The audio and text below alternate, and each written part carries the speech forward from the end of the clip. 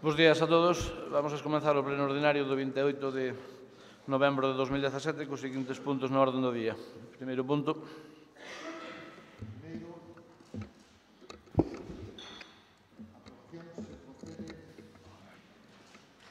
Data da sesión ordinaria celebrada o pasado 31 de outubro de 2017. Non sei se hai alguna unanimidade.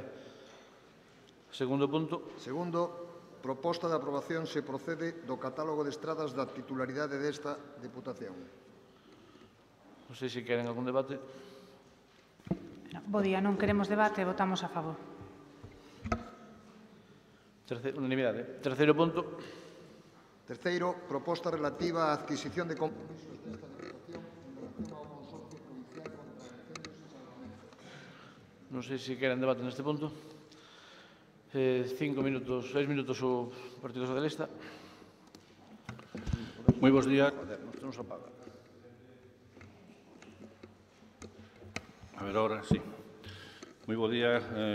Repito a todos e a todas, especialmente, pues tamén aos colectivos de bombeiros que hoxe nos acompañan, sin duda, para seguir un pouquiño de perto a situación a que se ven, dunha maneira ou outra abocados no debir das súas reivindicacións e tamén da intención da Diputación Provincial, e parece ser que tamén xa, depois do pleno de hoxe, así será, da Xunta de Galicia, de profundizar na xestión directa dos parques de bombeiros. Tráenos hoxe dúas cuestións.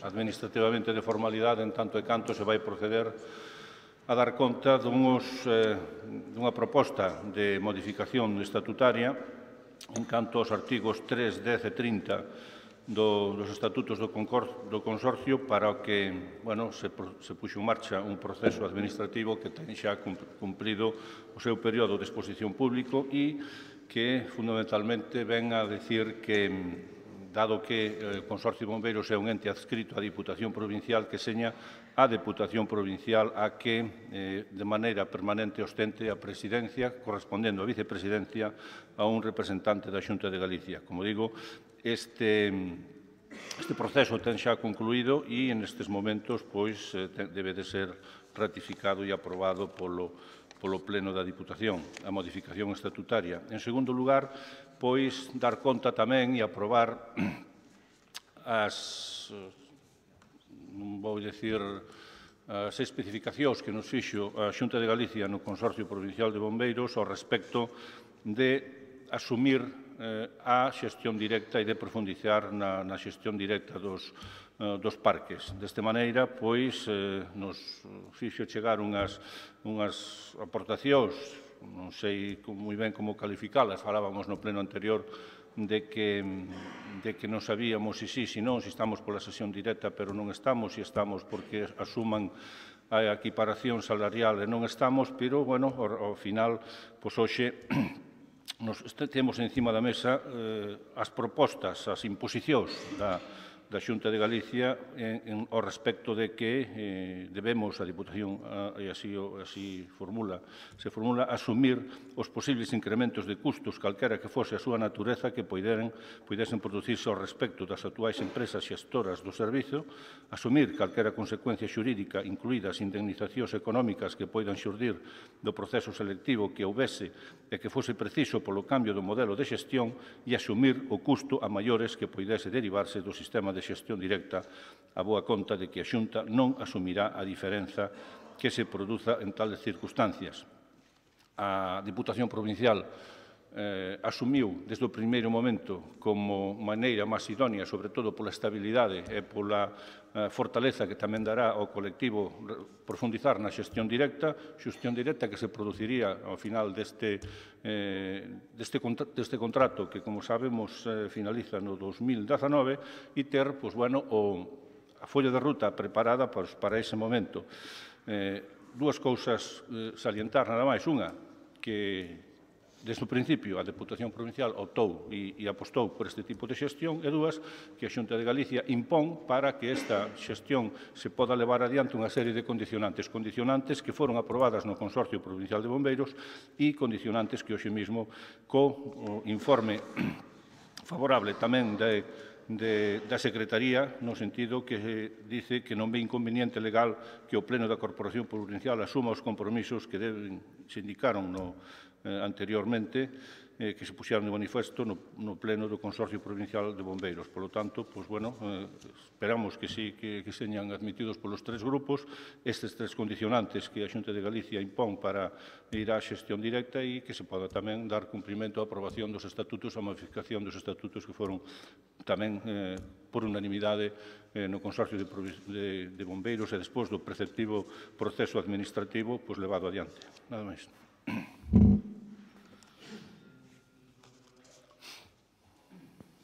Moi bons días a todas e a todos. Fai xusto un ano agora que empezamos con este tema. Creo lembrar que foi no pleno do mes de novembro cando dende o grupo de BNG se trouxo aquí a discriminación fragante que estaban a sufrir os traballadores e traballadoras dos parques comarcais de bombeiros da provincia de Lugo. Hai un ano xa, o sea, 12 meses, non? Un ano despois ainda estamos dándolle voltas ao mesmo tema e a realidade é que hai promesas que están aínda sin efectivizar e, sobre todo, o dramático do asunto é que cada un dos traballadores dos parques actuais, cada un dos 117 traballadores, dos 117 bombeiros que hai na provincia de Lugo, xa perderon, polo que se dicía outro día no pleno do consorcio, ou están a piques de perder 3.500 euros cada un, que están cobrando de menos con respecto aos traballadores, por exemplo, que sempre poñemos o exemplo da provincia de Ourense. Esa é a realidade. Uns votan a Xunta, votan a culpa a Diputación votan a culpa a Xunta, e iremos, seña como sexa, a única realidade real é que esta xente, estas persoas, estes compañeiros e compañeiras, estas pouco máis que 1.000 euristas, perden 3.500 euros ao ano que cobran de menos con respecto, por exemplo, aos da provincia de Ourense. Encima, por riba, aquí neste pleno, a partir dese día, constatouse por nos orzamentos, incluíuse a partida económica que lle correspondía á Diputación, sin ningún tipo de problema, ben fora polos equilibrios políticos que viene ese aumento, ben sea por vontade propia ou por iniciativa propia, o certo é que están nos propios orzamentos eses cartos necesarios que a Diputación tiña que poñer.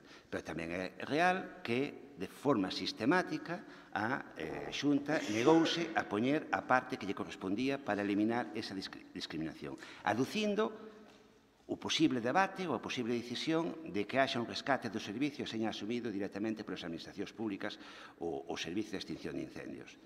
Eu dixémolo moitas veces aquí e seguimos repetindo. Que ten que ver unha cousa ca outra?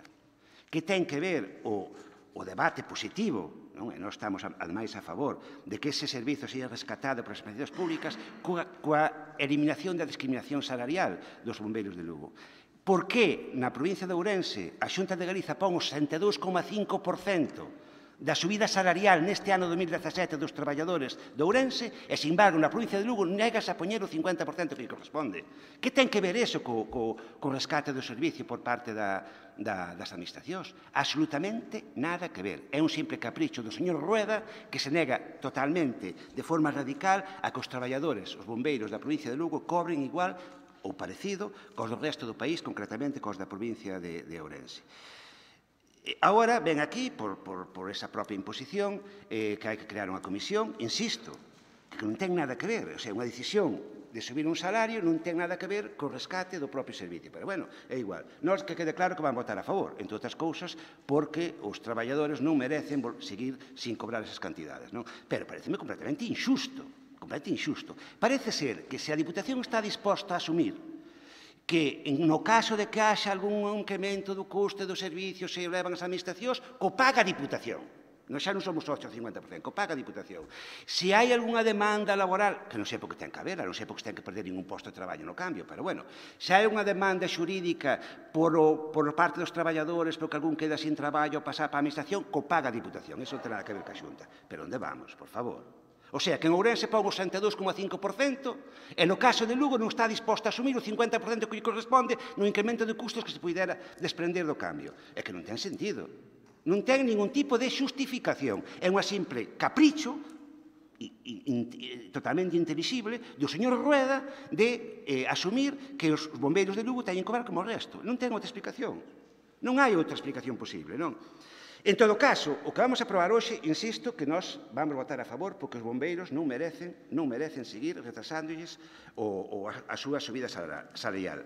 Pero, a parte de ter nada que ver, non vale absolutamente para nada.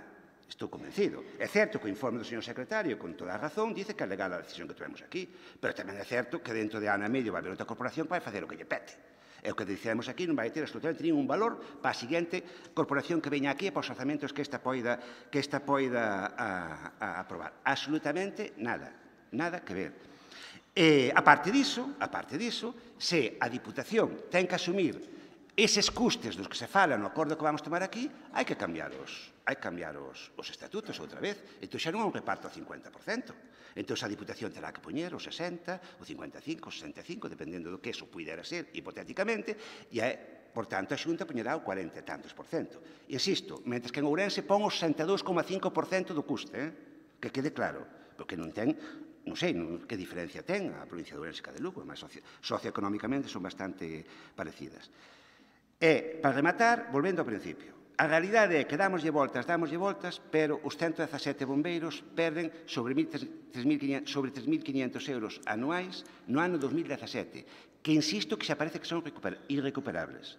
Dende o BNG seguiremos traballando para cando menos, se non temos capacidade de facer unha xunta, para cando menos a parte que ten aprobada a Diputación reverta dunha maneira ou doutra nos traballadores, se é imposible facelo vía salario, que sería o xusto, e o que aquí aprobamos é para o que se depositou o diñeiro que se aprobou nos orzamentos, se non se pode facer eso, cando menos que se fagan investimentos nos propios parques que redunden na mellora das condicións laborais, que tamén é unha forma de beneficiar ao conxunto de traballadores. E iso sí que imagino que non haberá nada na legislación que impida que o consorcio invirta nos propios parques.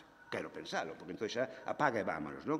E para rematar, insistir que vamos votar a favor, pero por unha simple cuestión de que non sigan sufrindo as consecuencias da ineptitude e os caprichos das administracións públicas neste caso.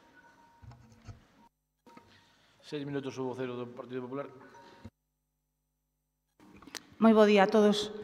E aínda que o presidente nos invitou a poder someter a debate este punto, a votación sin debate, pois este grupo, se cadra, é dos asuntos máis importantes que van hoxe na orden do día, non quixo renunciar a explicar determinados datos, compartir con todos os que nos escoitan, especialmente cos bombeiros, a quen tamén saludo, sobre toda esta cronoloxía que deu moito que falar nos medios de comunicación e probablemente tiña que dar un pouco menos se todos asumiran a súa responsabilidade e o informe que ven hoxe a pleno pois viñera hai 18 meses, cando foi requerido. Voume remontar un pouco máis atrás, se mo permiten, a junio do 2010, esta foto en onde aparece o señor Besteiro e o conselleiro de Vicepresidencia, o señor Rueda, en palabras, ademais, do propio Besteiro, poñían valor que a entidade elexía como modelo de xestión a xestión indirecta.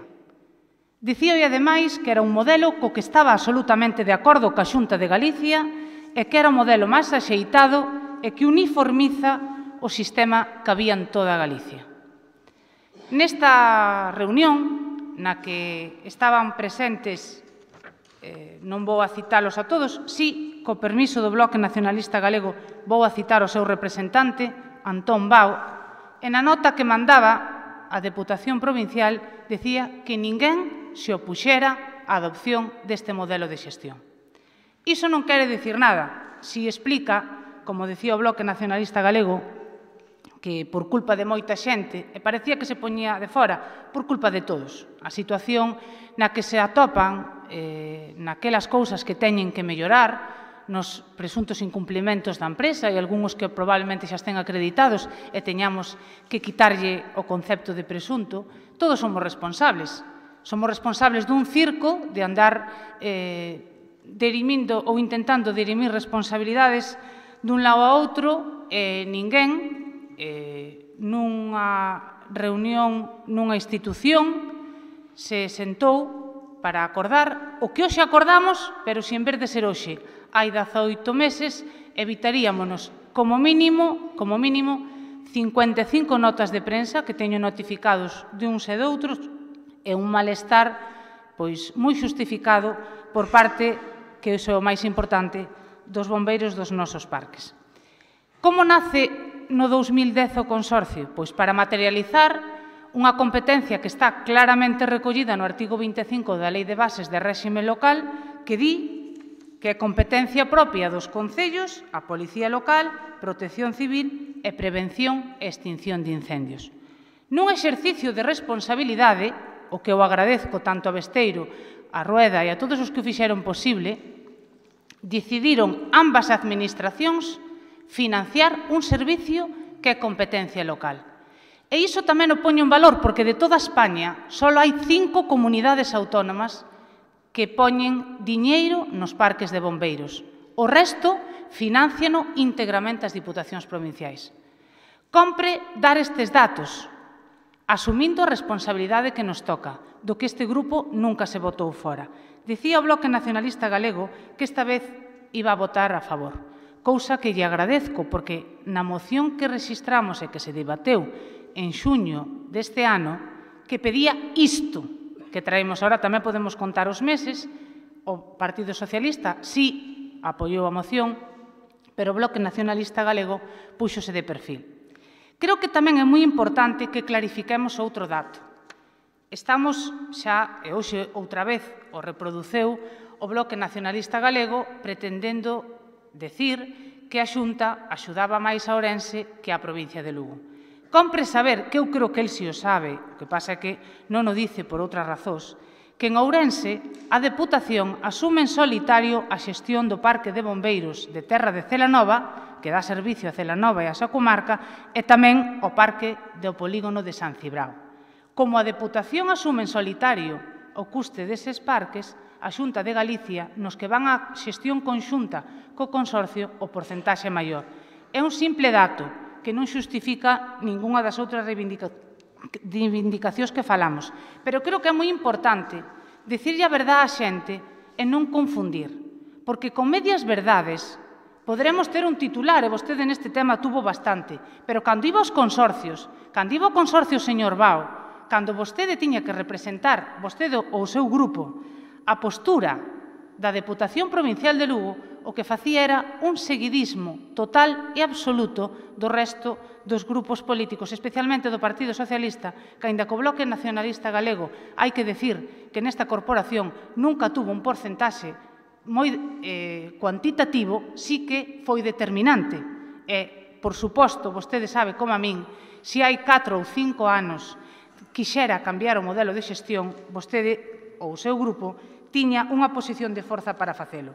Pero, dito isto, que partimos dunha competencia local, que o modelo de xestión se acordou unánimemente no ano 2010, ou polo menos con ningún voto en contra, explicando a partida económica que destinan uns e outros, vamos ao que ahora nos atañe.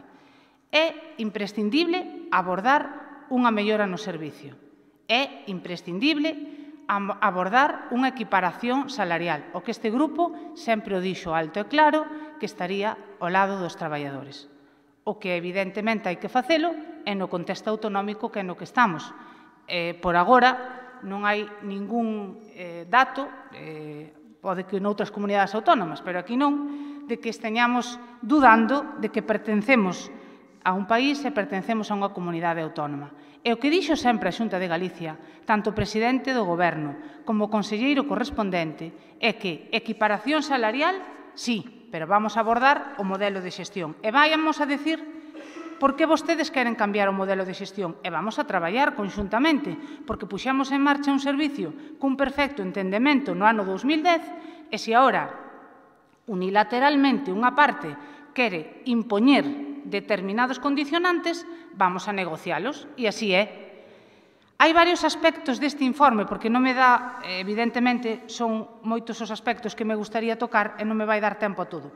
Pero hai dous aspectos que me parecen sumamente importantes. En primer lugar, cando esta corporación decideu nos orzamentos destinar 330.000 euros para poñer a parte que lle correspondía no consorcio a Deputación para o incremento salarial, escoitamos en repetidas ocasións que iso non se podía pagar, que hasta que se modificara a Xunta o porcentaxe, etcétera, etcétera. Supoño que se leeron o informe, aínda que despois de escoitar algún de ustedes teño as miñas dudas, sí que me gustaría reproducir literalmente o que dice o informe en relación a ese aspecto.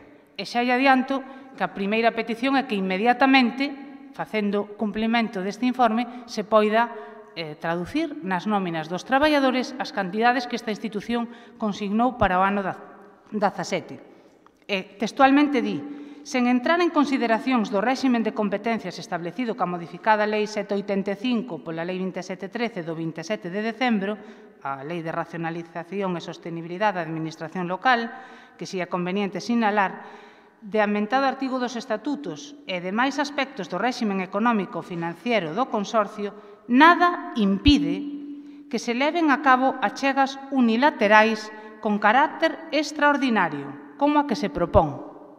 Iso é importante porque de debates eu creo que os traballadores pois xa estarán un pouco cansados e o que nos reclaman é que nos poñamos de acordo nas cousas importantes. Esta si é. E a segunda parte, que tamén seguro tuvo moitísimo que ver no mal funcionamento ou no malestar que se xerou, foi a cobertura da praza do xerente. Desde o ano 2010, que era cando se producía esta foto, este apretón de mans, hasta hoxe o ano 17, seguimos sin ter un xerente. Un interlocutor que ten que ser, sen dúbida, o responsable de que moitos dos problemas que acabaron enquistándose dunha maneira inasumible por parte dos traballadores, pois non deberían chegar a donde chegaron. E se alguén asumira esa responsabilidade, porque nin había xerente, nin había ninguén que asumira a súa responsabilidade. E iso tamén é responsabilidade de todos, e tamén, por suposto, do grupo que represente. Por iso, hoxe dáse un paso máis e hai que mirar en positivo. Temos que reivindicar que cada veciño teña a 20 minutos do seu domicilio a posibilidade de ter un servicio de emerxencias, seguir crecendo nos grupos de emerxencia supramunicipal, seguindo dotando de medios os parques de bombeiros, especialmente contribuir pois á motivación que deben de ter un corpo que é fundamental para garantir a nosa seguridade, a que, como farei no último turno, quero agradecer o seu traballo diario.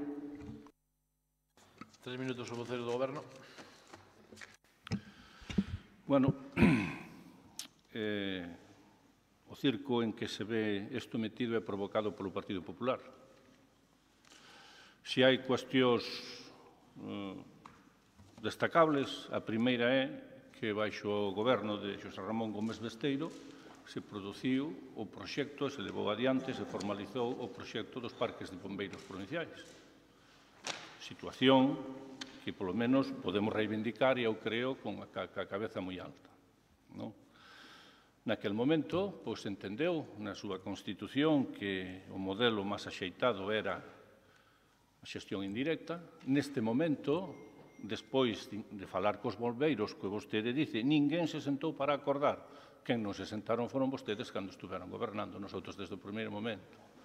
Vostedes é que nin acudiron a un encontro, a unha mesa onde nos sentamos todos, bueno, todos non, menos a Diputación de Ourense e a Xunta de Galicia na Coruña, onde se presentaba o informe consensuado entre as tres provincias restantes ao respecto da posible xestión directa dos parques de bombeiros. Ustedes non foron, non digan que non sentamos para acordar. Quen non se sentaron e que non quixeron comparecer foron vostedes.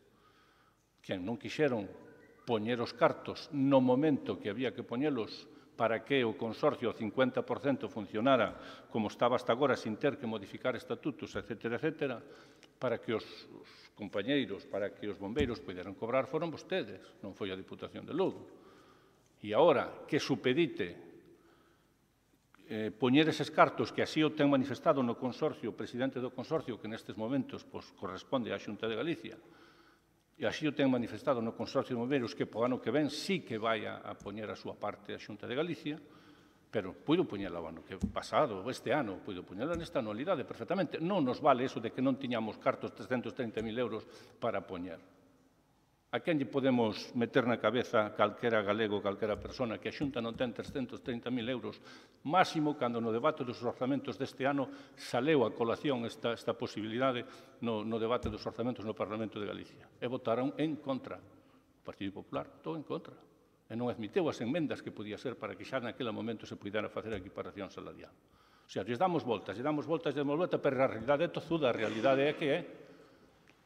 Se houve alguén que apostou pola xestión directa, polo menos facer os traballos necesarios para que eso se leve adiante, dando maior estabilidade aos bombeiros, non ter que depender de concursos, non ter que depender de certas actitudes empresariales, foi o goberno que neste momento está dirixindo a Diputación Provincial. Non foron vostedes, que non acudiron nin ás reunións para tratar este tema. E agora nos veñen con imposicións que eu casi podería decir pseudochantaxistas para aceptar unha cousa, para poder falar de cartos temos que aprobar unha serie de condicionantes. Eso sí, se resulta que a xestión directa é máis barata, aí a min, son as Xuntas de Galicia, a min váleme. Pero se é máis alta, que señan os outros o que cubran co marrón este. Entón, bueno, onde está a vara de medir? Ou somos consorcio, ou somos 50%, ou que somos? Ou cambiamos as reglas de xogo. Pero eu creo que non debemos de cambiar as reglas de xogo, sobre todo neste aspecto. É clarísimo. Coincidirá comigo vostede. Se resulta que son máis barato, como son máis barato, aforro cartos, pareceme ben que se faiga a xestión directa. Se é máis, bueno, que señan outros o que se coman esa subida, que adquiran os compromisos que eu, Xunta de Galicia, lle poño para xunguir a xestión directa coa equiparación salarial. Non ten nome. A xente o ve todos os días, a xente ve nas reunións. O tema do xerente, pois o tema do xerente, vostede mesma lle pode preguntar ao señor Menor, que neste momento preside o Consorcio de Bombeiros, como está, como non está, que canto falta para tal, en que situación se está. Deuse conta del no anterior Consorcio Provincial, vai uns días. Probablemente lle poda chamar e dicir, oiga, como está isto? Vaise contratar, non se vai a contratar, como é, en fin, probablemente, ou non. De todas as maneiras, as cousas son claras, a realidade é tozuda. Quen se senta cos bombeiros é o Goberno da Diputación, quen trata de acordar e ter solucións para eles é o Goberno da Diputación, e quen estuvo poñendo paus nas rodas unha e outra vez intentando marear a perdiz unha e outra vez foi o Grupo do Partido Popular. O sea, non hai máis explicación. Agora, por moito que intente lavar a cara do seu grupo e do ben que traballaron e da súa responsabilidade, onde está? Onde están os feitos? Cales son os feitos? Os feitos o demostran nas actitudes dos plenos, nas actitudes da Xunta de Galicia, nas actitudes dos acordos que se toman. Hoxe, por fin, desbloqueamos a situación, asumimos ese pseudo-chantaxe que eu digo da Xunta de Galicia para tirar adiante, o asumimos. Pero había necesidade desto para que os bombeiros poideran cobrar as 330.000 euros que houbera a equiparación salarial. Había necesidade desto? Eu entendo que non. E usted, despois, e o seu grupo, despois de reflexionar un pouco, entenderán que non había necesidade desto. Esta penosidade de estar dando voltas para chegar a este destino, para chegar ao que, se estuéramos de acordo, no primeiro momento poñíamos os 50% que necesitaban poñer para incorporalos aos presupostos do consorcio, e os bombeiros este ano podían estar cobrando a equiparación salarial. Así de sencillo. 330.000 euros. Non me diga que a Xunta de Galicia non tiña 300.000 euros. Eso non o cree ninguén. Por lo tanto, supoño que os compañeros do BNG votan a favor e, además, acordado así no pleno do consorcio e supoño que vostedes tamén, porque no pleno do consorcio estas condicións foron aprobadas por unanimidade de todos os presentes á hora da votación. Por lo tanto, nada máis, espero que seña o principio do fin, que esa comisión que se forma agora, que a Diputación xa ten nomeado os seus representantes, pois empeza a traballar para acabar con ese informe que vostede nun pleno dicía que tiña 2 follas. Non, é un informe que eu cando queira, porque se non o ten ainda, pero supoño que sí, porque a Xunta de Galicia o ten, o deixamos cando queira. Ese informe que se presentou xa vai máis dun ano que vostedes naquele momento non quixeron nin participar nas súas conclusións. Por lo tanto, leccións xustas, ninguna, porque a realidade, como digo, é tozuda e constátase no que facer de cada quen. Nada máis.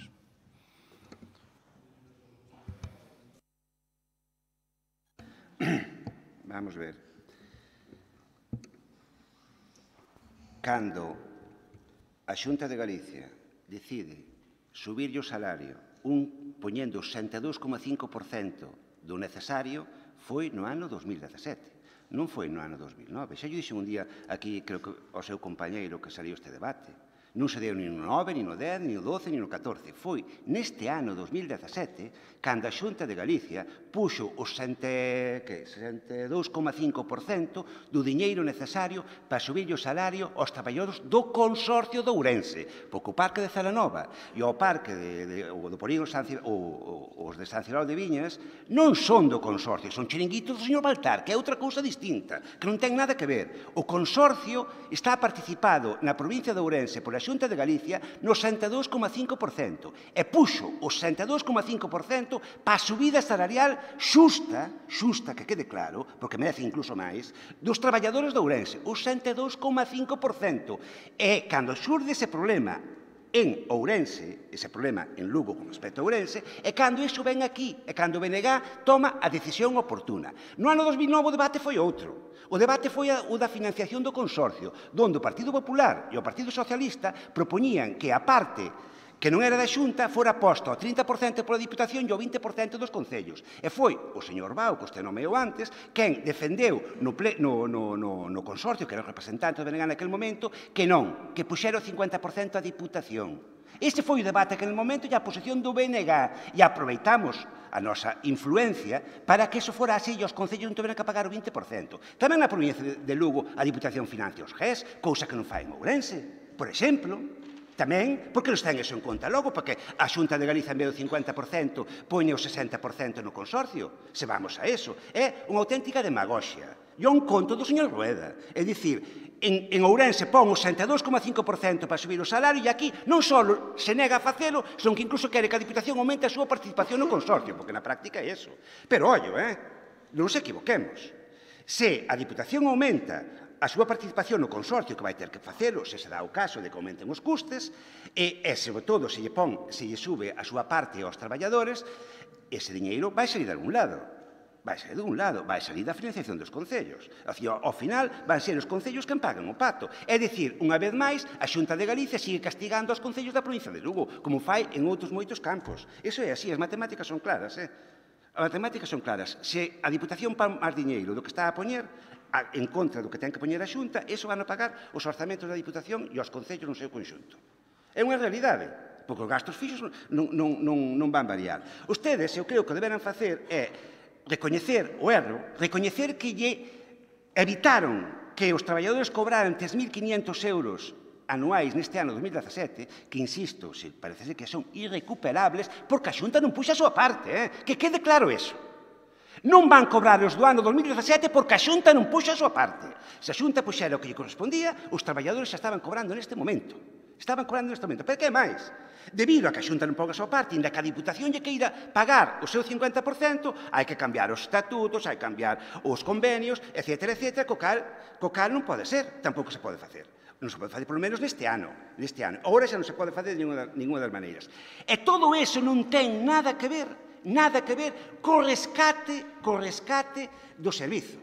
Co rescate do servizo ten que ver que non se mobilizaran os 117 bombeiros cando estaba ardendo a provincia de esquina a esquina. Iso sí que ten que ver ca xestión pública, porque, entre outras cousas, se mobilizaban, tiña que pagar os salarios ás empresas, nas 24 horas que ten no convenio, de que ten que pagar se hai unha emerxencia. Ou tiña que mobilizalos cando había as alarmas, tiña que poñer 4 bombeiros en cada parque, que podía facelo perfectamente, pero con eso depois teria que pagar as baixas cando houbera que cubrilas. Iso ten que ver co rescate do servicio, e posiblemente porque non se mobilizaron os bombeiros cando estaba ardendo a provincia. Pero é un debate distinto, non ten nada que ver con isto. Non ten nada que ver o modelo de xestión co que os salarios que están a cobrar neste momento os bombeiros. Nada que ver. E o resto son meras disculpas. Díganlle ao señor Rueda que se deixe defender os seus intereses, que deixe defender as empresas e se poñe dunha vez a equipar os salarios. E que manda leche. E que agora xa, o último xa é que están perseguindo aos propios traballadores que tuveron o valor de coller a voz cantante nas reclamacións, estánlles abrindo expedientes. Pero onde vai dar, home? En que país estamos? Expedientes disciplinarios. Os traballadores que se atreveron a pedir a equiparación ou que, sobre todo, que se atreveron a denunciar os incumplimentos. Pero, home, diga ao señor Rueda que poña un poquinho de orden os seus amigos. Caramba. Que poña un poquinho de orden, non? Porque xa está ben, é un capricho. Estou convencido que se fora por vostedes, Por que están aquí enfrente, este problema estaba solucionado. Estou convencido. De verdade, o digo, É un capricho totalmente persoal do señor Rueda e dos seus intereses en todo este asunto. É que non ten outra explicación. Non ten outra explicación. Encima, agora, insisto, xa están a perseguir os traballadores que se atreveron a vir aquí a dar a cara e a vir aquí a defender as súas demandas.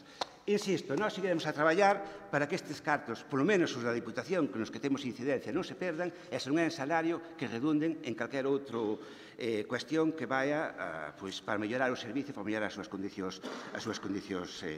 laborais.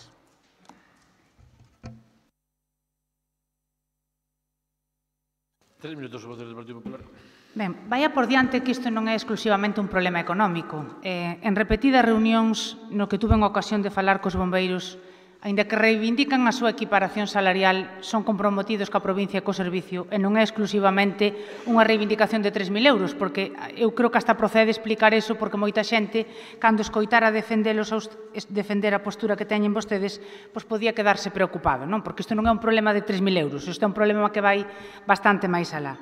Mire, se lle reproducín a lectura do informe é porque precisamente queda perfectamente claro que a cantidade económica que ten consignada a Deputación nos orzamentos deste ano pode perfectamente, e ademais así mo confirmou o secretario antes de empezar a sesión plenaria, por se eu non estaba interpretando ben, non ten nada que ver, nin se require a obligada modificación estatutaria para poñer esa achega extraordinaria. Vaya por diante, non confunda, porque eu sei que a vostedes lles vai bastante mellor esa política de pancarta, esa política de tirar a auga do vaso e despois non hai quen a chee, porque se vostede ten algún tipo de dúbida que hai algún procedemento ilegal en todo isto, tuvo moito tempo para defendelo, porque é verdade que chama moito a atención. Nas cousas que se conseguen, e despois vámoslo ver no plan único, son ustedes os salvadores porque tiñan unha posición absolutamente determinante, que a tiñan. En lo que está mal, ou non se enteraron, ou a culpa é dos demais. Eu non digo que esteña mal. Eu creo que no ano 2010, a miña intervención foi agradecendo a quen o fixo posible, foi un paso moi adiante no mapa de emerxencias nesta provincia. Ahora, si é verdade, expliquei que unha das principales razóns tamén foi por non haber cuberto a praza de xerente, que o malestar que tiña os traballadores dos nosos parques de bombeiros, perfectamente argumentado e fundamentado, do que todos son responsables, esteñamos no consorcio, non esteñamos, pero sen dúbida representamos esta institución, uns no goberno e outros na oposición, pero todos temos responsabilidade. E hai que traballar por mellorar ese mapa de emerxencia. Pero isto non é un exclusivo problema económico de 3.000 euros nunha nómina dun traballador, que é moi importante. Isto vai máis alá. E vostedes, indudablemente, mentres que a Xunta de Galicia lles decía que non, ou vostedes interpretaban, non hai equiparación salarial, dixéronlle en repetidas ocasións, en repetidas reunións, porque me chama moita atención, non chegan a acordos e non avanzan porque Ourense non vai e critican a Ourense por non ir. E despois poñen a Ourense como exemplo en donde os bombeiros están mellor tratados. Se Ourense se organiza e non hai nada que corrixirlle, creo que é donde hai un problema que a provincia de Lugo e algunha outra provincia en donde os que teñen responsabilidade no consorcio teñen que traballar para resolvelos. O discurso de isto é culpa da Xunta de Galicia, eu podría contestarlle que evidentemente non me vai a facer caso porque leo que lle interesa, que a Xunta de Galicia está facendo unha achega de máis de 2 millóns de euros para os parques de bombeiros da provincia de Lugo, asumindo a responsabilidade que eu lle agradezco, especialmente como alcaldesa, pero que realmente non é competencia súa. Eu podía contestarlle iso, pero iso tampouco é correcto, porque nós, que queremos o mellor para a provincia e que queremos o mellor para os nosos parques, temos que poñernos tamén na postura reivindicativa e creo que a Administración Autonómica debe de contribuir ao sostenimento dos nosos parques. Agora, por moito que intenten enredar, aquí, que creo que hasta precisamente a persoa que defendeu a proposta pois non foi o deputado máis accesible para poder tratar estes temas, xa que lle critica que outros non foron, que eu non podo responder por os de Ourense, responderei polo meu grupo, eu si lle garantizo que cada vez que nos convocaron para unha reunión para falar deste tema, fomos dos primeiros que comparecemos. E seguiremos facendo hasta que isto termine, sin duda, hoxe damos un paso máis para augurar un término feliz, non só na equiparación salarial, sino na mellora do servicio, que é o que importa, non? Pero, dito isto, vostedes saben que sentíronse cómodos enredando mentres que tiñan alguén a quen botarlle a culpa. O discurso era que a Xunta non pon un diñeiro para a equiparación salarial. A Xunta sempre lle dixo o mismo: sentémonos, traballemos como traballamos no ano 2010, diseñamos o modelo de xestión e nosotros non nos opoñemos ao cambio de modelo. Por que non trai este acordo hai 18 meses? Estábamos en plazo po ano 17 e po ano 18. Por que o trae agora e non o mes seguinte de junio que aprobamos a moción? Xa terían os bombeiros cobrado a parte que consignou esta Deputación. Por que o trae agora? Porque alto e claro lle dixo a Xunta de Galicia que iba a facer a equiparación salarial. Levaba yo dicindo sempre, pero probablemente non ca claridade que debía, tamén yo digo, porque senón non chegaríamos a esa situación. Agora, a responsabilidade é clara. A responsabilidade dos servicios é de quen ten competencias. O compromiso da Xunta de Galicia é claro. E no que a nos respecta, o compromiso do Grupo Provincial do Partido Popular foi sempre claro. E, de feito, quen trouxo a moción en junio do ano 17 que vostedes apoiaron, e se quere poido lle reproducir o debate, non había ningunha imposición. Era un acordo entre dúas forzas políticas para mellorar o servicio. E eu si faigo un chamamento. Traballen na execución deste acordo. Materialicen o que este informe respalda e deixen de utilizar a xente e deixen de contar medias verdades que en moitos procesos fan moito máis daño que unha mentira. Os bombeiros da provincia de Lugo saben que nas súas reivindicacións teñen a este grupo ao lado. Estivemos, estamos e estaremos. E probablemente, permíteme que yo diga tamén con total sinceridade, iso sexa o que máis lles pese e o que máis lles doi. Para rematar. O que non esteña ao día a día deste proceso parece que pode estar pensando cousas moi diversas, pero a realidade é que vostedes se subiron desde o primeiro momento onte o vivo a dar voltas e hoxe, desas voltas do seu tío vivo, é capaz de xustificar esa chantaxe que fai a Xunta de Galicia e sin poñerse colorada siquiera. É moi preocupante, de verdade moi preocupante. Se alguén sabe como foi o proceso, son os bombeiros. Se alguén sabe que a Xunta de Galicia o ano estes orzamentos non foi quen de poñer os diñeiro encima da mesa, son os bombeiros. Se alguén sabe que a Diputación Provincial de Lugo puxo o seu, son os bombeiros. Se alguén sabe que os posibles incumplimentos empezaron a tratarse cun goberno da Diputación Provincial, son os bombeiros. Se alguén sabe que se está a traballar por unha mellor eficacia, eficiencia, etc., dos parques, son os bombeiros. Ahora, podemos falar de outras xestións como foron as xestións dos servicios antilumes, non hai moi pouco. E iso si era da Xunta de Galicia, se vimos que tipo de xestión levou, que mesmo despideu a brigadas antes do proceso crítico que se dá en Galicia casi cada ano. Eso tamén está aí, está nas hemerotecas e sucede. Nos parques de bombeiros, mire, vámonos seguir facendo, vámonos seguir traballando. Alegrámonos de que a Xunta de Galicia por fin dixera que nos 2018 iba a ter unha partida nos orzamentos para facer o mesmo que fixo a Deputación Provincial.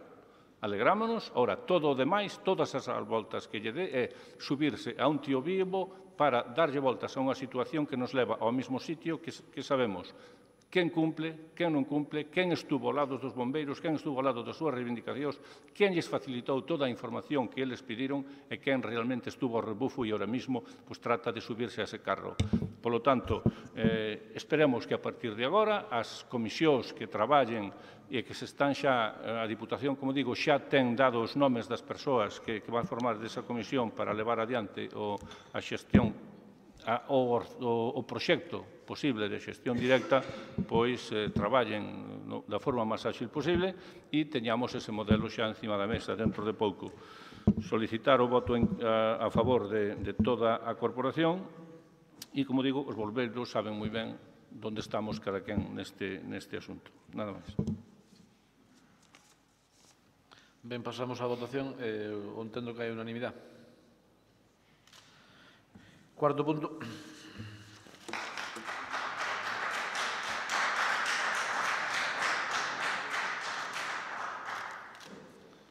Cuarto, proposta en relación coa solicitude de prórroga formulada pola Alcaldía do Concello de Nave de Suarna para a execución das obras incluídas no POS 2016. Ben, non sei se queren debate. No. Ni neste A favor. punto. Unanimidade. Quinto punto. Quinto, proposta en relación coas solicitudes das alcaldías dos concellos de Alfoz e Ourol para modificación ou sustitución de investimentos incluídos no Plan Único 2017. Igualmente, queren debate. Unanimidade. Sexto punto. Sexto, moción do Grupo Provincial Socialista con motivo do Día Internacional contra a Violencia de Xénero. 6 minutos o voceiro do Goberno. Moitas gracias, presidente. Bos días, señoras e señores. Un ano máis temos que traer este asunto ao pleno porque a situación, como ben sabemos todos, segue sen mellorar. Por desgracia, me temo que o ano seguinte vamos a ter que seguir loitando nesta senda. Pasou o día senalado, pasaron os días de celebración da xornada en contra da violencia de xénero e seguramente as múltiples mostras de rexeito e de compromiso de boas intencións se interrompan para seguir seguramente máis pronto que tarde, por desgracia, saindo intermitentemente máis ou menos unha vez a semana que é cando é asesinada unha muller neste país. Unha muller ou os seus fillos. As cifras oficiais son escandalosas e vergoñentas, dende que hai rexistros no ano 2003, 917 xa mulleres foron asesinadas polas súas parellas ou exparellas. E hai que remarcar que esta escandalosa cifra non inclúe os asesinatos cando o asasino non ten un grado de parentesco como mencionado. Por dar unha cifra, nos 50 anos de ETA asesinou a 853 persoas. En 14 van xa 917. Queda evidente que a desigualdade no tratamento social e político pois é patente, non? Pero, lamentablemente, eses asesinatos son só a punta dun iceberg. É o resultado final que representa un 20% da realidade machista que sufrimos as mulleres e que boa parte da sociedade considera como algo normal. Nese 80% restante, que non é tan visible, ademais de formas explícitas como poden ser a humillación, desvalorización, desprecio, culpabilidade, están formas moito máis sutís que pouco recoñecen incluso como violencia contra as mulleres, que poden ser o control, o humor sexista, publicidade sexista, invisibilización, moitos micromachismos que nin siquiera recoñecemos como tales. Pero temos legislación, hai legislación que protexe as mulleres, hai un marco legal no que poder apoiarse, sendo os piares básicos dúas leis orgánicas creadas por gobernos socialistas. A Lei Orgánica 1/2004 de Medidas de Protección Integral contra a Violencia de Xénero e a Lei Orgánica 3/2007 para a Igualdade Efectiva das Mulleres e Homes. Lei, por certo, que foi aprobada coa abstención do Grupo Popular no Congreso. Este marco legal modélico nos levou a ser un dos países máis avanzados nesta materia, pero lonxe neste camiño de mellorar esa legislación existente ou, como mínimo, facer que se cumprise, creáronse neste camiño leis que van precisamente en direccións opostas. Vou poñer só dous exemplos que teñen moito que ver, que inciden directamente na xestión en prol da igualdade de xénero. E pode ser unha que temos moi presente, moi a menudo, que a Lei 27/2013 de racionalización e sostibilidade da administración local que retira aos concellos, entre moitas outras competencias, a de igualdade. Despois, enchénsenos moito a boca, porque estamos todos de acordo en que a educación é unha das patas fundamentales na loita contra esta desgracia, e precisamente a Lei de Educación que creou o Partido Popular permite, e de feito se fai, por desgracia, a financiación de centros que segregan por sexos. O problema da violencia de xénero non pode verse como algo puntual que ocorre ailladamente. É un problema social, é un problema de mentalidade e abordalo require unha boa dosis de humildade. Hai que baixar o terreo, analizar a sociedade directamente e incluso a nós mesmos. Temos que preguntarnos ata que punto estamos dispostos a ver canto de machistas somos. A sociedade é machista e sabemos por qué. Non hai dúbida, inda que algún de vostedes pretenda rexeitar a idea de que é responsabilidade da sociedade o que pasa. Só temos que observar o que nos acontece cada día. Os roles masculino e femenino nos rodean e nos bombardean por doquier. A educación sexista, a escalofriante normalidade do uso de pornografía entre a nosa xuventude, sin ter pola contra referencias que lles permitan cuestionar que ese modelo sexual afectivo é inadmisible, ou en canto á normalidade da prostitución, que ata hai voces que pretenden considerala como unha profesión digna e cando hai que criticala sempre se refiren ás culpables, ás mulleres que ejercen a prostitución e non, por exemplo, aos homes que demandan eses servicios. A falta de formación en igualdade de toda a sociedade é patente, pero, sobre todo, e máis importante, de todos os axentes implicados na educación, na xusticia, nos medios de comunicación, nos servicios sociais, no deporte, na cultura, na política e así un largo etcétera. A xusticia, temos unha chea de desgraciadas historias que teñen que vivir as víctimas de violencia de xénero cando acuden a esa cita que tanto insistimos en que hai que facer, que é a denuncia do seu agresor. A invisibilización de referencias femininas na historia, a culpabilización constante das víctimas. Os propios datos do Ministerio de Igualdade non reflexan a realidade. Por exemplo, a cifra que din antes, 917 mulleres asesinadas polas súas parellas, podería chegar a 1.100 mulleres se tomamos outras fontes. Parece que dende o Ministerio tampouco queremos considerar víctimas as víctimas. Precisaría días para seguir relacionando distintas situacións machistas que vivimos normalmente cada día, pero non precisamos, sin embargo, pedir aos deuses que nos den claridade para entender o problema, para atopar as soluciones. Sabemos perfectamente cal é o problema e sabemos perfectamente cales son, polo menos, moitas das solucións que habería que aplicar. O problema do machismo, da violencia de xénero, nace e se construe nunha sociedade históricamente machista, patriarcal, que hai que mudar.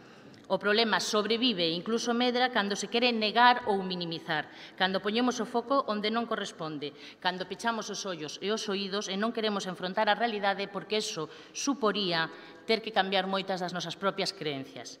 E as solucións, señores deputados, pasa irremediablemente por asumir responsabilidades e implantar as accións de sobra analizadas e de sobra conocidas que son necesarias. E as solucións, como digo, pasan por querer cambiar o paradigma, por querer cambiar o modelo social.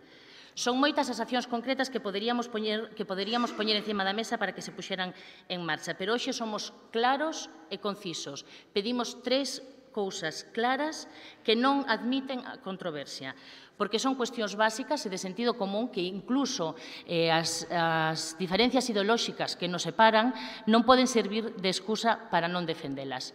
Unha sería a de devolver as competencias ás administracións locais en materia de igualdade, punto no que xa hai absoluta unanimidade, son os concellos, as administracións locais, os que mellor poden facer unha loita en contra da violencia, unha loita en prol da igualdade, son quen coñecen as persoas, son que coñecen realmente a realidade e deben ter as ferramentas, as competencias e os orzamentos para poder decidir eles con autonomía cales son, en cada caso, pois as medidas de sensibilización, formación, protección, o que veña sendo necesario. Outro dos puntos que se pide na moción que plantexamos é a de desenvolver e cumprir os compromisos asinados no Pacto de Estado contra a Violencia de Xénero. Este pacto, que todos nos congratulamos porque é un hito histórico, efectivamente así o é, porque por fin pudémonos poñer de acordo, pero é un pacto de mínimos. Unha vez máis, o Partido Popular puxo o teito para que as aspiracións e as expectativas que tiñan plantexados moitos dos demais grupos políticos non puideran ser levadas a cabo. Por exemplo, os 1.000 millóns de euros comprometidos, que son de todo insuficientes, o Partido Popular plantexaba inicialmente que non podían ser máis de 500. E quedaron fora moitas definicións dentro da violencia contra as mulleres, como pode ser a violencia sexual. Queda moito camiño por andar, pero nos conformaríamos se conseguimos que se cumplan este pacto de Estado asinado últimamente. E, por último, que resulta increíble ter que seguir pedindo isto, e me temo que tenemos que seguir pedindo no ano que ven a mesma cuestión, é a de dotar a provincia de Lugo dun xulgado específico de violencia contra a muller.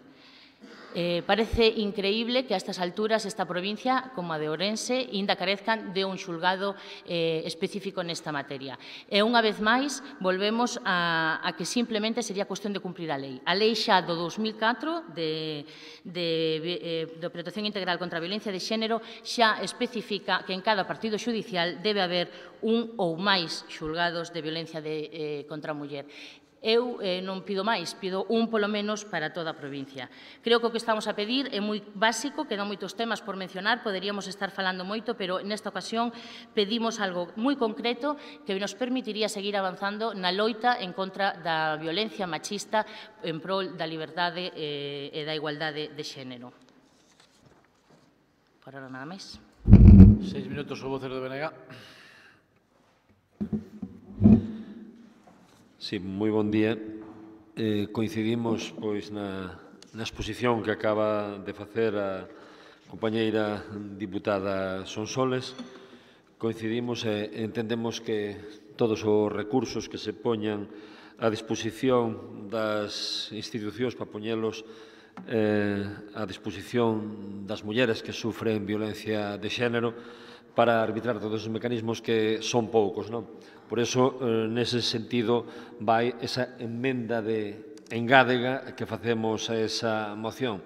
Nós entendemos que nun tema como este, nun tema tan sensible como é a violencia contra as mulleres, cando hai unha proposta, eu creo que o que temos que facer todos é sumar, non restar. Ou seña, non sustituímos desde o Bloque Nacionalista Galego nada do que acaba de decir a compañeira Sonsoles. Ao contrario, engadimos cousas que, supoño, ou agardamos que as teña ben e son moi interesantes. Eu quería centrarme na parte dos recursos, porque xa digo, a exposición que acaba de facer a diputada do PSOE coincido plenamente con ela.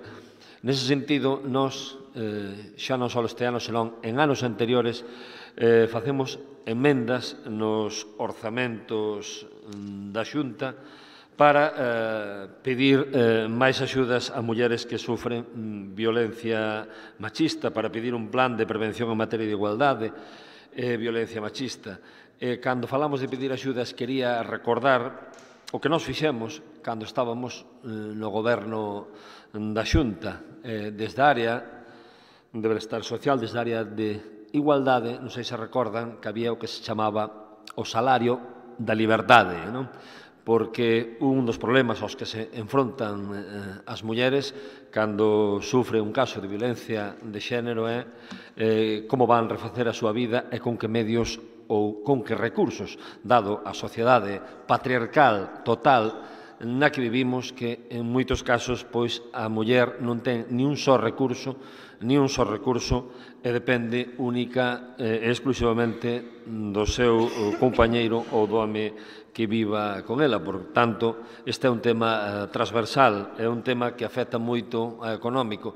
Non temos máis que ver a nivel laboral tamén os salarios das mulleres comparados cos salarios dos homes. E todo iso influye nesa situación de inferioridade e debilidade das mulleres, xa digo, nunha sociedade pensada única e exclusivamente para os homes, nunha sociedade única e exclusivamente patriarcal.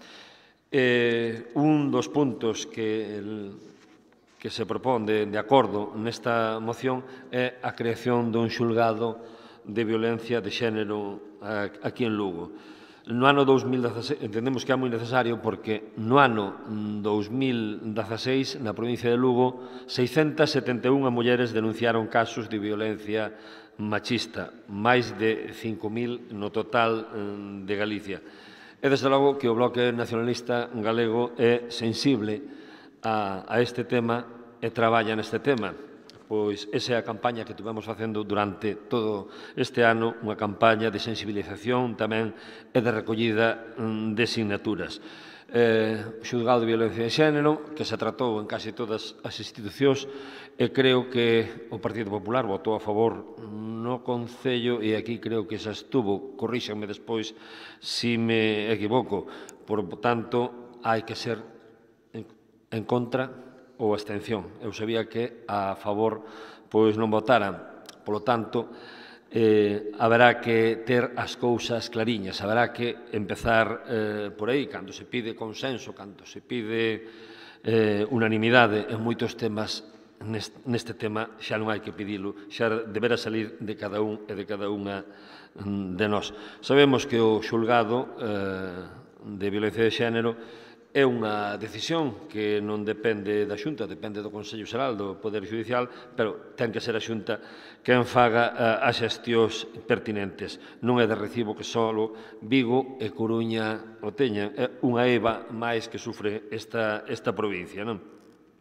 Un xulgado de violencia de xénero onde houbera o mínimo para funcionar, un xuízo, un fiscal, forense, secretario e os respectivos funcionarios, e que pudera atender o maltrato, o acoso, a custodia de menores ou o seguimento de ordes de alexamento tanto antes como despois do xuízo, non? Porque sabemos que neste momento é o xulgado número 3 de Lugo quen está levando estes casos, pero tamén, e xa debatiremos aquí outra vez, a adxudicación da praza do xuíz foi por orden de traslado, pero non se considerou a formación neste tema, a formación que tiña que ser esa persona. Por lo tanto, nesta primeira intervención, para rematar, pois eso, anunciar o noso voto favorable á proposta que presenta o Partido Socialista, agardando pois que sexa unánime de todos e de todas. 6 minutos o voceiro do Partido Popular. Ben, moitas gracias. Moi bo día a todos e a todas. Eu quixera comezar esta parte de debate con unha lembranza e con un recordo para cada unha das mulleres que sufren en silencio a violencia de xénero, cada unha das mulleres que un día perde o medo e decide denunciar, ou cada unha das mulleres que aínda permanece na súa casa agochada con ese medo que lle impide rachar con relacións tóxicas que a converten víctimas da violencia de xénero. O Partido Popular non nega que exista machismo na nosa sociedade. A nosa sociedade é machista e a culpa da violencia de xénero é o machismo, non os homes, porque hai homes que non utilizan a violencia para impoñer ou para na súa relación con unha muller. Polo tanto, non é a culpa dos homes, sino do machismo a que fai que exista esta violencia de xénero. Eu coido que temos que seguir loitando todos xuntos con este pacto de Estado, este acordo maioritario que ten medidas de loita contra a violencia de xénero, mentras exista unha soa muller que sufra este tipo de violencia. E non só víctimas mortais, porque parece que soamente vemos a violencia de xénero cando hai unha víctima mortal. E detrás de todo eso se esconden miles de mulleres que sufren a violencia de xénero na súa casa e que aínda non están mortas, pero están, poderíase decir, encerradas e mortas, sepultadas en vida. Polo tanto, a miña lembranza para todas esas mulleres. Eu coido que este pacto de Estado do que falaba é importante de alguma maneira celebralo, non utilizalo como unha arma política. É un pacto ao que se chegou a través de diferentes negociacións, de diferentes acordos, no que os partidos políticos cederon en determinadas cuestións e que entendo que haberá que ir adaptando e mellorando. Sin embargo, señora López Izquierdo, coa súa proposta a min me dá a sensación de que presenta esta moción porque tiñan que presentar unha moción porque é novembro e toca lembrarse das mulleres. Eu penso que non só nos temos que lembrar das mulleres en novembro. A verdade é que, dito isto, a vista tamén do recente pacto e do recente acordo e do esforzo dos diferentes grupos políticos, en principio, o que eu entendería é a confianza en que tras ese pacto, tras ese acordo que se chegou a través de esforzo, de traballo, o que toca é cumprilo. Polo tanto, por eso non lle vexo sentido a esta moción que insta a cumprir as medidas que existen recollidas no pacto, non? Pero, bueno, está aquí esa proposta e nosotros, dende o Grupo Provincial do Partido Popular, bueno, pois, dende unha postura responsable e coherente, nosotros queremos propoñerlle unha emenda de sustitución, non que tache de incorrecta a súa proposta, pero sí que a completa, entendemos que a mellora, ceñíndose ao estipulado no pacto, non? Xa lle digo, coa idea de completar e de sumar. Agora pasarelle a decir un pouco os puntos do noso pacto. Non sin antes, bueno, pois, referirme ao voceiro do BNG que decía que non existen axudas para as mulleres. Home, me parecería unha falta de rigurosidade, unha falta de responsabilidade decir eso, porque en Galicia é a única comunidade autónoma que ten axudas periódicas para as mulleres vítimas de violencia de xénero, que ademais ten ese pago de axuda única para axudar as mulleres a rachar coa violencia de xénero, a rachar con esa situación de violencia, e axudas incluso para cubrir aquelas indemnizacións que a persoa que ten obriga de pagar non cumpre. Entón, bueno, pois, ademais de outras moitas que podería citar, non? Señora López Izquierdo, vostede na súa proposta, bueno, o que pide que se cumpran determinados acordos do pacto, non? E nosotros na nosa proposta o que pedimos é, bueno, pois ir un pouco máis alá e que se cumpran todos e cada un dos pactos sin especificar, bueno, ou especificando de alguna maneira, completando a súa. Simplemente, nosotros o que propoñemos é que, tal e como se acordou no Congreso dos Diputados o 28 de setembro, se cumpran os prazos establecidos no Pacto de Estado en materia de violencia de xénero, que se poñan en funcionamento as medidas adoptadas neste pacto, especialmente aquelas que teñen que ver coas entidades locais. Aquí tamén cabe decir que existe unha lei de medidas urxentes que a Xunta aprobou no ano 2014, polo que as entidades locais seguían tendo esa potestade de realizar accións en materia de igualdade, non? Pero, bueno, recalcámolo como para todas as outras administracións.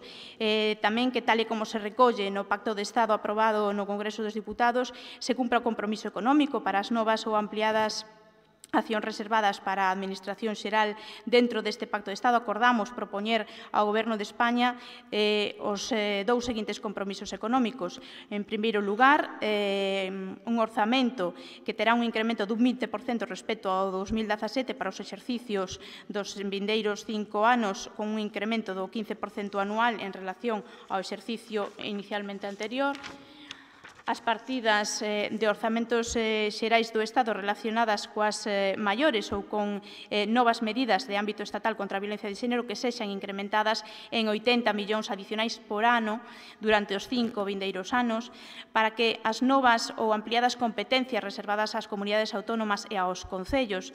Dentro deste pacto propoñemos tamén dous compromisos económicos. En primeiro lugar, para os orzamentos xerais do Estado destinados por vías de transferencia aos concellos, un incremento anual de 20 millóns de euros durante os próximos 5 anos, así como que o Goberno de España acorde coa FEM, coa Federación Estatal de Municipios e Provincias e con outras asociacións municipais aqueles programas que se levarán a cabo en esta materia.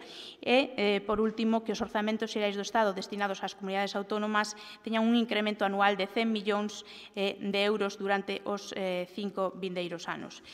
Entendo que este compromiso é un compromiso global destinado a desenvolver este pacto cumprindo todas e cada unha das medidas, así como destacadamente ese incremento de financiación. Nada máis, moitas gracias. 3 minutos o vocero do Goberno. Bueno, a verdade é que vou utilizar a metáfora que utilizou o meu compañeiro Eduardo, que lles gusta o tema do tío vivo, porque vir a comentar aquí que o oportunismo, cando precisamente foi o Partido Socialista o primeiro durante moito tempo, e creo que hasta a data casi sigue sendo o único que rompe unha lanza polas mulleres, sexa en novembro, en xaneiro, en maio, en agosto, en xullo, en todos os meses e en todos os días do ano. Entonces, efectivamente, facémolo coincidir co mes de novembro porque precisamente vimos de pasar unha celebración onde tuvemos a ocasión de ver moitas declaracións e moitos compromisos. E, por exemplo, a última que pudemos ver na prensa o domingo, pedindo a Xunta de Galicia, pedindo acordo e unidade, parece incluso unha falta de respeto, porque, señores, vostedes son os que están gobernando, non necesitan en absoluto acordos e unidades, porque para outras ocasións non lles importou non o ter. As leyes que ustedes están sacando, por exemplo, a Lei de Educación, por exemplo, a Lei da Racionalización da Administración Local, non lles fixeron falta nin acordo nin unanimidade. Fagan e teñen as ferramentas para facelo. Non poden pedirnos apoio e unidade para facer algo que vostedes teñen que facer e, por suposto, que nós o que lles estamos pedindo é que fagan o que teñen que facer. A proposta que me fan de sustitución de emenda parece case unha tomadura de pelo, señora Mari Teijeiro, de verdad, porque si é moito máis larga que a que lle presento eu os puntos de acordo, pero son exactamente o Pacto de Estado. Desgráname o Pacto de Estado, que é o que nós estamos pedindo no punto segundo que se cumpla. Entonces, sí, está moito máis desgranado. Podíamos haber traído, xa puido tamén ter traído as 213 medidas que se recollen no Pacto de Estado. Nós somos claros e concretos. Pedimos que se lle devolvan aos concellos as administracións as competencias en igualdade, que se empecen a facer as gestións da legislación. É moi sencillo, é recoñecer esa autonomía que teñen as administracións locais. Pedimos que se cumplan, que se aceleren xa e se poñan a disposición dos concellos esas partidas orzamentarias. E despois pedimos algo que vostedes esquece. Señora Teijeiro, que estuvemos falando a semana pasada na radio e usted estaba completamente convencida de que o xulgado de violencia de género era imprescindible na provincia de Lugo. Como non me mete eso na moción? Hombre, eu entendo que usted ten que estar aí nunha postura complicada, porque ou me engaña a min cando fala conmigo ou engaña agora o que está falando. Outro día usted dixo clariño, moi clariño, que sí que era imprescindible ter un xulgado específico da muller. Fagamos os compromisos e non nos dediquemos a facer marketing, porque usted me acusa a min de oportunismo, pero se hai alguén que utiliza o marketing para vender unha postura, pero despois non toma decisións e responsabilidades ao respecto, son vostedes. Son vostedes. Outro día podíamos ler tamén a Susana López Abella, secretaria de Igualdade, falando do feminismo, defendendo o feminismo. E ao mesmo tempo sácanos esa campaña de violencia de xénero que se algo non é esa campaña é feminista. E despois tamén defende as escolas que separan e segregan por sexos. E despois tamén dice que admira as mulleres maravillosas e xogantes que temos. Eso non son preceptos do feminismo. Hai que empezar a formarse, hai que empezar a ler e hai que empezar a entender o que é o feminismo e o que queren as mulleres. As mulleres non queremos ser maravillosas e xigantes. As mulleres queremos ser o que sexamos, pero libres e sin medo.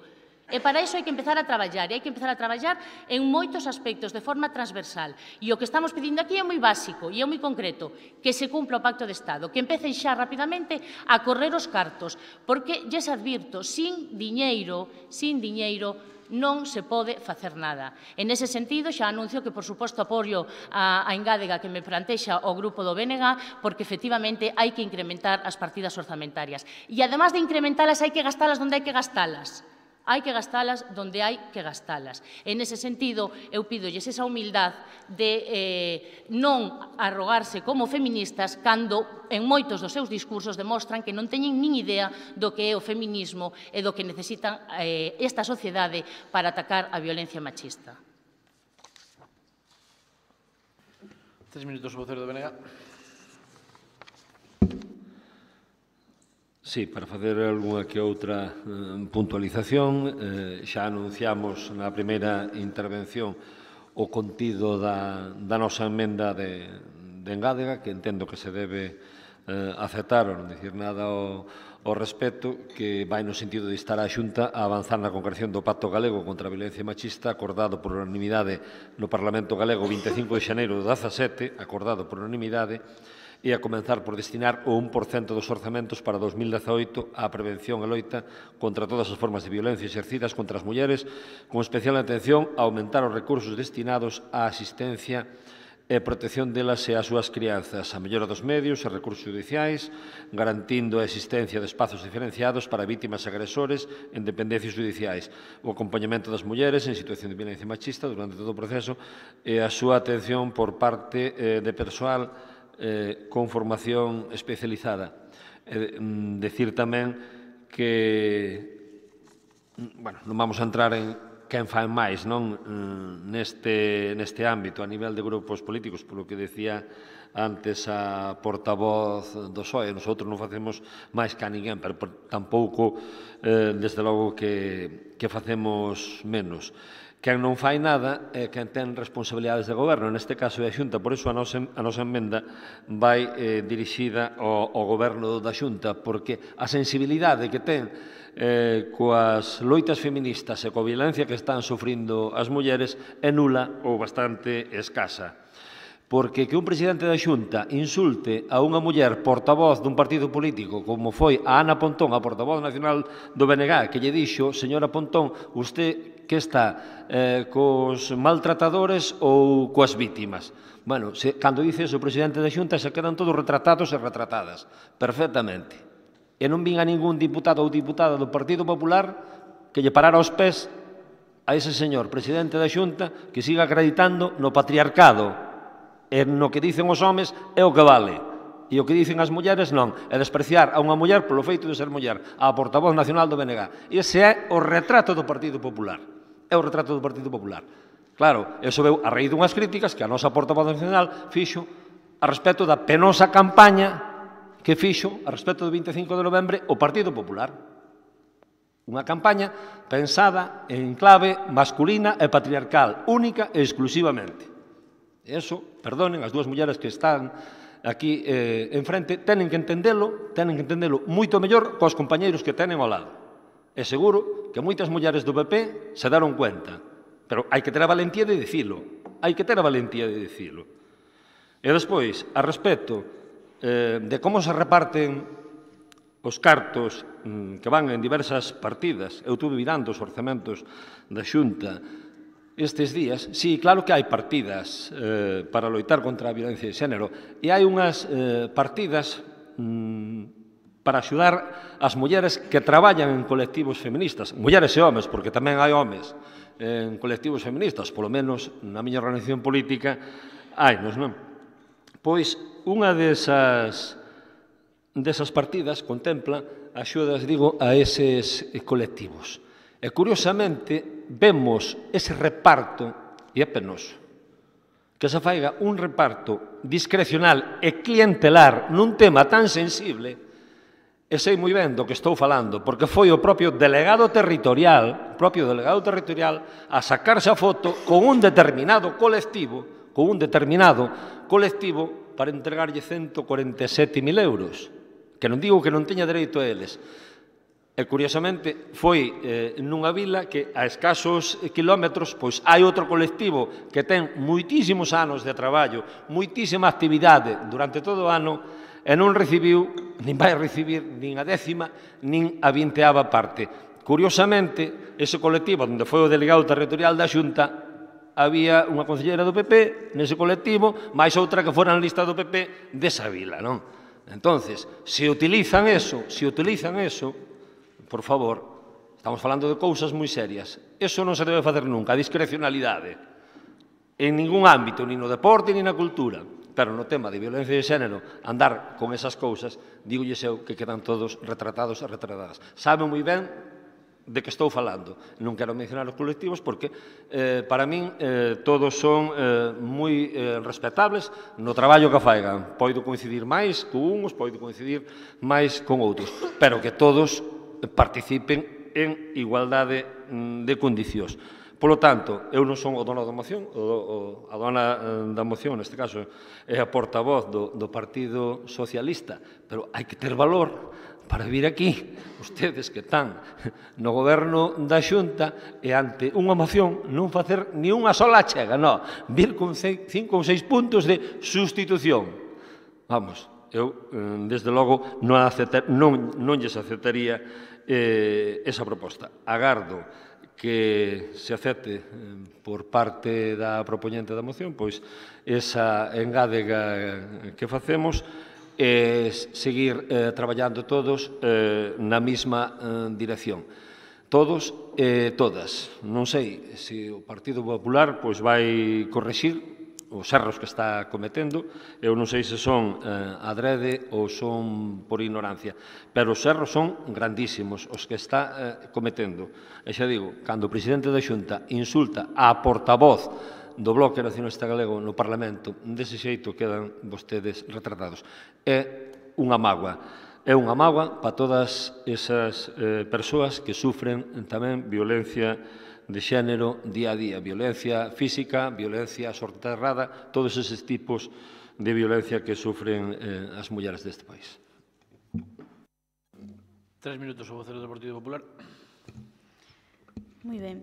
Mire, señora López Izquierdo, é certo, non recollemos o punto do xulgado específico de violencia de xénero, pero non porque non concorde con vostede, como lle dixen outro día, en que o idóneo sería que existira un xulgado específico de violencia de xénero. Probablemente o incremento de denuncias acabe xustificando que se xa así, pero vostede sabe, como a min, que para determinar onde se emprazan novos xulgados, o Consello Xeral do Poder Xudicial usa criterios obxectivos en función do número dos casos e da dependencia dos mesmos. Pero, en ese sentido, hai que dicir tamén que a Xunta ten manifestado a súa disponibilidade para afrontar o custo que supón a posta de marcha dos xulgados que resulten asignados para Galicia. Por lo tanto, en canto eso sexa así, eu penso que non habería ningún problema. Por eso, simplemente non o engadín nesta proposta que lle facemos. E desgrano o Pacto de Estado. Claro que sí, que xa lle dixen ao principio da miña exposición. Eu non entendo que teña sentido esta proposta que trae vostede. O que facíamos coa nosa era intentar, bueno, pois de alguma maneira completala e mellorala nos puntos que desgranamos.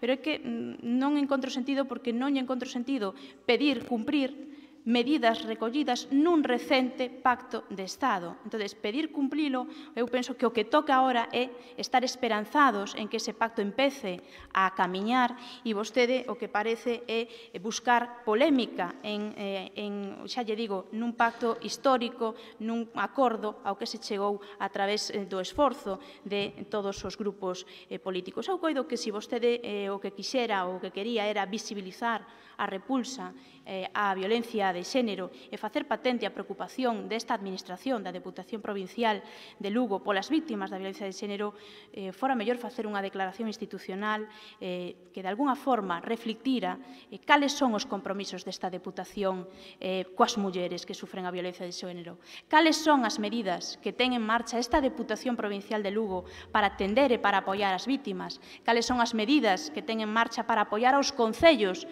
que están realmente facendo esa labor de atención, de prevención e de sensibilización en materia de igualdade. Ao mellor sería unha mellor idea, non buscaría polemizar e si buscaría arrimar o ombro na loita contra a violencia de xénero. Nada máis, moitas gracias.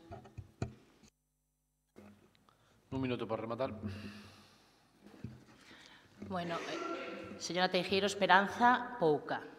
Esperanza no cumprimento pouco. Vamos ter que ser moi vigilantes e exigilo. E voulle dicir esperanza pouca, por qué? Porque estamos falando dunha lei no 2004 que dice que en cada partido xudicial habrá uno ou máis juzgados de violencia de género. Aquí non lo suscribe a ningún tipo de número de violencia. E penso que xa está argumentado, xa falamos moito desto o ano pasado e teremos que seguir falando que o número de denuncias na provincia de Lugo xustifica o mellor non un, o mellor 2 ou 3. E en calqueira caso non só temos que fixarnos no número. Hasta o presidente do Consello da Avogacía o dicía outro día na prensa que é lamentable o que teñen que pasar as mulleres denunciantes aquí no xulgado en Lugo. Pois xa está, e vostede mesmo di, pois se me quere mellorar a emenda, se me quere mellorar a miña moción, mellórama. Pero eu dígolle, co que usted propón non me mellora nada. Co que usted me propón como emenda de sustitución quédase corta, porque nin recoñece que as administracións locais teñen que volver a ter as competencias, nin fala desas competencias. Non, usted se limita ao aprobado, efectivamente, a degranarme o reparto dos cartos que xa está dentro do pacto, que é do punto número 2, que é cando decimos nos que hai que empezar a facer esas transferencias económicas. Entonces, Esperanza pouca. Hai que cumprir moitas cousas da lei que están na súa man e que non se esquezan, que están na man do Partido Popular, están na man da Xunta e están na man do Goberno, que fagan o que teñen que facer.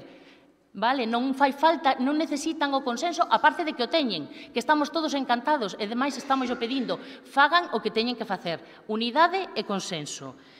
Por suposto, non dudaba de ninguna maneira que me iba a pedir as competencias, as aportacións da Deputación, pero heille dicir que na medida das nosas posibilidades estamos colaborando cos concellos e demostrámoslo fai pouco apoiando os concellos que se quixeron sumar a unha campaña de denuncia da violencia de xénero que sí que foi que saliu dos concellos a que se sumaron un montón de concellos e persoas civiles, entidades e asociacións que pintou e que efectivamente permitiu manifestar a repulsa e que a Xunta, que pide unidade e consenso, non se sumou cando despois Susana López Abella dice que todas as campañas son boas, hai que sumarse. Bueno, pois súmate tamén a esta, incluso aínda que saques tú esa campaña que non se sabe moi ben como calificar, pero súmate a todas as campañas. E non o fixo. Entonces, declaración institucional, fixemos unha o venres e participamos o sábado en moitas campañas institucionales de toda a provincia. Non creo que faga falta facer máis declaracións institucionales, aparte de que se aprobou tamén o venres na Xunta de Goberno.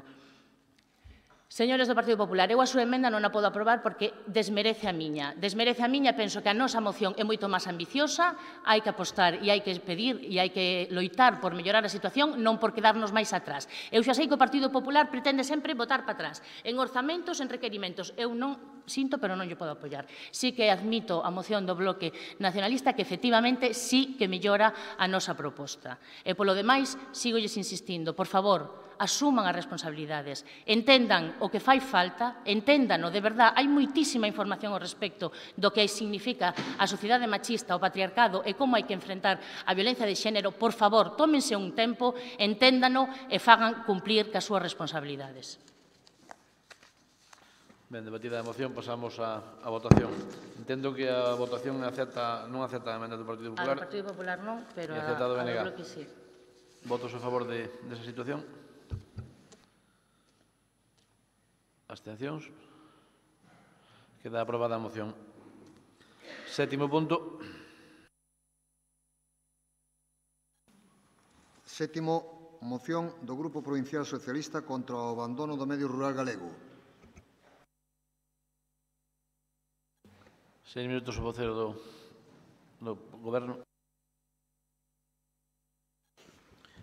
Moitas gracias, señor presidente. Moi bons días a todas e a todos. A situación pola que está pasando a maior parte da nosa superficie, que non a maior parte da poboación da nosa provincia, ven hoxe a este pleno despois de diferentes situacións que se veñen producindo no tempo, alleas á vontade humana, pero sin unha resposta eficiente e eficaz por parte das administracións competentes ou das autoridades, ou como queiramos chamarlle, para dar resposta a esas situacións que se presentan, pero tamén para ter evitado que alcanzasen, en algún caso, as dimensións e as consecuencias que teñen adquirido por esa falta de prevención, de planificación, de estruturación do noso entorno rural.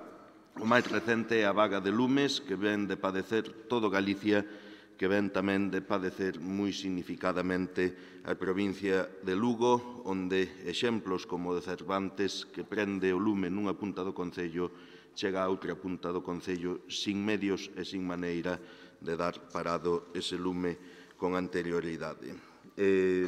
Está claro que como a sociedade non xestionemos con recursos e con actividade agrícola, gandeira ou forestal ben ordenada e ben planificada o territorio, o vai a xestionar o lume. Estámoslo vendo e así é. Non temos tampouco medidas que garantan a axuda ou a paliación das consecuencias de outros adversos, como poden ser os meteorolóxicos, cando veñen pedrazos que atrasan colleitas, cando veñen incluso a fauna salvaxe a atacar a colleita, a produción dos gandeiros e das gandeiras, que están sendo o sostén da actividade, polo tanto, da renda e da capacidade de desenvolverse como sociedade do medio rural. Pero tampouco temos unha planificación axeitada para a creación de outras expectativas ou outras oportunidades de emprego e, polo tanto, de renda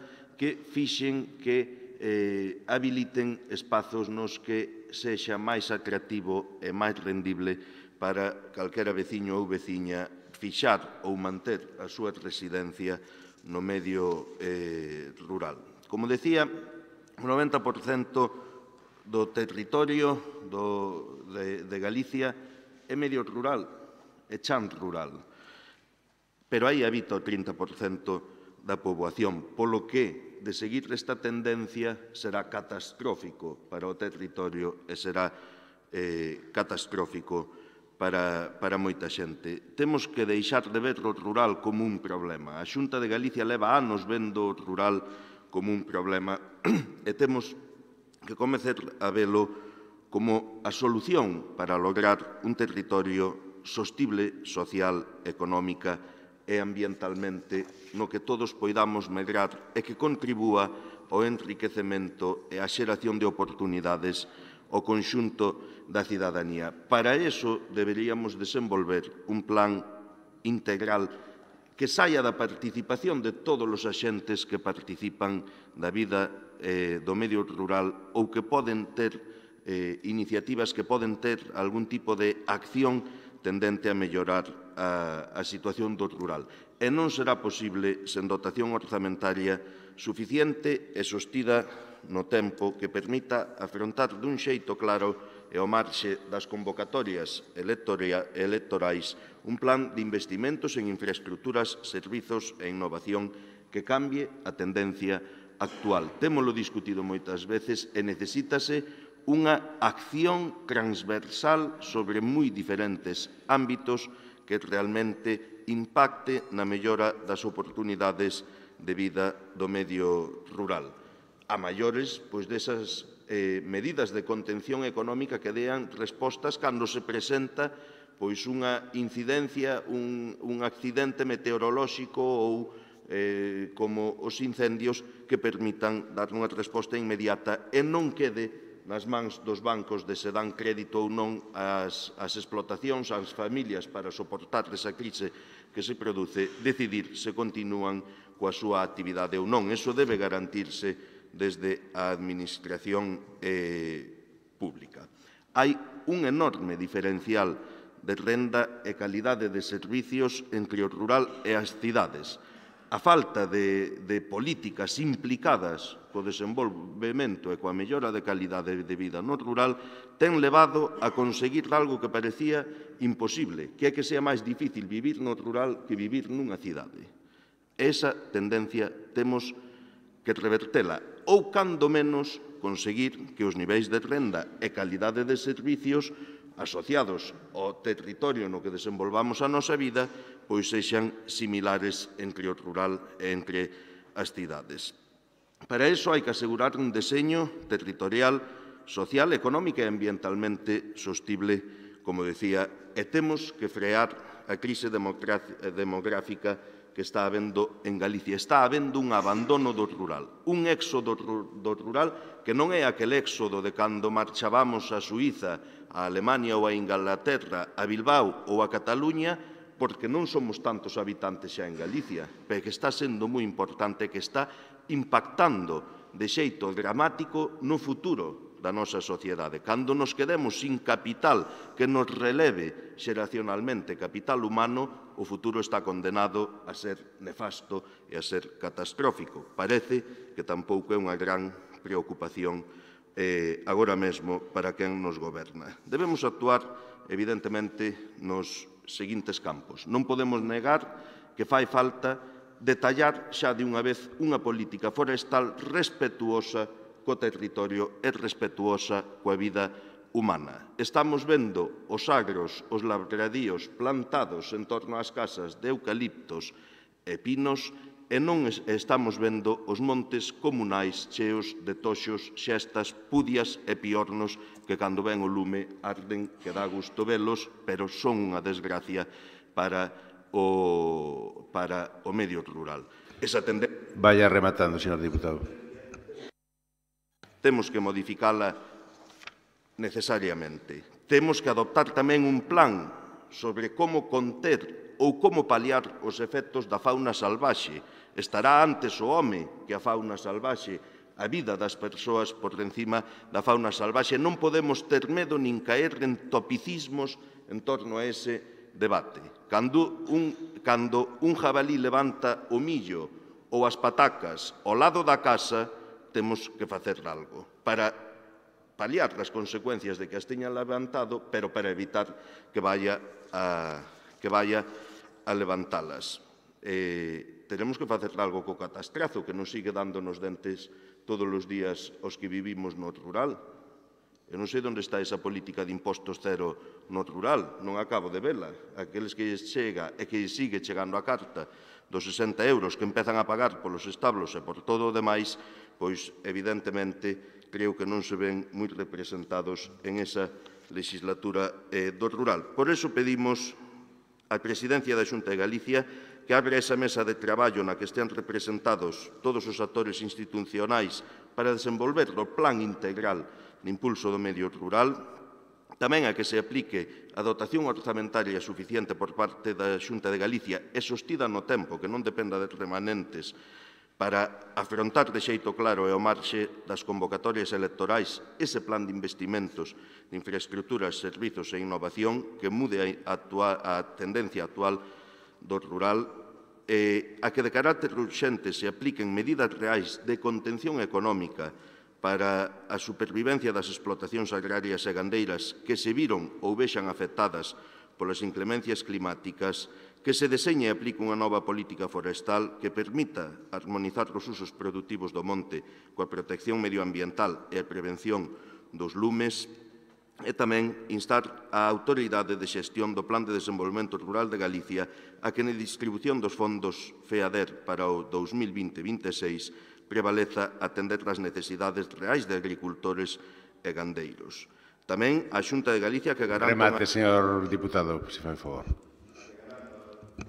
Remato agora mesmo, moitas gracias. Unha axeitada electrificación e unha axeitada chegada da banda larga de Internet a todo o territorio rural, a mellorar e incrementar os servizos no rural galego, sobre todo os puntos de atención sanitaria, asistencial, educativa, así como tamén a mellora de axudas para a natalidade e conciliación no medio rural, e tamén a que se regulen as accións punitivas inxustificables das que falarei despois contra as rendas dos produtores do rural por parte das administracións estatal e autonómica. Gracias, señor presidente. Ten a palabra o portavoz do Bloque Nacional Galego.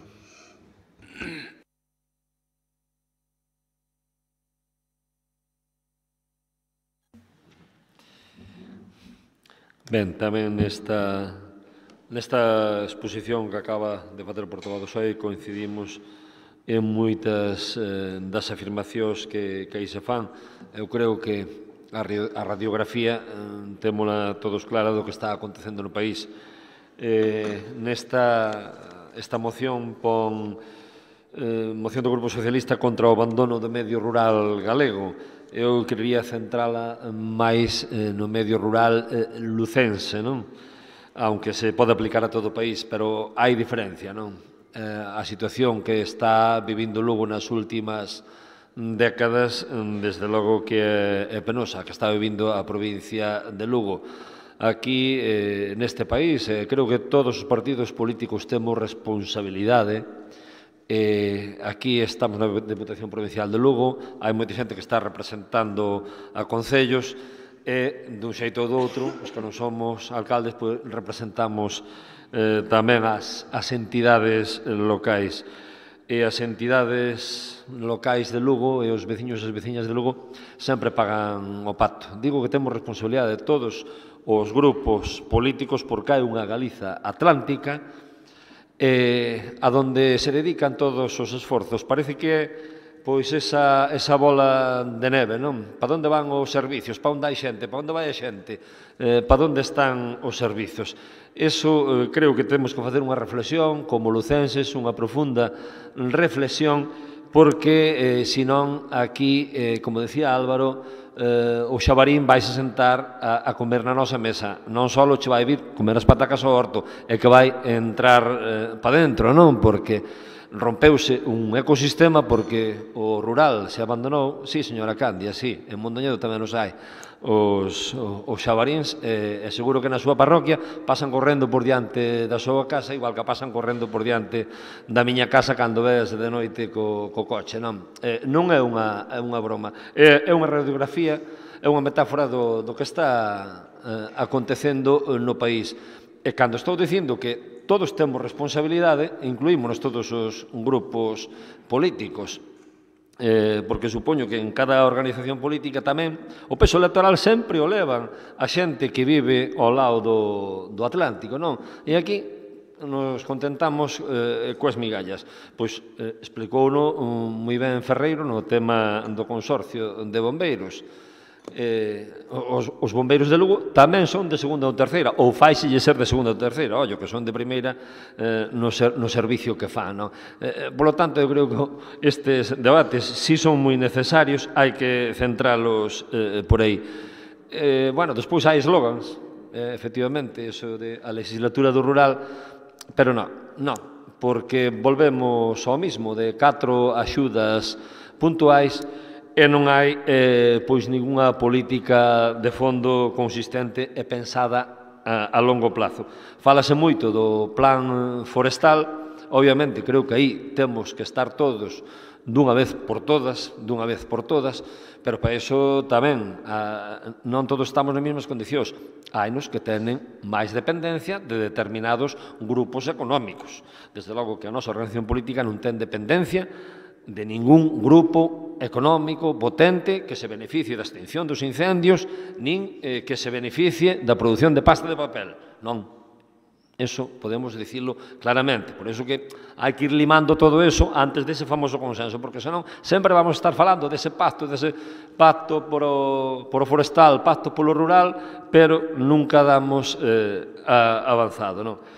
Efectivamente, son unha moción bastante extensa, céntrase, por exemplo, no punto 9, nos servicios no rural, menciona a asistencia sanitaria, menciona a asistencia social, menciona as escolas, menciona o ensino primario e secundario, a conciliación no medio rural. É dificilísimo para un home ou para unha muller, pero sobre todo para unha muller no rural, criar os nenos é dificilísimo, hai unha fenda grandísima. Iso ocorre na provincia de Lugo, supoño que tamén dirán o mesmo os da provincia de Ourense e ao mellor tamén na outra punta, na Costa da Morte. Pero xo digo, hai que fazer unha reflexión. Galiza non pode ir solo en unha dirección, Galiza non pode ser solo Ferrol, Santiago, Coruña, Vigo, Pontevedra. Iso temos que ter claro. Iso hai que plasmalo nos orzamentos. Para que a liña non seña así, para que seña así tamén hacia outro lado, iso hai que plasmalo nos orzamentos. En ese sentido, pois foron as emendas que acaba de presentar o Bloque Nacionalista Galego aos orzamentos da Xunta que se van a debatir o día 19 de decembro, e eu, pois, prácticamente as vin todas as que se presentaron ao longo do país, da nosa organización política, e curiosamente todas van nese sentido que está explicando esta moción, ou seña que coincidimos efectivamente no que é necesario. Pois as emendas que fixemos nós son centros de día. Eu recordo que cando entrou Feixóo no ano 2009 dixo que todos os concellos entre 1.000 e 5.000 habitantes nesa legislatura iban ter un centro de día, e aínda estamos esperando. Eu vivo nun concello de 2.900 habitantes e estamos esperando cun acordo plenario aprobado polo PP tamén, unanimidade, pero despois, cando vexo as emendas que presentaron outros compañeiros noutros puntos do país, pois, ao mellor se piden 50 ou 60 centros de día para eses concellos de entre 1.000 e 5.000 habitantes. Pídese mellora na asistencia primaria, mellora nos centros de saúde, e por non falar, pois, da situación no rural, da sanidade Monforte e Burela, e o que está acontecendo, non? creo que debatimos aquí, creo que tuveron os membros das plataformas sanitarias de Monforte e de Burela, siguen traballando ao respecto e o que está acontecendo é peregrinación outra vez de unha punta da provincia hasta outra punta para levar asistencia médica que hai 4 anos pois, ou hai 8 anos, se daba nos hospitales de Burela e de Monforte. Iso tamén é fastidiar o rural, fastidiar a xente que vive no rural, que non ten medios de locomoción, que non ten medios de transporte, porque o transporte acaban de desmontalo tamén. Hoxe pola mañá estaban aí 9 traballadores de arriba que o Partido Popular deixou tirados na calle. 9 traballadores de arriba estabanse manifestando aí diante da delegación da Xunta. Supoño que esperando a que o señor Balseiro lles dixera algo e non lles viñera a contar máis mentiras, porque leva desde o 8 de agosto contándolles mentiras a 9 traballadores que a Xunta deixou tirados. Un problema social grandísimo que tiña a Xunta, que era o do transporte, acabou transformando nun problema laboral para que se pelearan coa UTE Morán Rodríguez ou arriba, e no medio os traballadores. Esa é a forma de actuar do Partido Popular. E digo isto, pois, en solidariedade, como os vin pola mañá ali, que estaban manifestándose, non? Quedaba patente que o transporte está desmantelado. Agora, desde logo, que algún parche, pois, dada a demanda social, se está intentando poñer. E non me estendo máis, porque serían moitísimos, efectivamente, a moción que presenta o PSOE é bastante extensa e ainda lle podíamos engadir máis puntos. Nada máis, e anunciar o noso voto favorable. 6 minutos o vocero do Partido Popular. Sí, señor presidente, señoras e señores diputados, moi bons días a todos.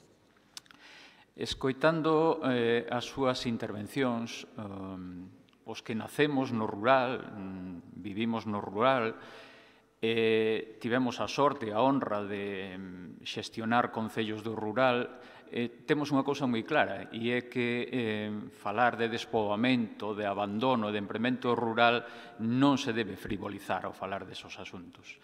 E moito menos pois usalo a demagoxia política, usalo con un interés partidista e intentar sacar un rédito político das desgracias dos nosos veciños e dos nosos conveciños. Si a eso unimos que na exposición de motivos e na súa intervención, señor Santos, non só notamos unha falta de rigor, sino unha falta a verdade, e tamén aqueles asuntos que nos propón, pois os acordos tamén son xa asuntos que a Xunta está poñendo en marcha e incluso moito máis ambicioso do que vostede plantexa, pois xa lle adianto que a postura do Partido Popular vai ser un voto en contra con respecto a esta moción que hoxe plantexa. Decir, que xa o dixo o presidente da Xunta, o señor Feijóo, que estamos diante da legislatura do rural, mal que lles pese a vostedes. Xa sei que para vostedes, canto peor nos vaya, mellor non. Así terán algunha posibilidade de que é o que creen vostedes, de chegar ao goberno da Xunta. Pero non é así. Hai un compromiso total por parte do goberno da Xunta coa creación de emprego e o emprendemento rural. E así estamos diante dunha aposta clara polo medio rural. E toda esa programación que está facendo a Xunta de Galicia está encaminhado a reverter esa situación, a reverter o despoboamento do rural e facer que as condicións de vida no rural de Galicia señan as mellores posibles para que os galegos e, sobre todo, as persoas xóvenes decidan trasladar a súa vivenda ao rural porque consideren que é o sitio máis axeitado para ter ali a súa vivenda. E, de feito, por parte da Xunta de Galicia se elaborou un plan moi ambicioso para fixar poboación no rural dotado con máis de 230 millóns de euros no horizonte do ano 2000 e con 3 obxectivos moi claros e definidos. O primeiro obxectivo é potenciar un desenvolvemento económico e sostible e un desenvolvemento territorial que cree unha consolidación dos postos de traballo e unha mellora da riqueza no rural. Ao mesmo tempo, mellorar a calidade de vida dos veciños do rural, a través da consolidación e a mellora das infraestructuras, das dotacións, dos equipamentos, dos servicios básicos e o fomento das novas tecnoloxías. Todo elo conservando e facendo un uso sostible do noso patrimonio natural e cultural. E o terceiro obxectivo é articular, planificar e coordinar os investimentos no rural de xeito horizontal, co obxectivo de potenciar as sinerxias e acadar efectos multiplicadores das actuacións. Todo elo fomentando o tecido asociativo, social, cultural e económico. Polo que respecta ao PDR e para dar continuidade a todo isto que estou dicindo, no horizonte 2014-2020 ten o PDR na fixación de población o seu obxectivo claro e contundente. Con respecto ao plan que lles decía antes, deses máis de 230 millóns de euros, destínanse 72 millóns a plans de xestión territorial, 10,3 millóns a innovación e a formación agraria, 35,5 millóns ao desenvolvemento dunha agricultura sostible e respetosa co medio ambiente, 40,9 millóns á mellora da competitividade das empresas rurais, 65 millóns orientados a facilitar o relevo xeracional no campo e 6,9 millóns a proxectos cooperativos. Coincidirán conmigo en que para favorecer e desenvolver o sector agrogandeiro da provincia é moi importante e o que podemos facer dentro das administracións é mellorar os servicios e, sobre todo, para o sector agrogandeiro, facilitar a dimensión desas explotacións que adquiran terreos ao precio máis asequible e fagan esas explotacións moito máis competitivas. Favorecer a mobilidade das terras e que esas explotacións o poidan conseguir a un precio máis asequible conséguese a través da posta en marcha que fixo a Xunta de Galicia, un plan pioneiro no ano 2016, co plan de impostos cero. Que se trata de conseguir? Pois que todas aquelas explotacións que queiran aumentar os seus terreos non paguen impostos polas transmisións intervivas e incluso aquelas explotacións que queiran fusionar as súas tenzas e facer explotacións máis grandes e combatir o minifundio, pois non teñan que pagar impostos. Con este plan, o que se fai é unha bonificación do 100% desas transmisións, como dicía, intervivos, tamén para a agrupación de suelo rústico e as transmisións das explotacións, aquelas que consideremos prioritarias, non terán que pagar impostos. Ao mesmo tempo, os mozos que decidan facer calquer intervención no rural ou explotación, pois non terán que pagar impostos tamén e así se facilitan todas esas cousas. A maiores, no ano 2017, e para complementar isto, puxos en marcha tamén medidas encamiñadas a facilitar a adquisición de vivendas no rural, o cal quere decir que determinados colectivos, como son as persoas que teñen unha discapacidade maior ao 65%, aquelas familias numerosas e os mozos menores de 36 anos, teñen a oportunidade de adquirir unha vivenda e ir a vivirse ao rural tendo a bonificación do 100% do imposto de transmisións patrimoniais e o imposto de actos xurídicos documentados. Todo eso supón a eliminación, como decía, de impostos de transmisión patrimoniais que vai a reflectir que o 90% das parroquias de Galicia se vexan afectadas. O que quere decir que o 94% do territorio galego vai se ver beneficiado desta bonificación. A maiores, e tendo en conta que tamén a explotación dos recursos endóxenos galegos é o máis importante para o desenvolvemento do rural e para fixar poboacións. Esos recursos endóxenos son tanto o sector agrogandeiro como a explotación forestal. Por parte do Goberno galego, a Mesa do Parlamento acaba de aprobar a posta en marcha dunha comisión especial do estudio e análise das reformas da política forestal, tanto a política de prevención como a política de extinción, para avaliar, tendo en conta a experiencia que temos dende o ano 2006 e a experiencia recente da fatídica vaga de lumes que asolou Galicia no mes de outubro, tomar as medidas correctoras e as políticas que se poidan poñer en marcha tanto a corto, a medio e a largo plazo para evitar que isto se volva a producir, non? E incluso esas medidas poderían porse en marcha xa no próximo ano, non? Tendo en conta, como dicía, que o sector forestal é un sector moi importante na nosa comunidade, a estrategia da Xunta de Galicia, a través da creación do Plan Estratégico Forestal, o que trata é dar un pulo á industria forestal, mellorando a innovación tecnolóxica e modernizando unha industria moi importante na nosa comunidade e que evitará que a futuro o lume poida causar os estragos que estuvo a causar recentemente. Trabállase tamén nun plan de formación específica do sector forestal en 3 ámbitos, tanto na explotación forestal como na primeira e na segunda transformación. O que se trata é de formar persoas en novas tecnoloxías e na maquinaria moderna que agora utiliza o sector forestal para que estén o mellor preparados á hora de chegar ao emprego nesa industria madeireira. Ao mesmo tempo que creouse a Axencia Galega da Industria Forestal e a Lei de Implantación Forestal, o que supón un gran estímulo para o sector forestal, aumentando a axilidade administrativa, o que supón facilitar as cortas no medio rural. Como ben decía, esta política de impostos cero no rural, e que vostede decía tamén na súa intervención e falaba do catastrazo. Recórdolle que cada administración local ten potestá para bonificar, e a maior parte de concellos xa fixeron eso, bonificar ata o 95% os impostos das explotacións agrarias. Con eso conseguiuse que no ano 2006, que foi o primeiro ano que se puxo en marcha, máis de 8.000 contribuintes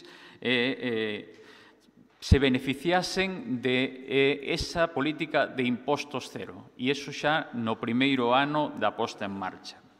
E Lugo é unha das máis favorecidas porque o 36% das parroquias son de Lugo, que se beneficiaron desa política de impostos cero. E xa nada máis para rematar a miña primeira intervención. Moitas gracias. 3 minutos o vocero do Goberno. Moitas gracias, señor presidente.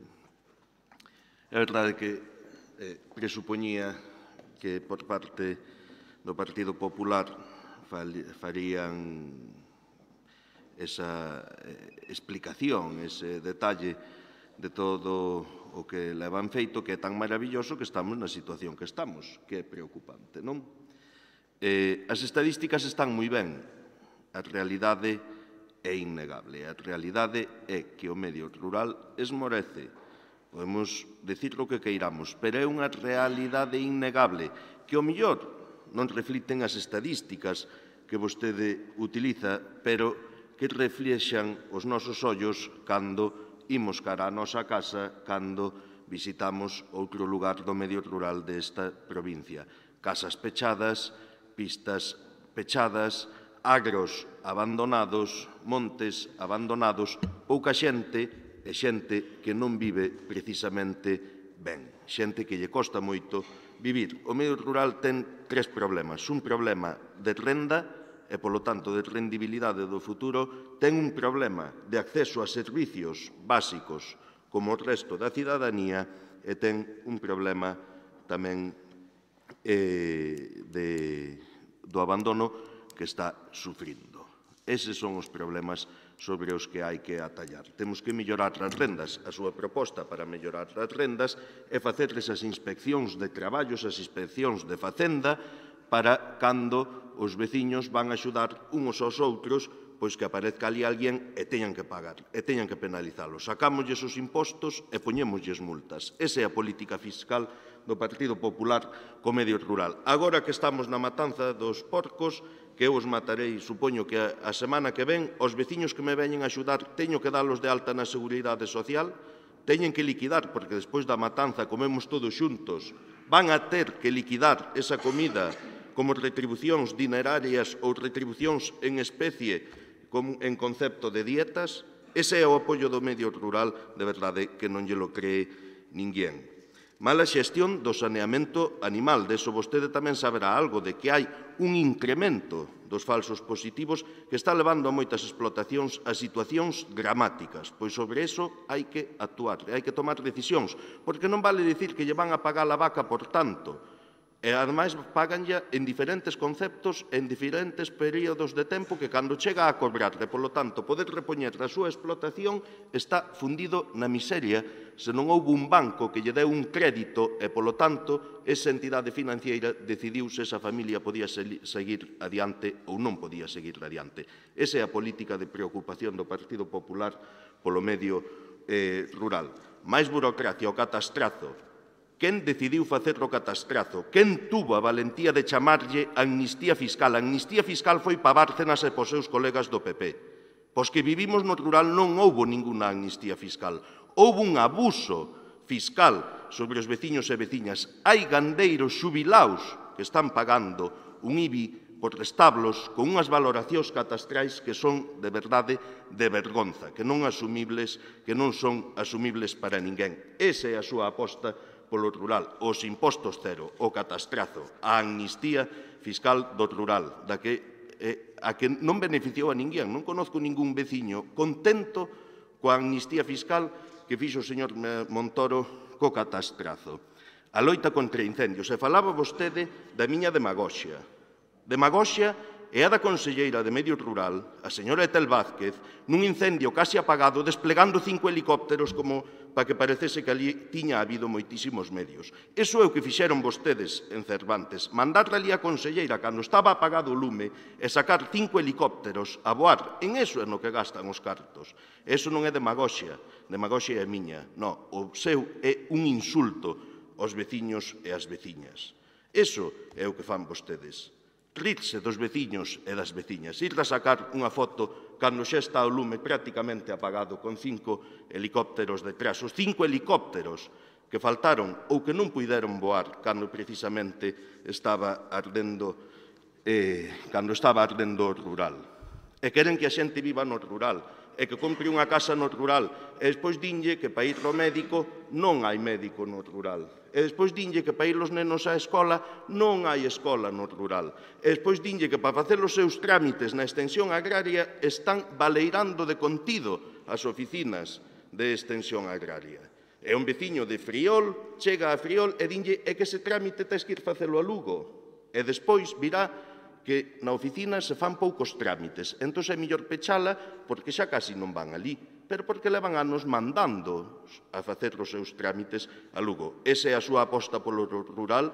É así fácil de entender que voten en contra da moción do Partido Socialista, porque votan en contra das propostas para precisamente atallar os problemas que estamos tendo.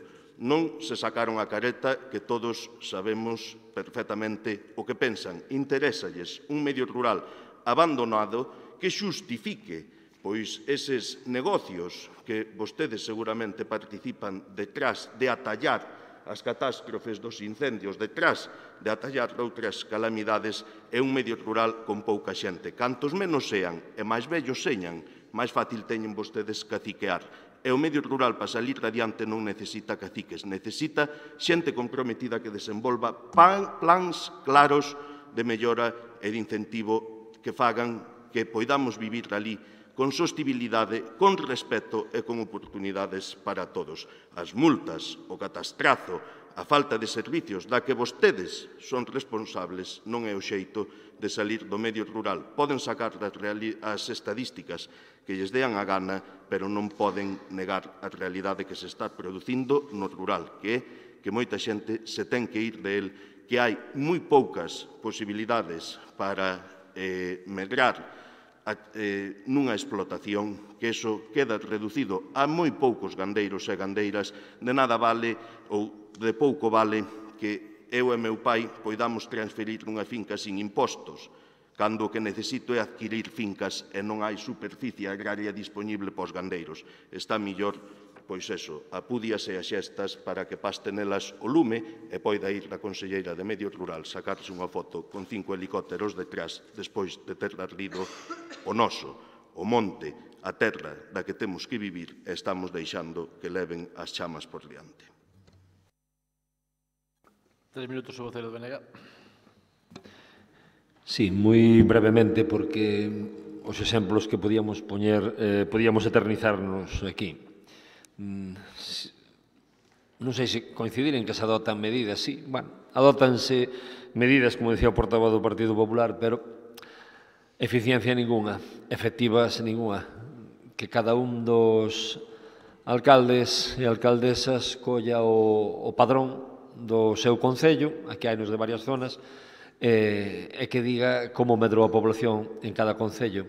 Que levanta a mao, que levanten a mao, a ver, onde medrou a población en cada un dos concellos do rural, onde ustedes están de alcaldes ou tenientes de alcaldes, ou están na oposición como a Ginzo, por exemplo. A ver, en cantos medrou a población. Entonces, é que as medidas non funcionan. Vamos, é que isto é unha discusión bizantina, tenen argumentario. Mire, hai un dito que é que os políticos, cando non teñen argumento, tiran do argumentario. Entonces, claro, iso é o que fai o Partido Popular neste caso. Non quería incidir moito máis neso, simplemente poñer algún exemplo. Apuntaba aí Álvaro o tema de interese rural cando hai negocio. Sí, ao Partido Popular e aos grupos económicos que apoian ao Partido Popular, intereses cando hai negocio. Viuse moi ben cos eólicos. Claro, houbo un goberno que lle plantou cara ás eléctricas, a quen lle tiña que plantar, caramba, aí víase que o rural podía aproveitarse deses eólicos. E chegou o señor Feijóo, que lle foi dar o abrazo ao presidente desa gran compañía eléctrica o día que ganou as eleccións, que se viu ali na Praza do Obradoiro, e acabouse. Resisten algún concello pequeno, como o de Muras, gobernado polo BNG, en coalición co PSOE, donde estuvo gobernando 24 anos o Partido Popular con un señor impresentable, ben saben de quen estamos falando, Bueno, pois é un exemplo do que se pode facer. Non se rían, home, non se rían. Tomen a cousa en serio un pouco. Escuiten. Eu escuitei-nos respetuosamente a todos ustedes, home. Un pouquiño de seriedade. Algúns considerabos máis serios, outros xa non tanto. Tamén, todo señadito de paso. Curiosamente, pois a xente, os veciños e as veciñas de Muras son os que tenen a luz máis barata de todo o Estado español. Iso podíase facer en moitos concellos onde esas políticas neoliberais apoiadas polo Partido Popular pois permitiron desfacer prácticamente os nosos montes e poñerse a producir miles e miles de vatios, pero que aquí non deixaban ningún beneficio. Ese é un exemplo do que poden facer vostedes nos seus concellos. Creo que ningún deles neste caso ten ningún parque eólico, pero con outros recursos sí se pode facer. Sí se pode facer se ten vontade, pero nada. Ustedes están plegados ao argumento ese que lles mandan desde Santiago, que lles manda o jefe de prensa, home, porque levan co mismo argumentario moitos anos. Eu xa dixen, levanten a mao algún de ustedes donde no seu concello medrar a población desde o ano 2009 para aquí ou desde o 2005 ou desde, bueno, nas últimas décadas. Levanten a mao. Ni un, pois, esa é a prova do algodón. Entón, podemos estar debatindo aquí horas e horas e horas e horas e dicindo que se ponen medidas encima da mesa, pero non se puxeron. E volvo a referirme ás mentiras que contou o señor Feijóo, cando no ano 2009 dixo todos os concellos entre 1.000 e 5.000 habitantes van ter un centro de día nesta legislatura. Seguimos esperando. Repito iso da sanidade. Fanlle ir a xente a un centro a Coruña cando lles dá un infarto, xa pola mañá saban, xa pola tarde non. Fanlles pasear xente maior da outra punta da Mariña, da outra punta de Monforte, hasta Lugo, para poñer un marcapasos e hasta para cambiarlle a pila ao marcapasos. É certo, ese é un dato obxectivo, é certo. E poderíamos estar aquí, home. Ustedes defendendo o rural, non tenen o valor suficiente, os diputados que están aquí e que son alcaldes sobre todo. 3 minutos, o vocero do Partido Popular. Ben, escoitándoos a vostedes e a visión catastrofista do noso rural e No, tal como están dicindo, non sei se creen vostedes que fan un favor ao rural galego con esa visión e co que están dicindo.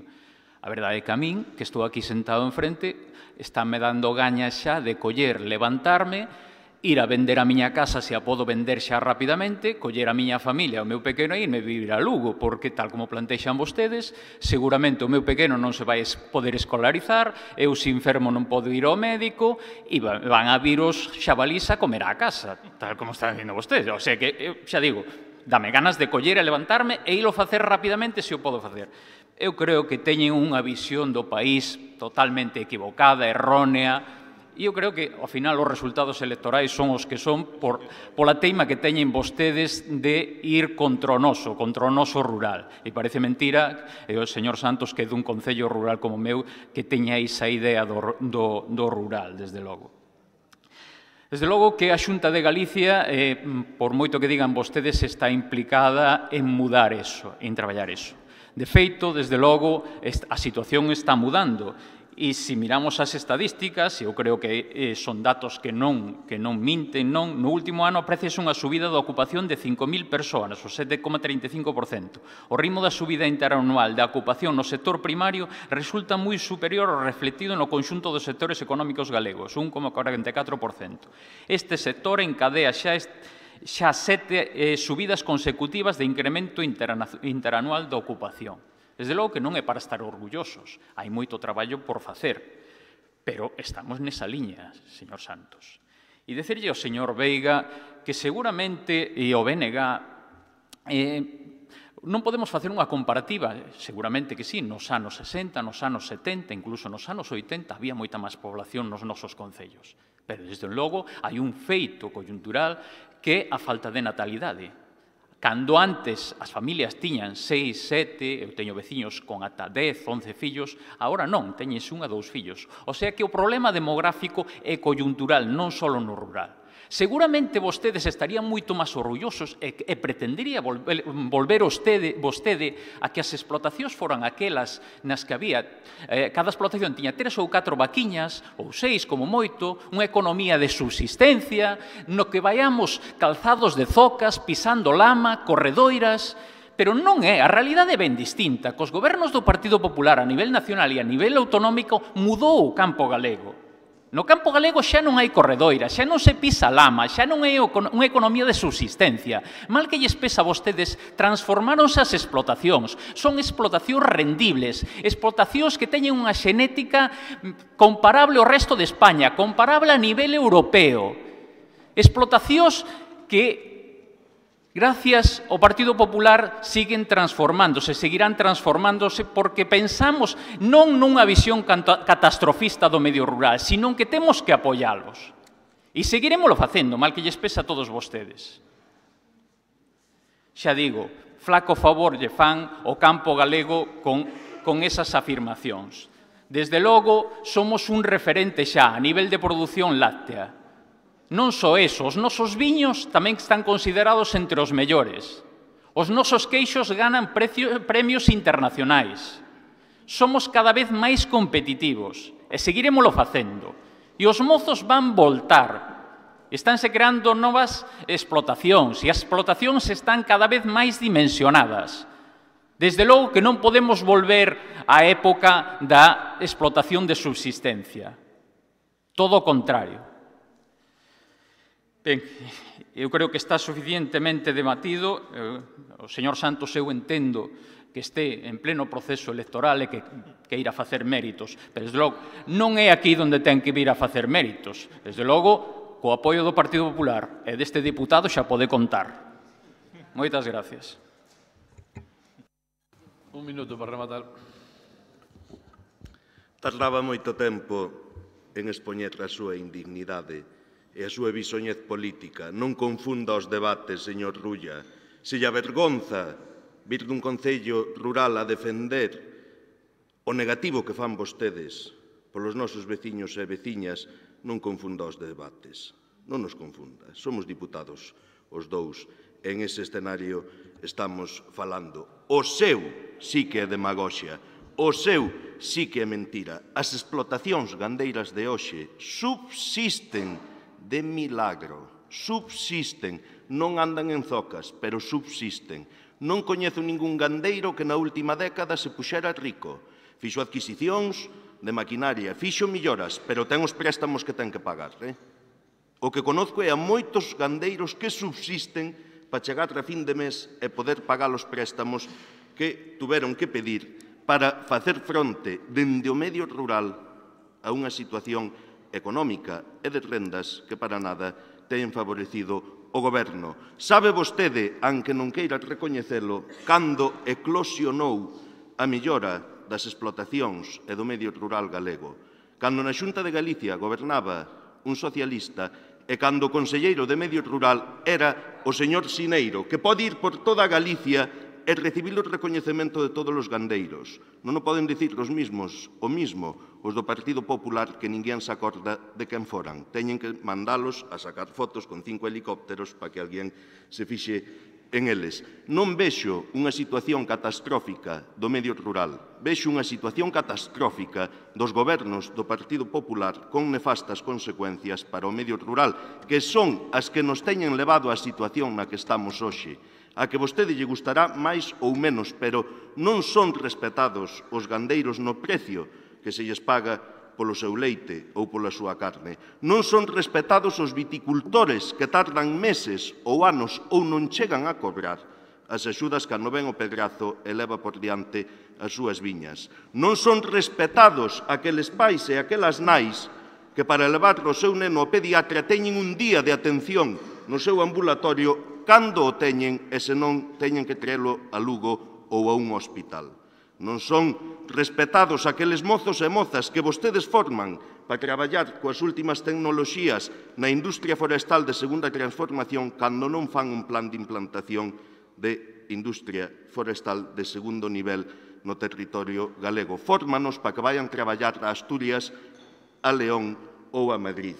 Non é respetuoso co medio rural decir que isto é consecuencia de unha dinámica social, porque faltarse o respeto a un mesmo e a unha organización que ten responsabilidades de goberno para reverter esa situación. E insístolle, non é respetuoso tratar de confundir o debate. Os veciños e veciñas saben moi ben do que estamos falando. Non se confunda vostede e diga con dignidade que vai a votar en contra de que, dende a Xunta de Galicia, se impulse un plan no que participen todos os axentes sociais do rural para tratar e acadar ese pacto que supere as formacións políticas e as persoas que puntualmente poidan gobernar unhas ou outras institucións para de verdade darlle unha oportunidade ao rural. Diga que prefire seguir instalado no modelo caciquil. Ese dáselles moi ben e así lle vai ao rural. Moitas gracias. Pasamos á votación. Votos a favor da moción. Abstencións. Votos en contra. Queda aprobada a moción. Octavo punto, e agora sí que vou pedir, porque se deixo falar, fala por seguido, intentar que nos axustemos un pouco ao tempo. Digo a todos, non miro para naide, pero todos se pasaron bastante do tempo, así que nada, intentamos axustar un pouco o horario. Non, dos dous lados, dos tres, vamos. Octavo punto. Oitavo, moción do Grupo Provincial do BNG para que a Deputación de Lugo continúe o paseo do Rato ata a Campiña e ata o nacimento do río Rato. 6 minutos o vocero do BNG. Bos días outra vez. Antes de nada, quero transmitir o agradecemento aos veciños e veciñas que nos acompañan hoxe aquí, debido ao debate desta moción, casi todos da zona da Fervedoira, Sagrado Corazón e, concretamente, da urbanización Castro Gil, directamente afectados por ela, e que, grazas á súa suxestión, pois, dende o BNG, traemos este punto aquí. Temos dito en distintas ocasións que, dende o grupo do BNG, sempre estamos encantados de traer propostas que nos faga o conxunto da veciñanza. Este é un exemplo moi claro que é unha proposta emanada dos propios veciños e veciñas que defendemos con sumo gusto, a parte, claro, evidentemente, unha reivindicación moi seria e moi ben argumentada. tamén, lóxicamente, agradecerlle que estén aquí presentes porque vamos con hora de retraso, co cal non sempre é agradable, non? Incluso non sempre é agradable escoitarnos ás veces, non? Pero, bueno, o caso é que están aquí e moitas grazas. Sobre este tema é a segunda vez nesta legislatura, cando menos, que o BNG trae unha proposta relacionada cas rutas, cos paseos, cas rutas verdes que ten o Concello de Lugo ao longo do río Miño e ao longo do río Rato, non?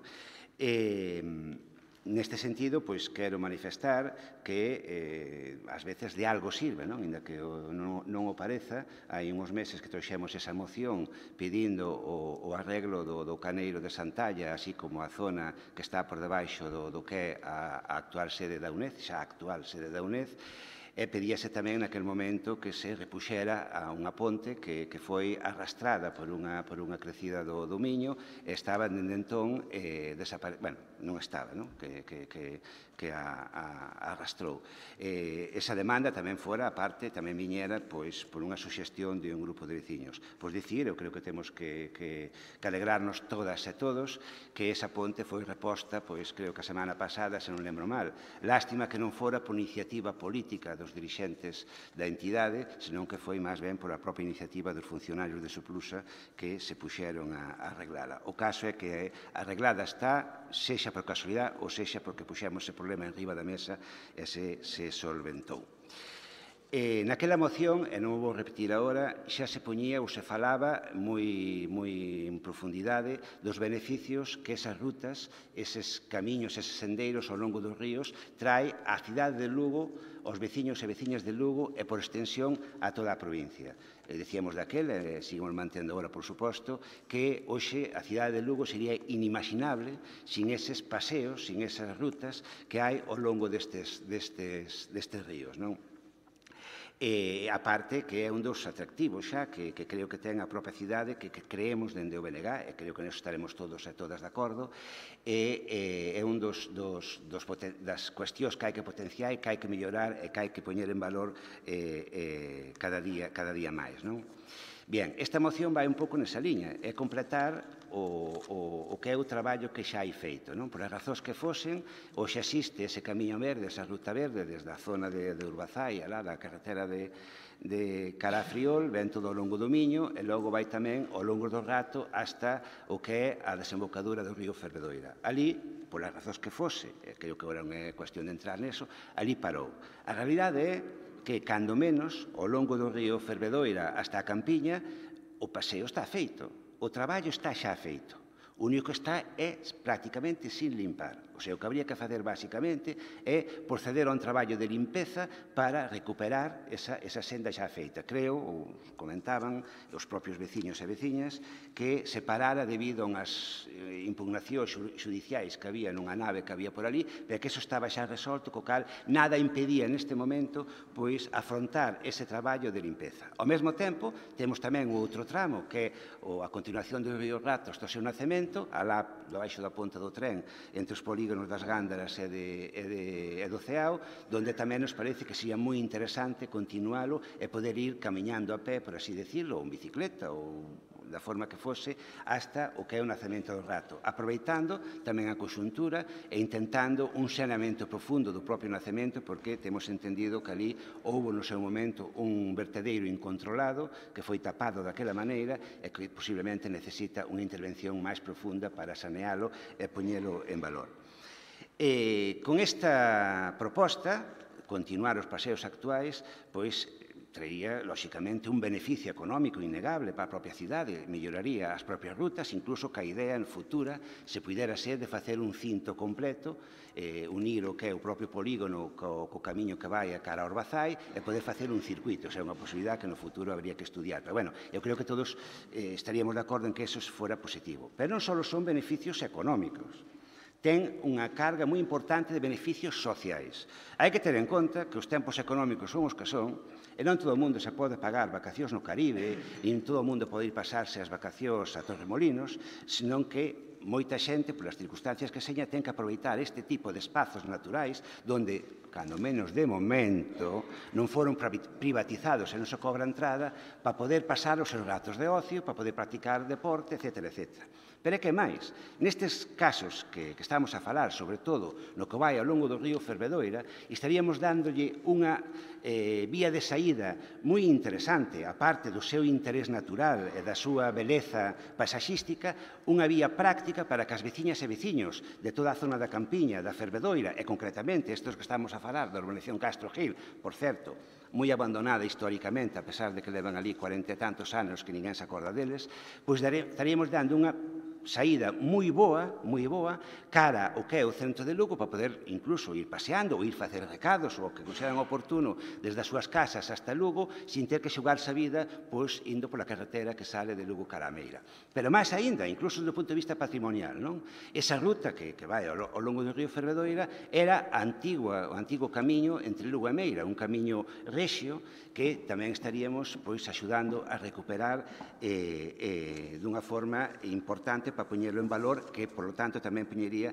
en valor a propia cidade de Lugo en beneficio de todos os veciños. E xa remato, facendo caso, señor presidente, co tema dos tempos, decir que o custe destas actuacións nós pensamos que sería moi baixo, incluso hasta a maior parte delas poder facelos con recursos propios, o cal non incrementaría para nada o orzamento. Quinda que houbera que facelo, estaría perfectamente xustificado. Non só se trata de facer na cidade de Lugo grandes concertos, nin grandes obras, senón tamén ás veces intentar facer cousas pos traballadores da pé, pos mileuristas ou pos xubilados de salario mínimo, tamén é importante. Non todo o mundo anda con abrigos de pés, conduce de peles, conduce Mercedes, e se pasa, como dicía antes, as vacacións no Caribe. E para rematar, hai dúas emendas presentadas, unha onde se intenta implicar ou se pide que se implique o Concello de Lugo na proposta, cousa que me parece completamente lóxica, e falaba antes da moción anterior, se lembra daquela iba un punto específico concretamente, onde nós dentro do BNG pensábamos que o Concello tiña que estar directamente implicado neste tipo de cuestións porque afecta dun xeito directo, pero non só implicado, incluso íbamos máis alá e se fora posible, pois teríamos que chegar a unha transferencia. Non estamos sobre nese momento político, non é o debate, co que nos parece ben que se implique, lóxicamente, porque son directamente afectados. E outra moción do Grupo Socialista onde se pide tamén que participe neste proxecto a propia Confederación Hidrográfica, cois que tamén nos parece que sería o normal. Eu dudo moito que entren a facelo, pero ojalá, e de feito, na propia moción se fala de facer os trámites oportunos. Nesa expresión xa vai implícito o de dirixirse á Confederación, non só para os permisos que ten que dar, senón tamén para que poña o diñeiro necesario. Ora que insisto que creo que vai ser un traballo bastante baldío, por así decirlo, dada a sensibilidade que ten cara a moitas cuestións. En todo caso, vamos a aceptar as dúas emendas sin problema, porque é sumar a nosa proposta, parecenos positivas, e vamos a aceptar. E xa remato ca última cuestión, simplemente, se consideran con o resto de deputados e deputadas aprobar esta proposta, pois vamos facer un seguimento exhaustivo de que se cumpra, no sentido de que daremos un plazo de un par de meses e a partir de entón preguntaremos en pleno tras pleno que é o que se fixo para levar adiante isto que espero que se aprobe no día de hoxe. 6 minutos o vocero do Partido Popular. Gracias, señor presidente. Bueno, bons días a todos e agradecer tamén a todos os veciños que efectivamente hoxe nos acompañan no pleno e que están preocupados por un tema que eu creo que é importante e además agradecerlles que serviran de acicate para que o BNG trouxera esta iniciativa. Iniciativa que nos gusta e que creemos que é importante e que a verdade que lendo a moción do BNG me parece unha moción constructiva, unha moción positiva e que me parecía tan razonable que buscando, coincide nun 80% cunha moción que xa presentou o Grupo Municipal do Partido Popular no Concello de Lugo, que foi aprobada tamén cos votos do Partido Popular e do BNG, que foi o 6 de abril do ano 2015, onde xa efectivamente se pedía que se estendera este parque periurbano e se arranxaran esas medidas. Co cual, eu creo que é un tema importante. Eu creo que Lugo durante 20 anos viviu de costas ao río Miño e aos seus afluentes e que, desde que unhos gobernos, tanto da Diputación como desde o Concello de Lugo, diseñaron e crearon unha gran masa verde, máis de 1 millón de metros cuadrados ao longo de 16 kilómetros de ríos, hoxe é ese pulmón natural, ese pulmón medioambiental que fai que Lugo sexa un concello diferente cunha saída. Recordar que eses proxectos que transformaron Lugo e que convertiron Lugo pois leváronse adiante por un goberno do Partido Popular nesta institución e por dous gobernos do Partido Popular no Concello de Lugo con grandes impulsores como Tomás Notario e Joaquín García Díez. Eu creo que foron os proxectos máis importantes que tivo a cidade de Lugo, que transformaron a cidade de Lugo, que abriron un pulmón natural onde hoxe pois vemos que xente pasea por ali e, por lo tanto, eso gustanos. En canto á exposición de motivos do BNG, se decíamos que non nos gustaba, compartímola totalmente toda, salvo ese parágrafo final onde dice que, efectivamente, con eso non estamos de acordo, mentras as diputacións sigan a existir e se nutran dos impostos da población, polo menos que sirvan para algo. Eu creo que as diputacións sirven para moito, que hai que facer gestionalas e aproveitalas ben. Pero xa agradezco tamén que o BNG que recolla a nosa emenda non sería normal plantexar que se faga unha infraestructura dese calado que se amplíe e que o faga a Diputación. O SOI se suma e que o faga a hidrográfica. Eu creo que o Concello de Lugo ten un goberno e, por tanto, non se pode manter a marxen do que pase en Lugo. E, por tanto, quen debería estar capitaneando isto, quen debería ter os proxectos feitos, quen debería reclamar o apoio das institucións, sexa da Diputación, sexa da Xunta, sexa da hidrográfica, xa sería o propio Concello. Pero está claro que fai moitos anos que o Concello de Lugo abandonou este proxecto. Só hai que ver continua e constantemente que, aparte de que foron incapaces de realizar un proxecto desta naturaleza, nin sequera fan o que é un mantenimento adecuado. Día sí, día non, semana sí, semana non, vemos na prensa pois que sendeiros no río están abandonados e continuamente hai demandas da veciñanza. O propio BNG, e leo textualmente, dice na súa moción, é evidente que dende o BNG sempre defendemos que este tipo de servicios tiñan que ser atendidos e potenciados polo propio Concello de Lugo. Pero a realidade é clara e a sensibilidade que o Concello de Lugo ten cos servicios que presta ás persoas que viven no centro da cidade é a que, por lo tanto, temos que acudir á Diputación. Eu creo que é un proxecto interesante, que é un proxecto importante, que merece Lugo, que merece a provincia, e por lo tanto, temos que aunar esforzos, temos que sumar esforzos. Nós, desde logo, vamos decir sí a esta moción porque entendemos que debemos facer esa conexión, debemos coordinar Lugo para que ese cinturón verde que rodea Lugo mellore e os veciños teñan mellor calidade de vida. Eu voto de menos que o Concello de Lugo non lidere ese proxecto. Eu non contemplo no meu Concello ou ningún Concello da provincia onde o Concello non lidere estes proxectos, que teña que ser outra institución, a Diputación, que ten ámbito en toda a provincia a que se preocupe dos problemas de Lugo. Pero, bueno, dado está que o Concello de Lugo non está nesa línea e, por tanto, por nós vamos a aprobar esa moción. Decir que é unha moción que xa se presentou no Concello de Lugo, que a presentou o Grupo Municipal do Partido Popular e que, ademais, foi aprobada o 6 de abril do 2015. Nada se fixo desde aquel momento. Pero, ademais, o Partido Popular non se quedou aí. É dicir, fai 3 días o Partido Popular presentou unha serie de propostas no Concello para incluir nos presupostos deste ano 2018 no Concello e na proposta número 24, que está registrada e presentada, pedía que se dotase unha partida económica para a adquisición de terreos para completar o cinto verde do Parque Miño Rato e iniciar os trámites dunha ampliación do Parque do Rato ata a zona da Campiña, seguindo a canle do río Fervedoiro. Por lo tanto, eu dicir que vamos tamén a votar a favor disto, vamos a estar vixiantes de que se cumple, vamos a exixir ao Concello e á Diputación que promovan este proxecto e que os veciños de Lugo podan gozar deste servicio que entendo que durante 17 anos tuveron totalmente olvidado. Gracias. 6 minutos o voceiro do Partido Socialista. Moitas gracias, señor presidente. Buenos días a todos e a todas. Eu escoitando tanto o portavoz do Partido Popular como o portavoz do BNG, casi aquí o fixaron todos os outros. Entonces, parece ser que a nosa formación pois non contribuiu para nada a todo o que se fixo no Río Rato. E iso non é certo. Voulles dicir que neste momento pois a nós parece-nos importantísimo, e alabamos tamén que esta moción veña ao Pleno de Diputación para tomar un acordo que entendo que vai ser unánime e que pode ser de futuro para todos os habitantes, os que habitan nesa zona que neste momento está sin desenvolver, pero tamén por resto dos habitantes e da xente que veña a Lugo para poder pasear e para poder disfrutar dese cinturón verde que, sin lugar a dudas, é unha das estrellas da nosa cidade.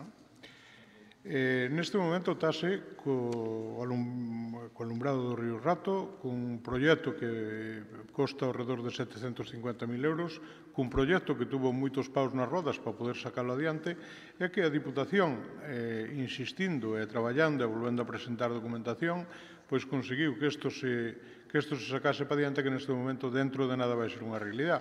Como vai ser tamén unha realidade o carril bici. Non obstante, con relación a isto que se plantea ahora mismo, hai que dicir que desas dúas zonas nas que se pretende actuar, a que vai hacia a Fervedoira, que son 2 km 300 metros o que hai que facer, que non é cousa pequena, efectivamente, pois, por aí discurre ese camín regio que usted decía, e que vai con dirección a Beira, pero, lógicamente, aí vai haber que facer unha serie de actuacións que van, sin lugar a dudas, afectar a terrenos que non van ser nin do Concello de Lugo nin da Diputación. Entón, haberá que, ou ben, que os veciños o cedan de bo grado, cousa que dudo moito, ou haberá que iniciar un tema de expropiación. Isto requiere, bueno, pois, un tempo. Tamén requiere un tempo que a Confederación Hidrográfica autorice, porque ustedes saben que a Confederación Hidrográfica Miñosil, ao contrario que outras confederacións da nosa, bueno, de España, pois alarga os plazos de maneira que desde que lles entra por rexistro de entrada, pois eses 6 meses primeiros pois non se move o expediente. Temos esa experiencia e por iso, como quen goberna no Ministerio e a través do que se gestionan pois as confederacións, pois era ben importante que ustedes tamén os apremiaran para que, cando se lle solicite en temas de importancia, como é o tema do Río Rato, pois a Confederación sea ágil na tramitación, de maneira que a Diputación poda facer frente ao mellor nesa anualidade, non habería que alargalo a outra anualidade, dese presupuesto xa destinado á ejecución dese proxecto. Despois, pola outra parte, a parte que vai hacia o CEAO, hai que facer unha investigación. Aí hai unha parte do río que xa non se sabe por onde discurría, non existe neste momento, e entón, bueno, pois iso tamén forma parte de un traballo previo a poder desenvolver un proxecto. Nosotros agradecemos ao BNG que acepte a nosa adenda de engádega que presentamos, porque, efectivamente, se a Diputación ten que implicarse neste proxecto, se o Concello de Lugo, como ben dicía, pois é un dos máis interesados en que este proxecto sale para diante, non obstante, o que sí é claro tamén é que a Confederación ten moito que dicir. O trámite administrativo é fundamental e a aportación económica, se é posible, tamén é importante, de maneira que cando todas as administracións se implican no que lles corresponde, as cousas salen moito mellor. Salen da mão de todos, salen antes e todos podemos colgarnos as medallas ao final, como escoitei fai uns momentos. Entón, que sea cousa de todos, que este sea un proxecto común, que todos rememos no mesmo sentido e, por supuesto, nós vamos a apoiar a moción como non podería ser de outra maneira. E dicirles tamén aos veciños, agradecerles que teñan aquí presentes na Diputación, para que vexan tamén que aqueles que estamos gobernando, pois que temos a voluntad precisamente de favorecer a todos e a cada un dos veciños nas súas demandas. Non sempre é posible, sempre hai que chegar a acordos. Este acordo neste momento parece que vai ser fácil e, desde logo, bueno, pois, felicitarnos todos, se isto sale por unanimidade, de que podamos ter de cara ao futuro pois un paseo millorado e aumentado. Moitas gracias. 3 minutos o vocero de BNG. Bueno, intentando sendo breve, agradecendo xa de antemán a unanimidade, por así decilo. Bueno, antes de nada, claro, eu entendo que se queira implicar a Confederación e, sobre todo, o Concello de Lugo, e ojalá seña así, pero a realidade é que o que se fixo ata agora fixo a Deputación, esa é unha realidade. Aquí trátase de continuar o traballo que xa está feito, que debe implicarse o Concello e a Confederación, sin lugar a dúbidas, incluso na propia xestión posterior, pero a realidade é que é, non? Hasta agora, ese tipo de servizos deu-nos a Diputación e aquí trátase de que continúe, non? A parte que é unha forma de que, eu insisto, ainda que non lle guste, ainda que non lles guste moito, eu insisto que, polo menos, mentre que asistan a Diputacións, que fagan cousas útiles para a ciudadanía, non? Mellor eso que outras cousas. E creo que, sinceramente, o diñeiro vai mellor empregado en darlle unha vía de salida e un lugar de ocio aos veciños e veciñas dos alrededores de Lugo que en iluminar as troitas de noite no Río Rato. Eu, personalmente, é unha idea que teño clarísima, non? Pero, bueno, en todo caso, os investimentos decididos o propio goberno decidido está e ben feito está. Alégrome moito co acordo seña unánime, pero eso non significa, que me dá pena dicilo, que eso se vai a cumprir. Por eso eu dicía antes o do seguimento. E alégrome moito que esteñan os veciños e veciñas presentes para que señan testigos do que aquí acordamos, igual que serán testigos no caso de que ese acordo non se cumpra, que eu espero que neste caso, porque sigo dicindo que a maior parte do trazado, ou a maior parte do traballo ten pouco custe, que sí se faga, non?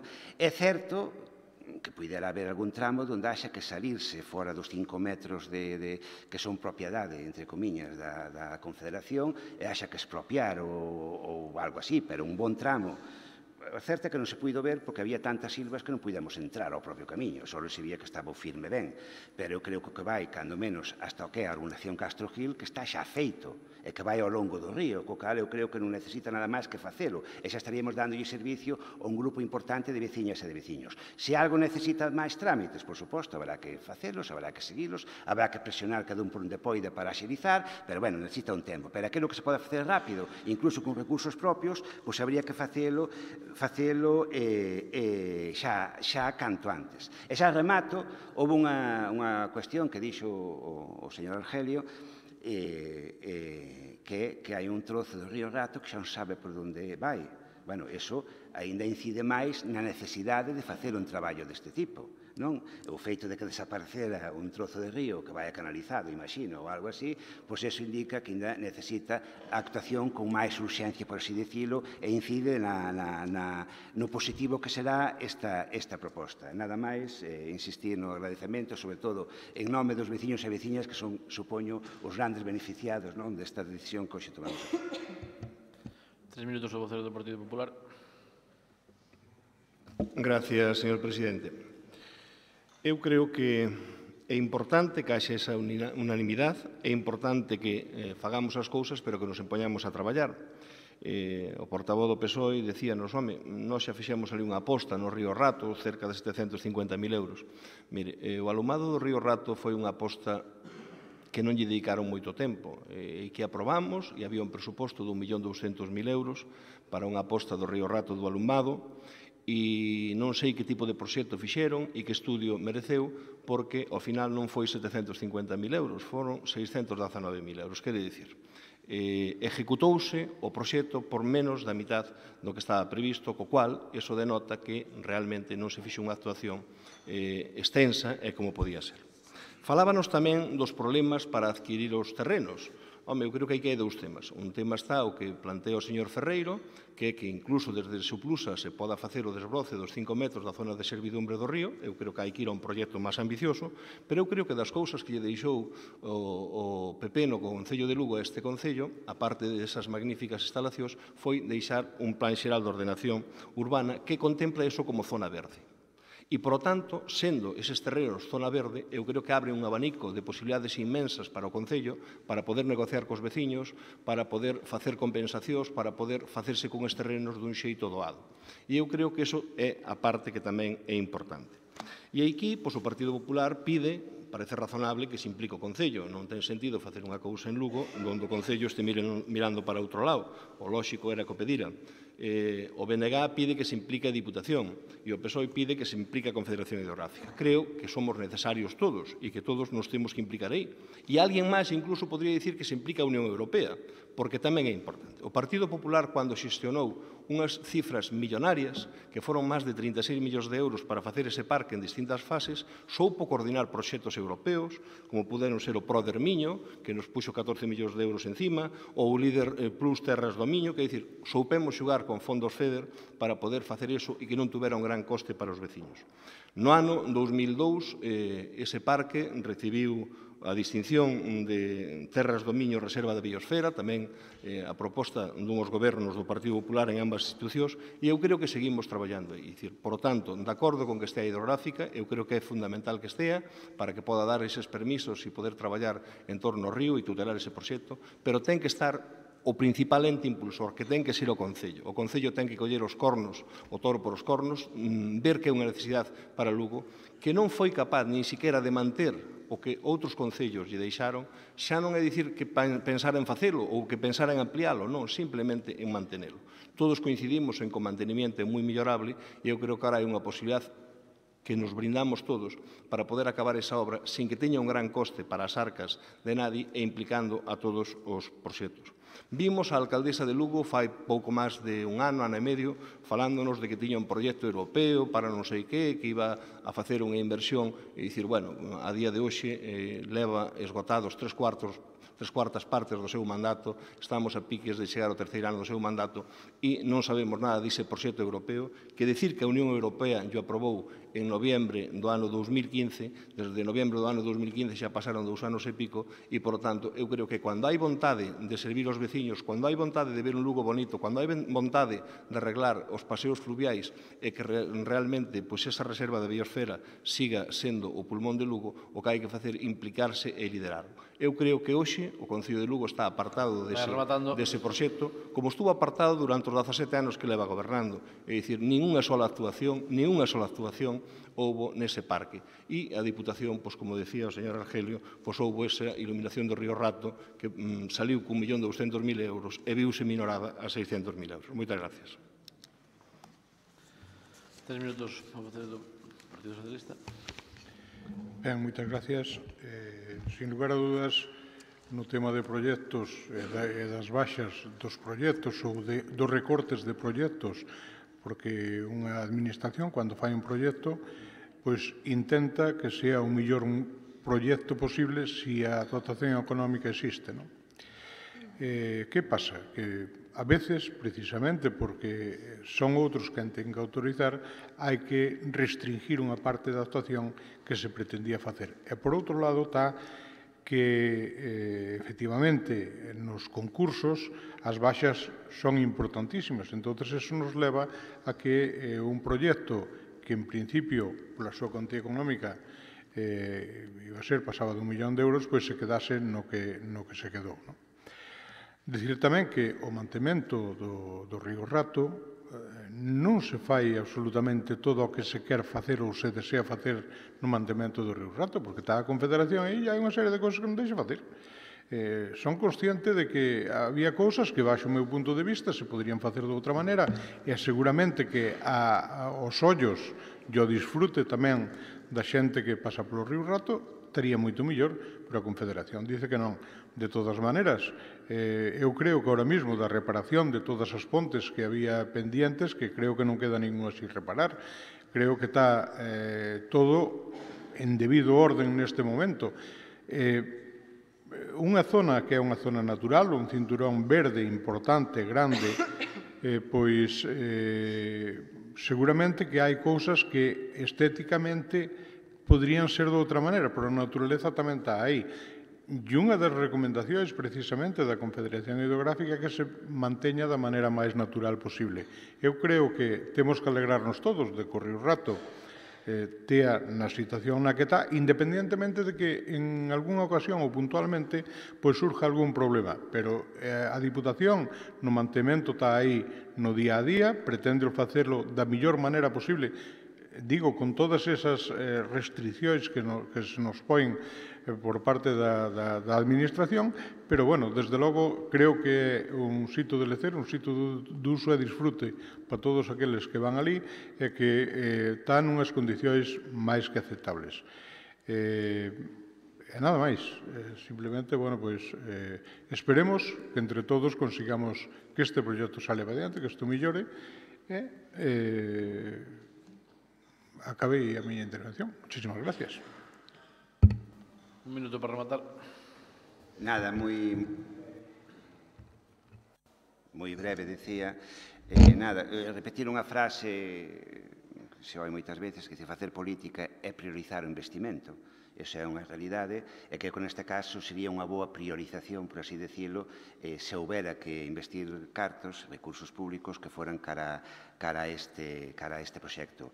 Logo tamén, visto o que pasou no primeiro debate que tivemos en tirarnos a pelota duns a outros, sabe de quen é a culpa, ou, neste caso, maioritariamente, entre quen ten o goberno do Concello e da Diputación e quen ten o goberno da Xunta, que este proxecto non se convirta en tirarse a pelota duns a outros, non que todos rememos na mesma dirección. Neste caso, que se pide que a Diputación lidere o proxecto e, lóxicamente, que busque financiación en todos os sitios que poida, non faltaría máis, non? Eu creo que incluso dentro da propia obrigación, pero que lidere o proxecto e que tire para diante e que non se paren ou non se pare o proxecto por estarse tirando ou con acusacións mutuas ou tirando esa pelota duns a outros. E xa remato por un apunte que me acaba de facer precisamente unha veciña que agora que o dice sí que me sona, pero que non me daba conta, ou, bueno, descoñecía inicialmente, non me daba conta que xa ilo oín outro día, dicir que os terreos ao longo do río Fervedoira, dende a desembocadura Fervedoira hasta a urbanación Castro Gil, xa están expropiados. Co cal non ten ninguna disculpa para que se non se teña feito nun plazo moi corto de tempo. De feito, daquela non se fixera o paseo este, por no tema no que é o proceso de expropiación, había un recurso xudicial que paralizou o proceso durante, neste caso, anos, por así decirlo, o cal ese trozo non ten ningún tipo de inconveniente en tirar para diante a facelo con unha prontitude rápida, non? Facelo de forma casi inmediata. Bueno, vixiaremos ou estaremos pendentes de que se fai, nada máis, e agradecer que se saque para diante algo que creo que é positivo para todas e para todos.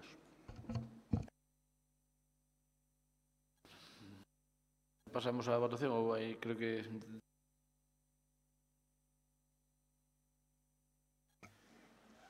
Noveno, moción do Grupo Provincial de Benegá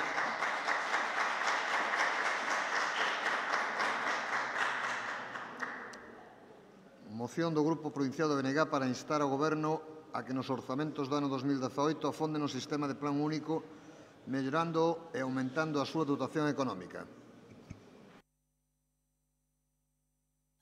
6 minutos ao voceiro do Benegá. Bueno, pois vamos a seguir. Ben, antes de empezar a expoñer, decir que a intención desta moción ten unha intencionalidade única, exclusivamente construtiva, por así decir, e positiva, non? Eu, polo menos por as manifestacións públicas que se oen, todo o mundo está satisfeito polo que aprobamos aquí nos últimos orzamentos do ano 17, e sería pospoñer en valor esa decisión que tomamos, ver ou intentar corrixir os erros que tivera e, sobre todo, pois, instar neste caso ao presidente da Diputación a que, cando elabore, que supoño que será nas próximas semanas, ou se ultimen o proxecto de orzamentos, que afonde nese camiño que comezamos, que iniciamos o ano pasado coa aprobación dos orzamentos. Eu creo que é innegable, e creo que é un bon altavoz, un bon sitio para que públicamente se poña encima da mesa as cuestións positivas que aportou esta aprobación, este modelo orzamentario polo que decidimos apostar no ano 2017. Xa dicíamos daquela, e repetímoslo agora, que se cumpriu totalmente a previsión que se facía daquela en Domenegá, este tipo de orzamento dalle unha independencia moi importante a todos os alcaldes e alcaldesas da provincia. Non só lle dá independencia do propio presidente ou presidenta, neste caso presidente da Diputación, senón que tamén lle dá incluso independencia do seu superior Kiko, dentro do partido, porque é ben sabido que incluso dentro do propio partido non todos os alcaldes e alcaldesas son tratados do mesmo xeito, dependendo de como are cada un, de que má o sexa, pois é tratado unha maneira ou doutra dentro de cada partido, incluso non só no conxunto da Diputación. Co cal, sabendo que un alcalde, sabendo que un concello vai ter un financiamento porque lle corresponde por dereito propio, non pola bondade do seu xefe de filas ou pola bondade do presidente da Diputación, pois dalle unha independencia de criterio e unha independencia de actuación que de outra forma non tería. Tamén supuxo, eu creo que tamén é de recoñecer, e ainda con peros, como direi despois, un avance no que é a autonomía local. Eu creo que é importante que o que dicía antes, non? Se un concello sabe de antemán o diñeiro que lle vai corresponder, que non depende de ninguén ese diñeiro que vai a recibir, pois é unha forma de darlle autonomía aos concellos á hora de invertir. Non que o propio goberno, neste caso a Diputación, que podía estenderse a calquera outra administración, pois decida que proxecto é financiado ou que proxecto non é financiado, non? E logo despois é unha democratización total e absoluta do que é o gasto ou o reparto dos fondos públicos. Non? O feito de que os fondos que van dende este caso da Diputación cara aos concellos se reparte por criterios obxectivos e non por criterios completamente arbitrarios ou subxectivos, deixémolo así, eu creo que é un avance cara á democracia no seu conxunto e cara á democratización do funcionamento das institucións. Pero é certo que, dicíamolo daquela tamén, cando aprobamos cando se aprobou o orzamento, cando propoñíamos este modelo, que non todo iba a funcionar perfecto. Era a primeira vez que se facía, era o primeiro ano onde se levaba a cabo, co cal iba a haber deficiencias posiblemente, e que este era un plan dinámico, non? Era un plan que tiña que interactuar cada ano cos alcaldes, cas alcaldesas, cos distintos concellos, e irlo mellorando. Eu supoño que a todos nos chegarían críticas ou queixas dos concellos, ben seña dos seus dirixentes políticos ou ben sexa das propias secretarías técnicas dos concellos, donde se acusaba dun moi alto exceso de burocracia, por exemplo, no que foi todo o trámite por parte dos concellos para recibir o diñeiro do plan único. Ou ben que en moitas ocasións estaba moi encorsetado o investimento que había que levar a cabo nos concellos, que estaba moi delimitado ese investimento, co cal contradícese un pouquiño co que dicíamos antes do aumento da autonomía local. É dicir, produciu unha autonomía local, avanzouse, pero non o que se debera. E tamén unha crítica moi extendida, un exceso de, chamémoslle así, entrecomillado, de publicitis por parte da Diputación en detrimento da propia publicidade ou do propio traballo que pudera facer nese aspecto a Diputación. A iso hai que engadir, supoño, que outras moitas aportacións que no propio debate que teñamos cara aos orzamentos do 18, supoño que así será, pois irán aparecendo. Tratarase de melloralo, sempre en positivo, sempre aportando e sempre intentando facer uns orzamentos ou un plan único mellor no ano 2018 do que foi no ano 2017. E esperemos que no 19 seña mellor co do 18. Bien, en todo caso, solo lamentar que esta forma de traballar, esta forma de elaborar os orzamentos, solo fora feito, neste caso, polas Diputacións de Coruña, Pontevedra e Lugo, e non se uniran a esta forma a esta filosofía orzamentaria outras administracións. Eu, incluso, creo que é moi deprimente pensar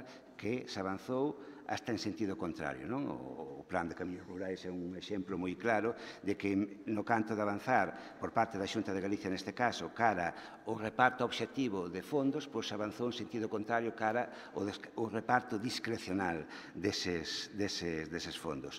Nós pensamos, dende o BNG, que incluso avanzando, profundizando, afondando nesta filosofía nas diputacións, neste caso na de Lugo, que é que nos compete aquí, pois será unha forma de arrastrar antes ou despois ao conxunto de administracións, ao resto de administracións, a que avancen cara a este camiño. Non? Eu creo que chegará un momento que será insostível facer un reparto de fondos públicos que non seña totalmente obxectivo. E, por último, xa remato, estamos agora nun proceso de, supoño que por parte do presidente, elaborar os orzamentos, por manifestar por parte do BNG que calquer un orzamento que contemple esta forma de actuar, que contemple esta filosofía de funcionamento, pois terá, imagino, o apoio do BNG, salvo complicacións puntuales que poida haber. E sendo conscientes, e xa remato, sendo conscientes que, lóxicamente, cada vez que facemos aquí propostas,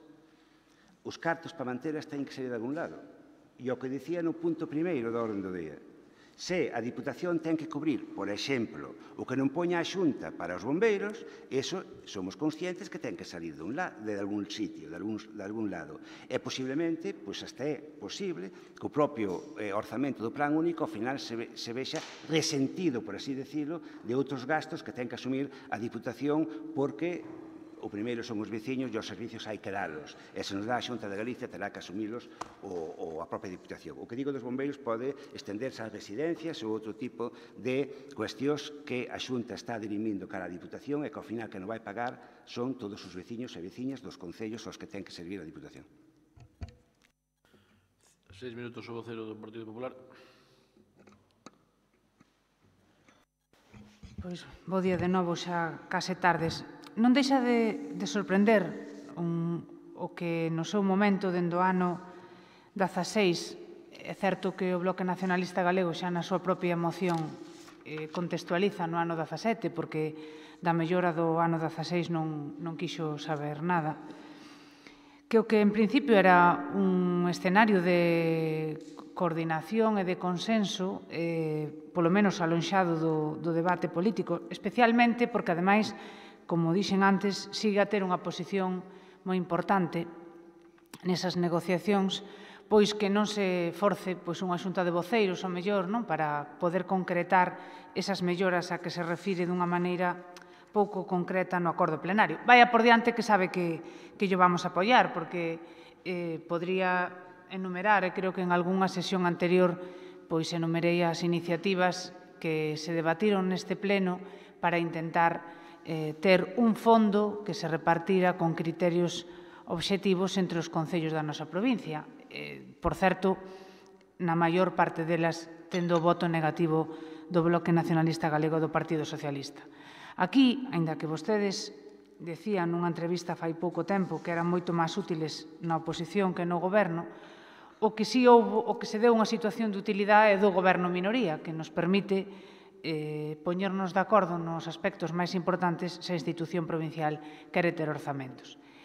É certo que votamos en falta ou que se desperdice esta oportunidade para concretar si se vai a poder incrementar as axudas á cultura, que eu creo que temos falado en algunha ocasión, aparte de atentar ao principio de autonomía local, sabe que moitos concellos, especialmente Mondoñedo, por exemplo, ten na cultura unha das súas principales riquezas e a limitación que nos marca o Plan Único encorseta e dificulta a materialización de algún proxecto.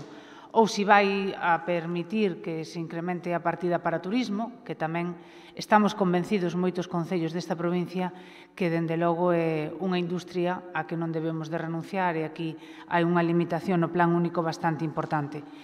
Voto en falta, ao mellor, que se fixera unha proposta clara e decidida para que os concellos poideran meter no Plan Único gasto corrente. E vemos que é unha necesidade, e non precisamente ao mellor dos gobernos do PP, que aquí non se deu ningún caso, pero aínda na sesión plenaria anterior víamos como que había que aprobar unha modificación de crédito para o Concello de Viveiro, probablemente o concello máis endebedado da provincia, para facer fronte a gasto corrente. Creo que tamén recoñecer esa posibilidade no Plan Único pois sería bon para moitos concellos e non lle oculto que é unha demanda que ao noso grupo tamén lle chega.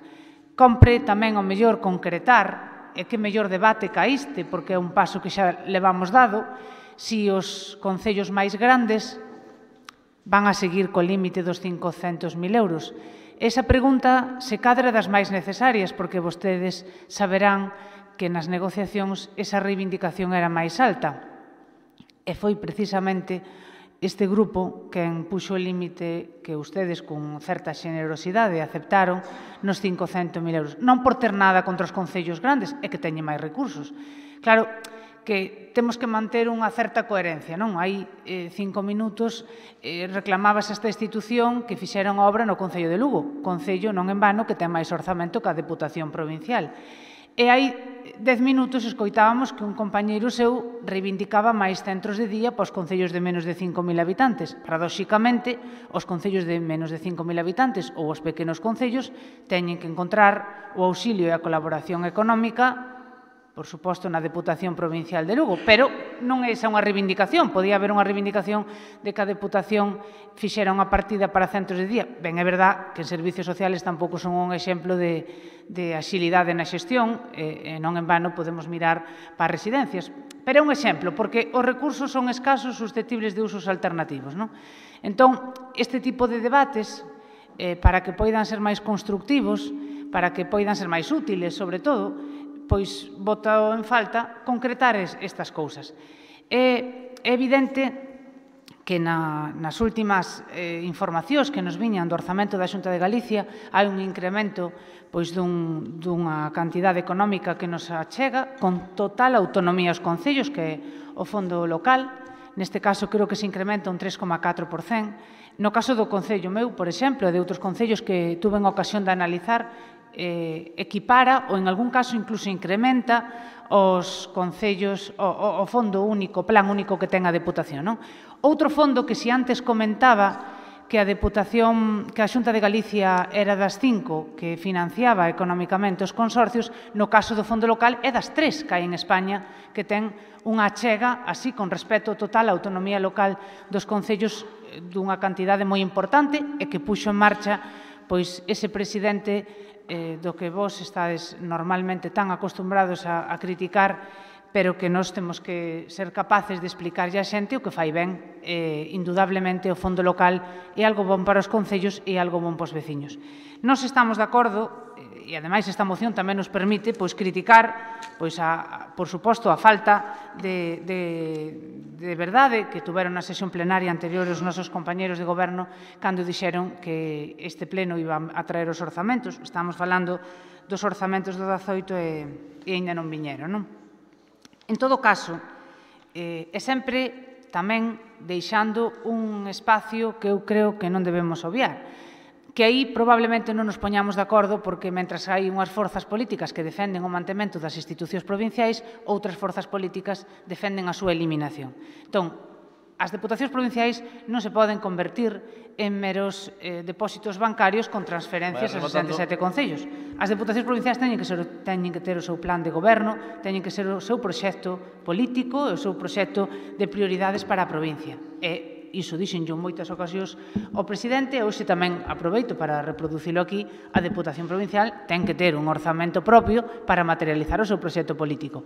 Dito iso, por suposto, estamos a favor de que se traigan os orzamentos do 18 canto antes, que se melloren, e eu agradeceríalles que no segundo turno debatíramos sobre iso, sobre o contido, sobre a verdadeira esencia, sobre as consultas que nos fan os concellos, que poden ser algunhas das cousas que citei aquí. 6 minutos o vocero do PSOE.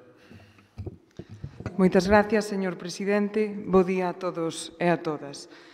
En primeiro lugar, vai a por diante o voto favorable tamén do Grupo Provincial Socialista, compartindo tamén, como dicen na exposición de motivos, que os efectos foron positivos para todos os veciños e as veciñas desta provincia, que evidentemente son conscientes de que nos seus concellos se poden ver melloradas as súas infraestructuras, de que nos seus concellos tamén se contribúe á xeración de emprego, que se atenden a máis maiores a través do SAF, de que tamén os concellos pequenos podemos ter unha axenda cultural, deportiva e de ocio, porque a sociedade, os nosos veciños e as nosas veciñas demandan cada vez máis servicios de ámbito social que axudan no desenrolo integral das persoas, que tamén melloran a súa calidade de vida e benestar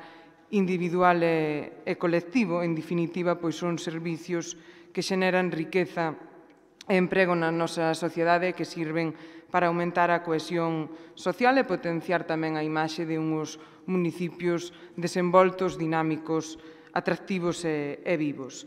Dito isto, pois decir que para este goberno, pois como decía a portavoz do Partido Popular, este plan único non é nada novo, tendo en conta pois que no 2016, dende o goberno da Diputación, pois se inxectou máis de 10 millóns de euros ás arcas municipais e que se distribuíron pois a través de criterios totalmente obxectivos, levando a todos os concellos 8 programacións provinciais que se adaptaron ás necesidades de cada municipio e que contribuíron tamén pois a cumplir cos obxectivos que temos dende este goberno na provincia, que é pois fomentar o emprego, as políticas sociais e mellorar os servizos públicos no rural.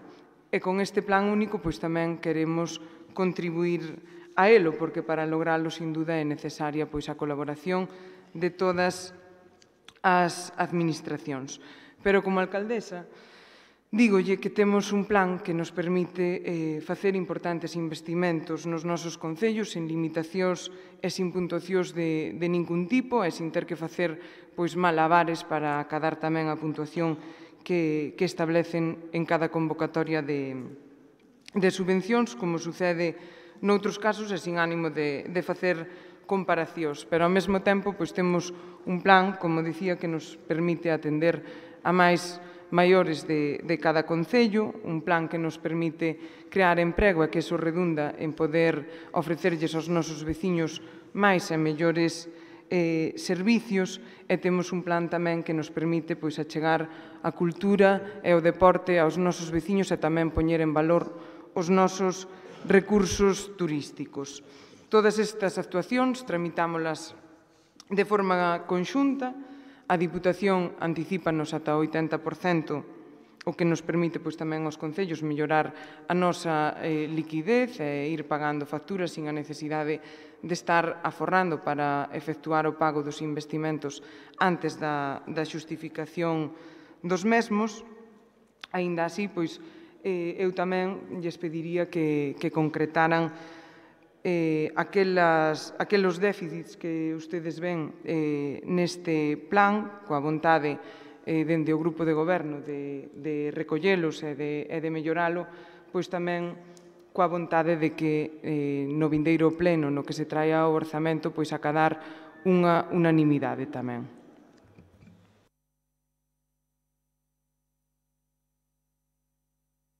Tres minutos o vocero Benega.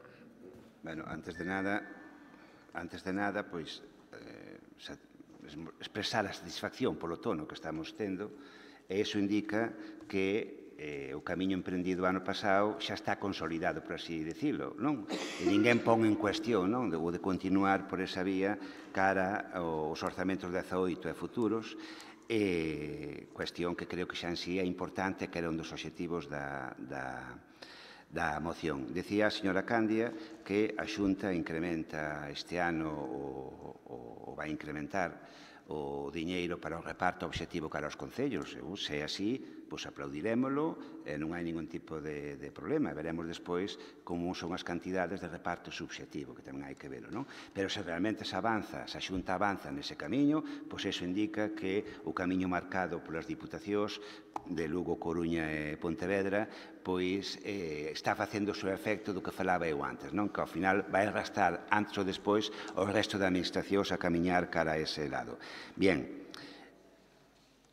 fálase, tanto por un lado como por outro, de concretar as cuestións que se propoñen, sobre todo, ou ben os seus defectos, ou ben as súas virtudes, por así dicirlo, non? Ben, non habería moito problema. En alguna cuestión hasta podo coincidir co que dicía a señora Candia no tema dos concellos grandes, por exemplo, ou no tema, non digo gasto corrente, pero sí, díxenos xa antes, no encorsetamento a que son sometidos, creemos nós, os concellos á hora de invertir. Pero hai unha cuestión que eu creo que é clara. polo menos nós dentro do BNG, se aquí poñemos unha proposta en riba da mesa, é para manternos firmes nela. Así o acostumbramos a facer, ainda que só seña para que nos tomen en serio, non?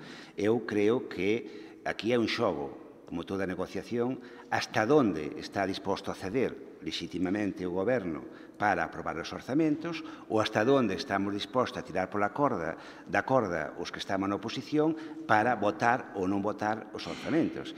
Eu creo que é ese xogo non creo que haxa que facelo, pois neste caso aquí, ben, pareceme ben a idea da señora Candia con respecto a unha xunta de portavoces, imagino que haberá algunha antes de que veñan o proxecto de orzamentos e unha negociación previa antes de traer isto a un lugar como é o Pleno para a súa aprobación, donde, en todo caso, farán as emendas oportunas se fora o caso, ou se votará a favor sin máis. Eu insisto, non me parece o sitio, ainda que comparto parte das cuestións que dicía, insisto, no tema do encorsetamento do investimento. Non ben un gasto corrente, porque se a Diputación sufraga outro tipo de gastos aos concellos, tamén os concellos poden derivar o orzamento a gasto corrente. Ese creo que é o de menos, non? En todo caso, habrá que revisar o que son as limitacións no gasto que hai, que os concellos poden facer do plan único. En canto que dicía dos concellos grandes, pois o mismo, non? E a min sigue parecendo excesivo o dos 500.000 euros, pero hasta onde un grupo político vai votar en contra duns orzamentos por unha cuestión puntual de o tope que se lle poñen aos concellos grandes. Aí está o debate. Que nós vamos defender que baixe? Seguro. Que vamos conseguir que baixe? Non teño tan claro. Insisto, porque é un xogo político, un xogo de negociador que hai que facelo noutro ámbito que non é este. En todo caso, xa remato, expresar a satisfacción de que isto vai a seguir este camiño no ano 2018 e, bueno, en todo caso, manifestar que, en canto ao que é o grupo de BNG, de momento non se mantuvo ningún tipo de negociación orzamentaria co actual goberno. Non sei se o PP o fixo, polo menos dentro do BNG, de momento, a día de hoxe, ainda non tuvemos ningún tipo de conversa, ni reunión, ni nada polo estilo, digo aquí públicamente porque non hai ningún tipo de secreto en dicilo cando así é. E máis, incluso, procuraremos que se as hai, pois que se saiba, que a cidadanía, da cidadanía, saiba o que está falando, e en todo caso, aí sí que poñeremos en riba da mesa as posturas máis concretas que defenderemos cara á negociación dos orzamentos do ano 18.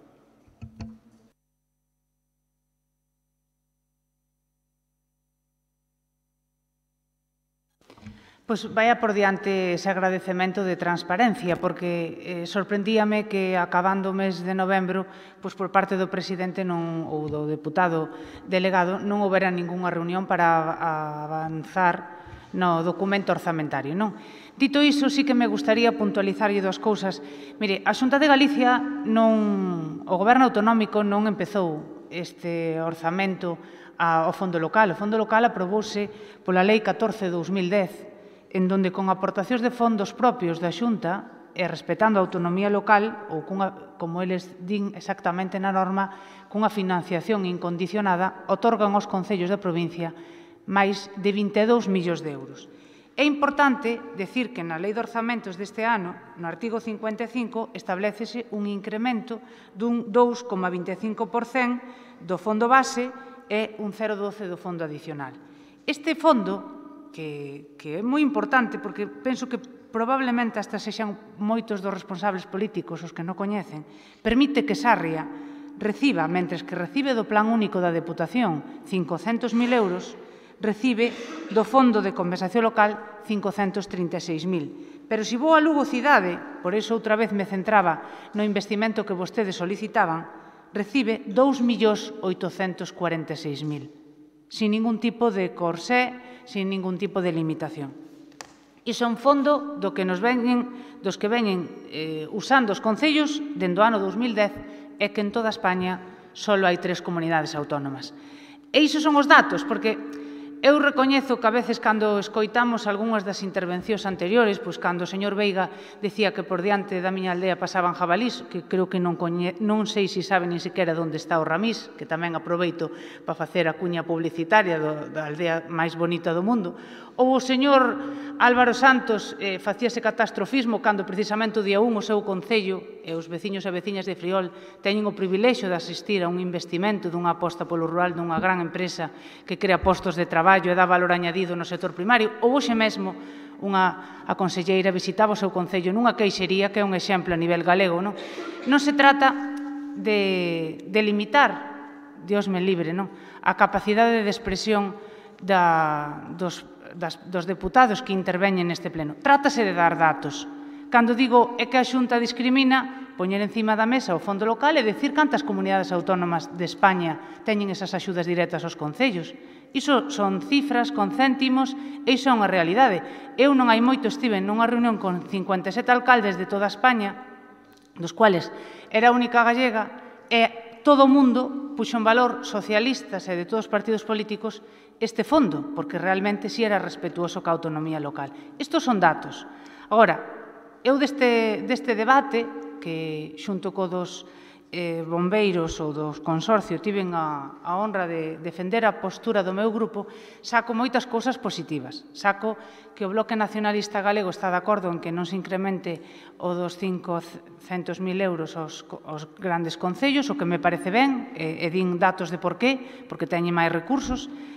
Saco, pois, tamén a necesidade de se tirón de orellas ao Goberno, que non falou nin co Bloque Nacionalista Galego, nin co Partido Popular, estamos a rematar o ano, e moitos concellos están esperando para aprobar os seus orzamentos, porque non é o mismo ter plan único que non telo, non? Para programar os seus investimentos.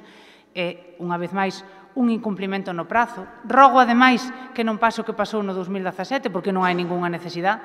Hai un escenario de entendemento asumido por todos os grupos políticos e probablemente poucos gobernos en minoría de España teñen unha posición tan cómoda para poder sacar adiante unhos orzamentos. Se non se fai é por falta de implicación ou por falta de traballo.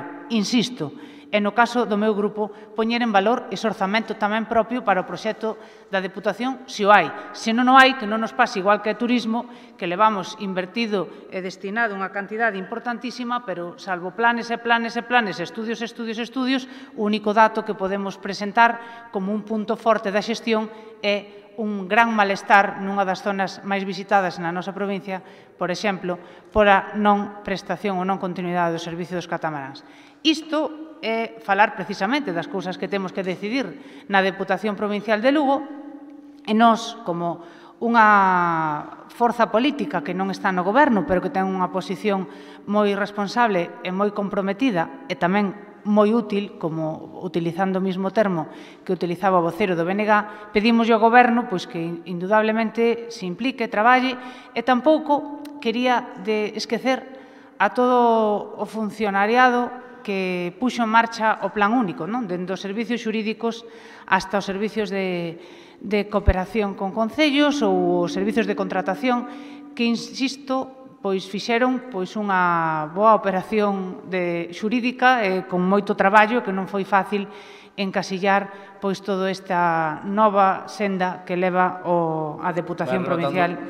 Indudablemente, agradecendo a generosidade de todos os grupos, pero permítame que haxa unha circunstancia que marcou un antes e un despois, que é un goberno en minoría e que sempre, cando é así, sobre todo cando as maiorías se empregan dun xeito irresponsable, sempre acaba sendo bon para todos os concellos e para toda a provincia. Rogo, por favor, non sei, dicía o presidente, de poder cambiar a data do pleno ordinario de decembro, que poñemos absolutamente a súa disposición e que podemos estar de acordo, pero sí que ese adianto de data non seña disculpa de non ter acabado os orzamentos. É dicir, é máis importante o contido que non a data. E o que sí lle rogaría é que no pleno de decembro, se fose posible, nos trouxera o documento. Moitas gracias. 3 minutos o vocero do PSOE. Respecto ao orzamento do 2018, dicirlles que, como saben, está aprobado de Suplusa, está aprobado da Fundación TIC, o do Consorcio de Bombeiros, e estamos traballando na elaboración do orzamento provincial. Se ven, a día de hoxe, dado que os orzamentos xerais do Estado tampouco están aprobados, non existe unha previsión clara, nin temos tampouco os datos da liquidación do exercicio do 2016. Aínda así, a previsión inicial que se espera vai a ser un pouco a baixa, pero, ao igual que nos últimos anos, dende o Goberno da Diputación vamos a seguir colaborando cos 67 concellos da provincia, esa é a nosa prioridade, como lles dixen antes, intentando tamén cumplir os obxectivos que ten este Goberno provincial.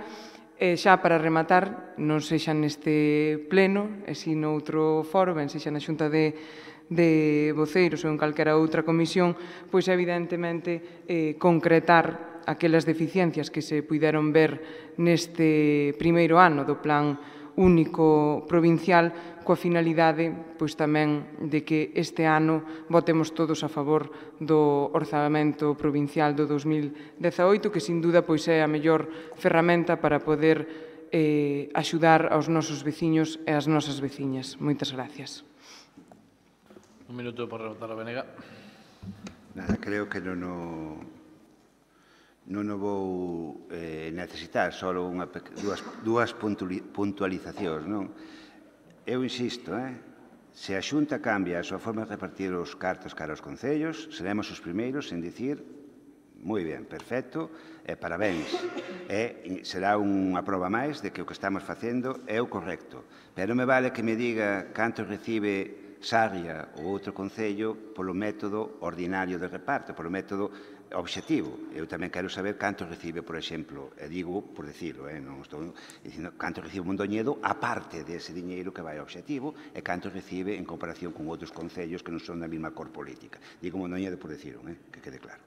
Ben, iso por unha banda. Ese é o que habrá que analizar a final de ano, a ver se é certo que a Xunta empeza a camiñar por o mesmo camiño que camiñan as tres diputacións que dicía antes. E xa para rematar, comparto a cuestión de que canto antes aprobemos orzamentos moito mellor, pero, bueno, eu, polo que teño, inda que non tivemos ninguna reunión, se nos atopamos en distintas mesas ou en distintos pasillos, por decirlo unha maneira, e polo que teño entendido, os orzamentos iban vir a este pleno no mes de decembro, seña a mediados ou seña a finales, non? Entón, pois, eu creo que é bon para todos, sobre todo para os concellos, para que elaboren os seus orzamentos, canto antes aprobe, moito mellor, non? Nada máis. Eu insisto moito, o positivo que saco daqui é que é un camiño que emprendemos, que creo que non ten volta atrás e que creo que incluso dentro de 2 anos, cando haxa unha nova corporación, inda que esta teña maioría absoluta, dudo moito que poida mudar ou darlle a volta ao que aquí empezamos agora. Sería difícil de explicar e, sobre todo, malo de entender polo conxunto da veciñanza. Ben, creo que entendo que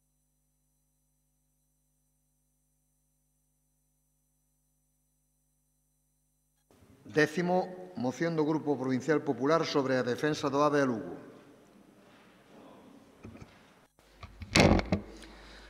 Bos días a todos. Bueno, nesta moción, basicamente, despois de haber falado de plan único do Consorcio de Bombeiros ou do Río Rato, creo que tamén pedimos unha unanimidade que creo que é en beneficio da provincia e creo que, ademais, altamente necesaria ante unha das cuestións máis importantes e retos en materia de infraestructuras que ten esta provincia. Falamos do apoio claro desta corporación e desta provincia á chegada do AVE a Lugo. Unha cuestión da que se ven falando xa dende fai tempo é que os últimos movementos, tanto do Goberno Central como os compromisos adquiridos por a Xunta, parecen confirmarnos que nese tránsito estamos. De embargantes, nós queremos dar un paso máis e queremos tomar a iniciativa da búsqueda dun pacto de estrategia conxunto de toda a provincia de Lugo e nominativamente desta corporación para conseguir que esa infraestructura tan importante sexa a unha realidade no menor tempo posible. Xa quedan atrás 25 anos desde que o AVE chegou a Andalucía, chegou a Sevilla, e, lóxicamente, xa non vamos a ser os primeiros, nin os segundos, nin os terceiros, pero sí que creo que estamos, ou sí que creemos que estamos na liña de que, por fin, no ano 19, o AVE chegue a Galicia e tamén esta provincia non quede fora desta infraestructura. Creo que o AVE, o transporte de alta velocidade de viaxeiros por ferrocarril, foi un éxito dende a súa implantación en España. Estamos ante o Estado con máis kilómetros de recorrido de alta velocidade e creemos que Lugo non pode perder o tren tal e como viñemos defendendo e apoiamos durante todos estes últimos tempos. Xa queda atrás unha moción tamén presentada nesta Deputación que este grupo apoiou nese mismo sentido. A última visita do ministro de Fomento a Galicia en compañía do presidente da Xunta ratificou ese compromiso do Ministerio de Fomento con con esta infraestructura na nosa provincia e por eso, máis que entrar en outro tipo de controversias máis partidistas e de menos prazo, o que pretendemos con esta moción é, primeiro, lóxicamente, instar o Goberno Central, o Ministerio de Fomento e tamén a Xunta de Galicia para priorizar a chegada do AVE a Galicia neste ano 19 e, así mesmo, tamén a conexión de forma clara a Lugo cidade, así mesmo que sexamos capaces de estar informados puntualmente de todos os trámites para que podamos artellar ese seguimento da implantación destas obras. Por último, non menos importante, que sexamos capaces, está claro que o peso da provincia de Lugo no Estado é o que é poboacionalmente, por lo tanto, debemos ser capaces de ter un criterio e unha estrategia de pacto de todos, precisamente de todos os grupos políticos nesta Deputación de Lugo. É unha estrategia de pacto, ademais tendo a sorte de contar en Lugo con un movimento asociativo veciñal importante que tamén está nesta mesma liña, entre todos conseguir unha estrategia de acordo para demandar esta infraestructura que nós creemos imprescindible, que lóxicamente parece que os compromisos do Goberno nese sentido están e nós confiamos lóxicamente neste Goberno, pero non está de máis que demos a cara, que tomemos a iniciativa e que tamén busquemos o acordo desta corporación para demandar estas tres cuestións. Gracias, señor diputado. Ten a palabra o portavoz do PSOE.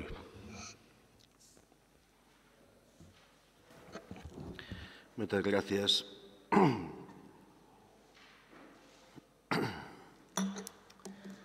Pois a verdade é que a proposta, se non se profundiza nela, hasta parece amable e honesta.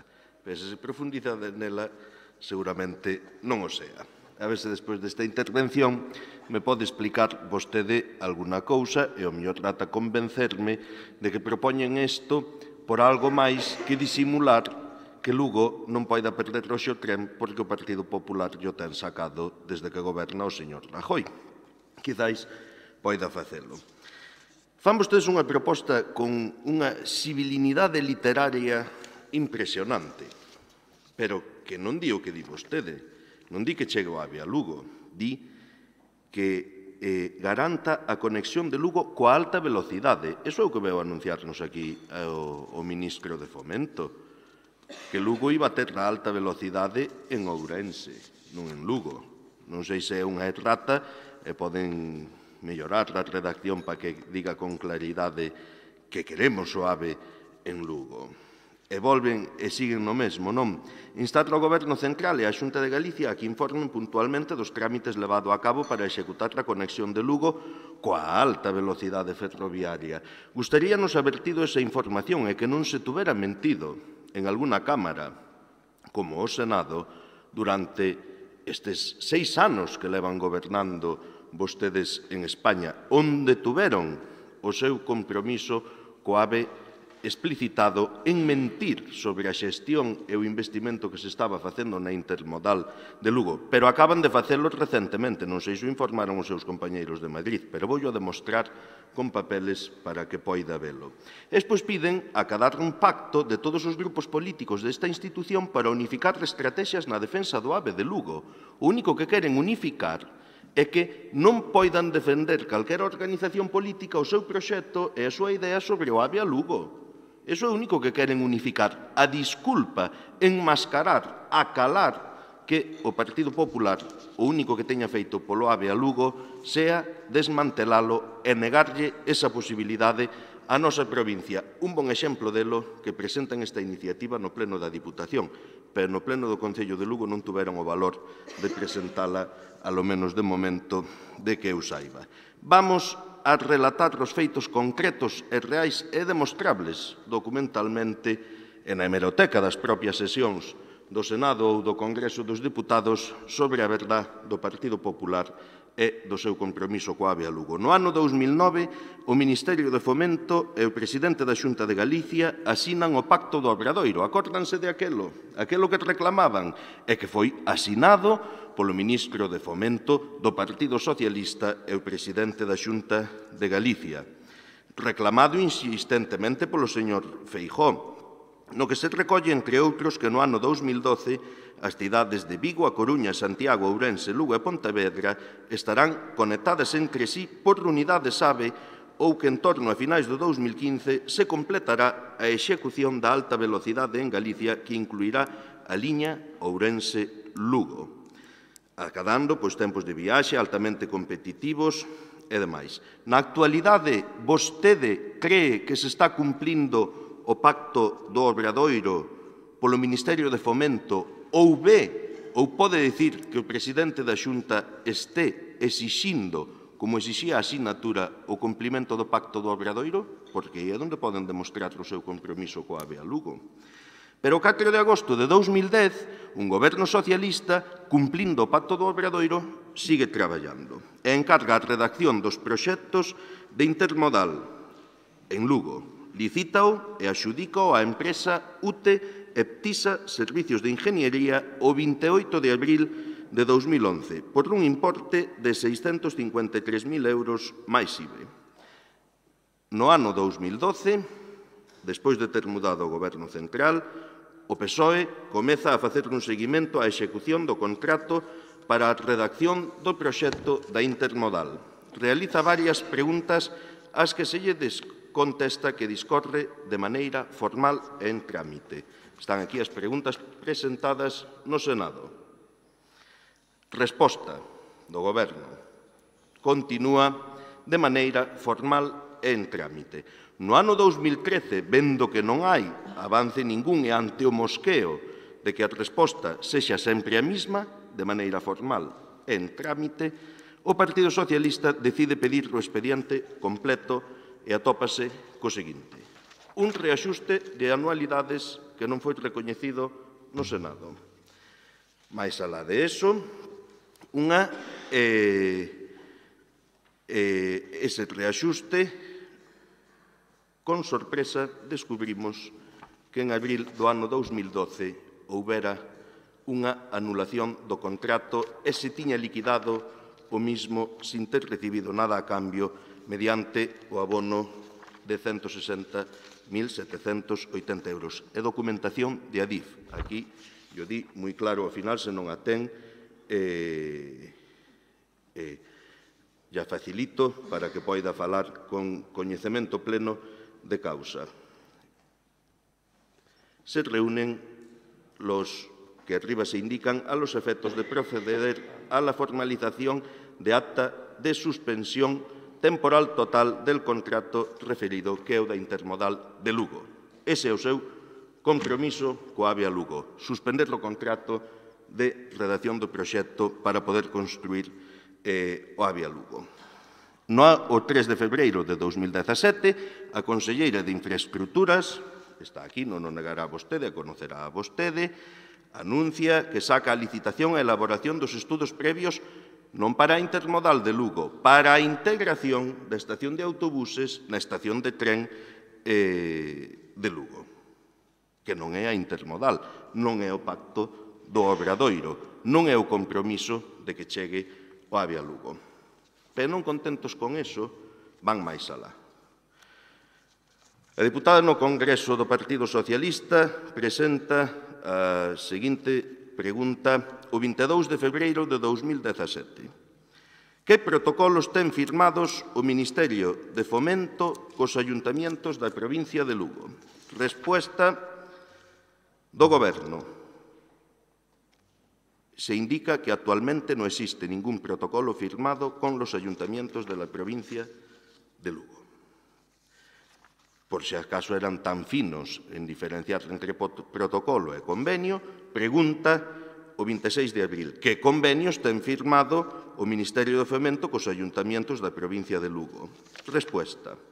Se señala que non hai constancia en la actualidad de ningún convenio firmado por el Ministerio de Fomento con ningún ayuntamiento de Lugo. Que é este convenio? Que é este convenio asinado protocolo entre el Ministerio de Fomento, la Xunta de Galicia, el Ayuntamiento de Lugo y Adif para la implantación de una estación intermodal en Lugo. Minten descaradamente. E despois desta mentira, veñen aquí a pedir un pacto que agoche as súas mentiras e que agoche que Lugo non pode perder o tren porque vostedes lle sacaron o tren de alta velocidade. Eso parecelle serio? Eso parecelle responsable? Usted cree que se dota a Lugo, a provincia de Lugo, de unha infraestructura tan importante como é o AVE en un pacto de defendamos todos o mismo? Usted cree que quen desde o goberno rompe toda a traxectoria, todo o esforzo feito por gobernos anteriores para que o AVE chegue a Lugo pode vir a pedir que se unan a él? En todo caso, habrá que facer un pacto contra o Partido Popular. Será o mellor pacto que podemos facer a favor do AVE a Lugo. Polo tanto, non vai a contar co apoio do Grupo Provincial Socialista. Non pode, quen lle negou a posibilidade de que o AVE estivese xa en Lugo, pedir que o apoyen para que precisamente se conecte coa alta velocidade. De verdade, nós queremos a estación intermodal en Lugo, o tren de alta velocidade en Lugo. É verdade que con vostedes ao mellor temos que ir collelo a Ourense, porque vostedes teñen dúas Galicias, como se decía antes, a Galicia Atlántica e a Galicia Interior. E na Galicia Interior teñen ese cariñín especial non por Ourense, senón por un varón importante do PP que os fai andar para que para que non se lles poña de costas. E esos lucenses non podemos compartilo. Dígame vostede, e demóstreme, se pode, que isto é todo é mentira. E dígame onde está o compromiso do Partido Popular coa AVE a Lugo, porque se non vai máis alá de presentar unha moción no Pleno da Diputación pedindo que todos fagamos o mismo, é dicir, o que fan vostedes, nada para que chegue o AVE aquí, pois malamente vamos. Esta é a verdade, demóstrase documentalmente, se quere, enseñolle os documentos, cando queira, podellos pedir aos seus que llos mandan sin problema ningún. Estes ao mellor non llos mandaron para que así se atrevese a defender esta moción. Polo tanto, non conte co apoio do Partido Socialista para apoiar que sigan negándolle o AVE a Lugo permanentemente e que sean os responsables de que chegue a todo Galicia menos a Lugo por capricho seu. Da mesma cor. Na Xunta goberna o Partido Popular, no Estado goberna o Partido Popular. Tamén estuvemos vendo as declaracións que fixo Feijóo fai pouco. Feijóo fixa como prioridade o AVE a Lugo despois da conexión da Meseta. Propón un pacto PP, PSOE, Marea, BNG para as obras, para a entrada do AVE en Galiza, que se demorarán ata finais do 2019. É o mesmo que vostedes están propoñendo aquí. No Parlamento tamén propón un pacto. Quererá lavarse a cara do que non ten feito. Voulles poñer un exemplo. Vostedes imagínense o goberno vasco que tuvera este problema. O goberno vasco que tuvera este problema. O goberno vasco non é da cor política do goberno do Estado. Non ten este problema, o goberno vasco, o País Vasco non ten o problema que temos aquí. Pero imagínense que fixera eso, que levara unha proposta aos concellos, ás diputacións forais, para exixir tal. Non, o goberno vasco ten a suficiente capacidade para negociar cun goberno que non é da súa cor política, pois para conseguir o abaratamento na tarifa eléctrica, para reducir o 30%, para conseguir infraestructuras. Volvemos ao mismo. Ao mellor é polo complexo das zocas que decía o señor Ulla antes. Non hai valor. Dixo a nosa portavoz nacional do BNG en días pasados, a portavoz parlamentaria no Parlamento. Fíxese o que fai o goberno vasco. Ese goberno vasco o que o señor Feijóo visita de vez en cando.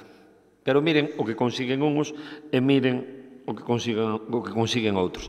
Entonces, hai que poñerse unha manta por encima para agochar a cara de vergoña do que levan feito, mellor dito, do que non levan feito en materia de infraestructuras en todos estes anos, especialmente no AVE. E dicía o desa vergoña co exemplo que me poñía antes o señor Ulla das zocas. Nós en ningún momento queremos volver a andar pisando lama. Non estamos en contra das zocas, que é pois un calzado que pode ser máis cómodo ou menos cómodo, pero que durante moitos anos mantuvo a nosos pais, eu vía expoñer a meu pais, os pés quentes. En países como a Holanda, nas explotacións gandeiras, síguense usando as zocas. Claro, moitos no Partido Popular son máis de zapatito castellano e manguerita para ir a apagar os incendios. Claro, claro.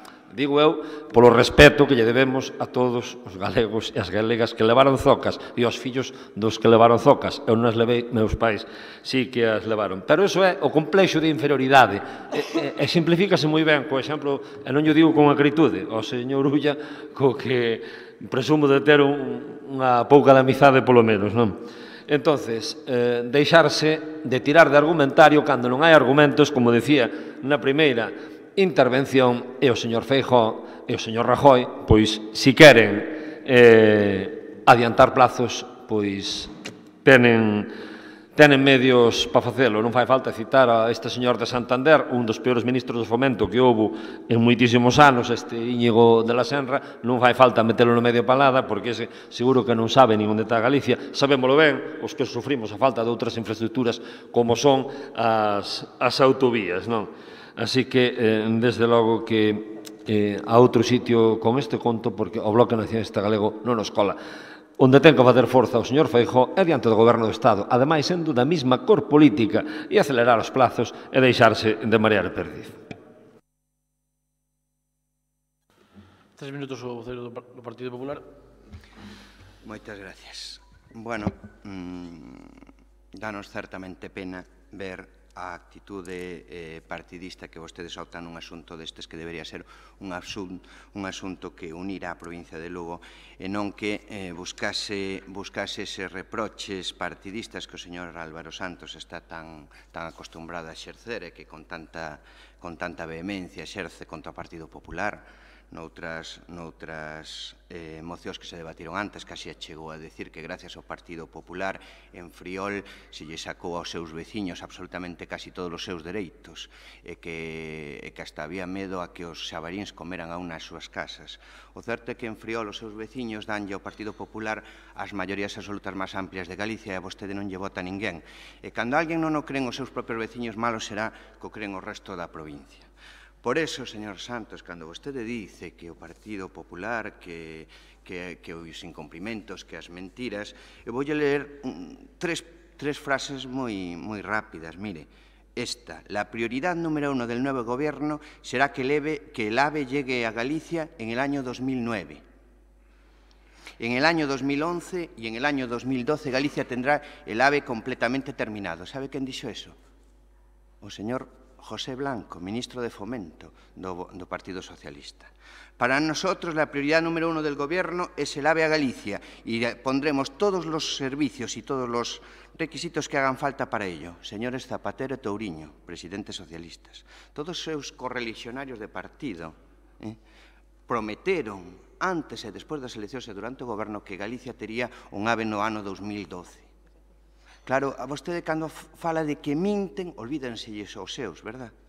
Cando vostede conta a súa realidade virtual de que Galicia está morrendo e que no seu pueblo casi non se dá nin vivido, mal friolés fai vostede, que casi non se dá de vivido, e, sin embargo, cando chega o momento de que falen os veciños e a vostede non o cree nadie, e o Partido Popular de Friol consiga as maiorías máis absolutas que ten en Galicia, será que algo falla? Non sei eu se que mentirán todos ou se que realmente que minte vostede. Cando non o creen cerca da casa dun, malo poden creer os demais lexos. Por lo tanto, teña máis humildade para chegar aquí a dicir que o Partido Popular minte sistemáticamente co AVE despois do papelón que fixeron os socialistas que gobernaron máis anos este Estado co Partido Popular. Teña un pouquiño de humildade, porque polo menos debería ter esa humildade para poder apoiar unha postura que este partido plantexou agora mesmo con ánimo constructivo, con ánimo de unidade e con ánimo de pelexar por esta provincia. Para que vostedes se ensalcen, bueno, o mellor é dentro desa campaña electoral, pero se ensalce como promotor da realidade virtual e das propias promesas. Se vostedes queren apoiar esta iniciativa que é clara, que é nítida e que é de consenso para defender os intereses desta provincia, pódeno facer. Se a vostede cree que lle beneficia máis defender outras cousas dentro do seu partido, fágao tamén. Pero cando alguén dice tal cantidad de tonterías, con todos os respetos, como a que acaba de decir vostede, acusando a todo o mundo de mentir, despois de que o dixo o Partido Socialista co AVE galego, debía ter menos, non sei, un pouquiño máis de sensibilidade a non caer no máis espantoso dos ridículos. Con respecto ao BNG, pois alá vostedes. Vostedes parece que os únicos que aquí teñen complexo de inferioridade serán vostedes, porque nadie desta bancada ten ningún complexo de inferioridade con nadie. Se vostedes non consiguen os resultados entre os galegos que consigue o PNV no País Vasco, será un problema de vostedes, non dos galegos. Pero, eso sí, en todos os anos que gobernou Zapatero e o Partido Socialista, incumplindo absolutamente todas as cuestións orzamentarias co AVE galego, vostedes ali estaban votándoles a favor os socialistas. Ali estaban apoiando. E os galegos saben para que sirven vostedes. Cando vostedes dicen que fan mellor traballo na oposición, pois, home, pois o mellor hasta é certo. Cando estuveron no goberno non fixeron nada. E cando apoiaron os socialistas en Madrid, tampouco por Galicia. Eso sabe a xente. Por tanto, recapaciten. Estamos nunha moción nada partidista, na que se pretende, e este partido dá o primeiro paso para instar o Goberno Central e o Goberno da Xunta de Galicia, os dous do Partido Popular, non nos agochamos, os dous a que cumpran co AVE galego, que ademais veñen de reflectir en numerosos acordos e mesmo recentemente ante unha pregunta no Diario de Sesións do Senado está do presidente Rajoy comprometendo claramente os esforzos necesarios para levalo. E máis nun momento que estamos xusto antes de que se aproben os orzamentos xerais do Estado. Se non facemos forza e pensamos que os socialistas nos vai ir mellor non defendendo a provincia de Lugo e nos vai ir mellor simplemente dicindo que o Partido Popular minte, alá vostedes, aí se quedan. Pero non nos van creer. Xa non o creen no seu pueblo, non nos van creer en ningún sitio. Aproveiten para apoiar unha moción que non busca ningún interese partidista, senón busca unha posición de forza desta provincia de Galicia frente a unha inversión demandada xusta e lexítima para Galicia. Pedimos instar os gobernos a que cumpran con Galicia, pedimos que seamos informados de forma clara e nítida para facer posición de forza dentro da nosa unidade presunta, porque sabemos que non vai ser así, e pedíamos unha estrategia conxunta que nos dera máis peso que necesitamos. Pois con todo eso é o que pedimos. Se non son capaces de apoiar esta moción, é que xa non son capaces de defender nada por esta provincia. Simplemente están mirando os seus intereses, que, por certo, os ciudadanos non son tontos, e os seus intereses non deberían ir por aí e lle lo repiten cada convocatoria. 3 minutos o voceiro do Partido Socialista. Moitas gracias, señor presidente. Alédame moito que aproveitase a metade do tempo que tiña para a súa exposición para utilizar argumentos que nada teñen que ver co AVE a Lugo e referirse ao meu resultado electoral en Friol. Será que vostede pode presumir do que tivo en Sarria. Quizáis sea por eso.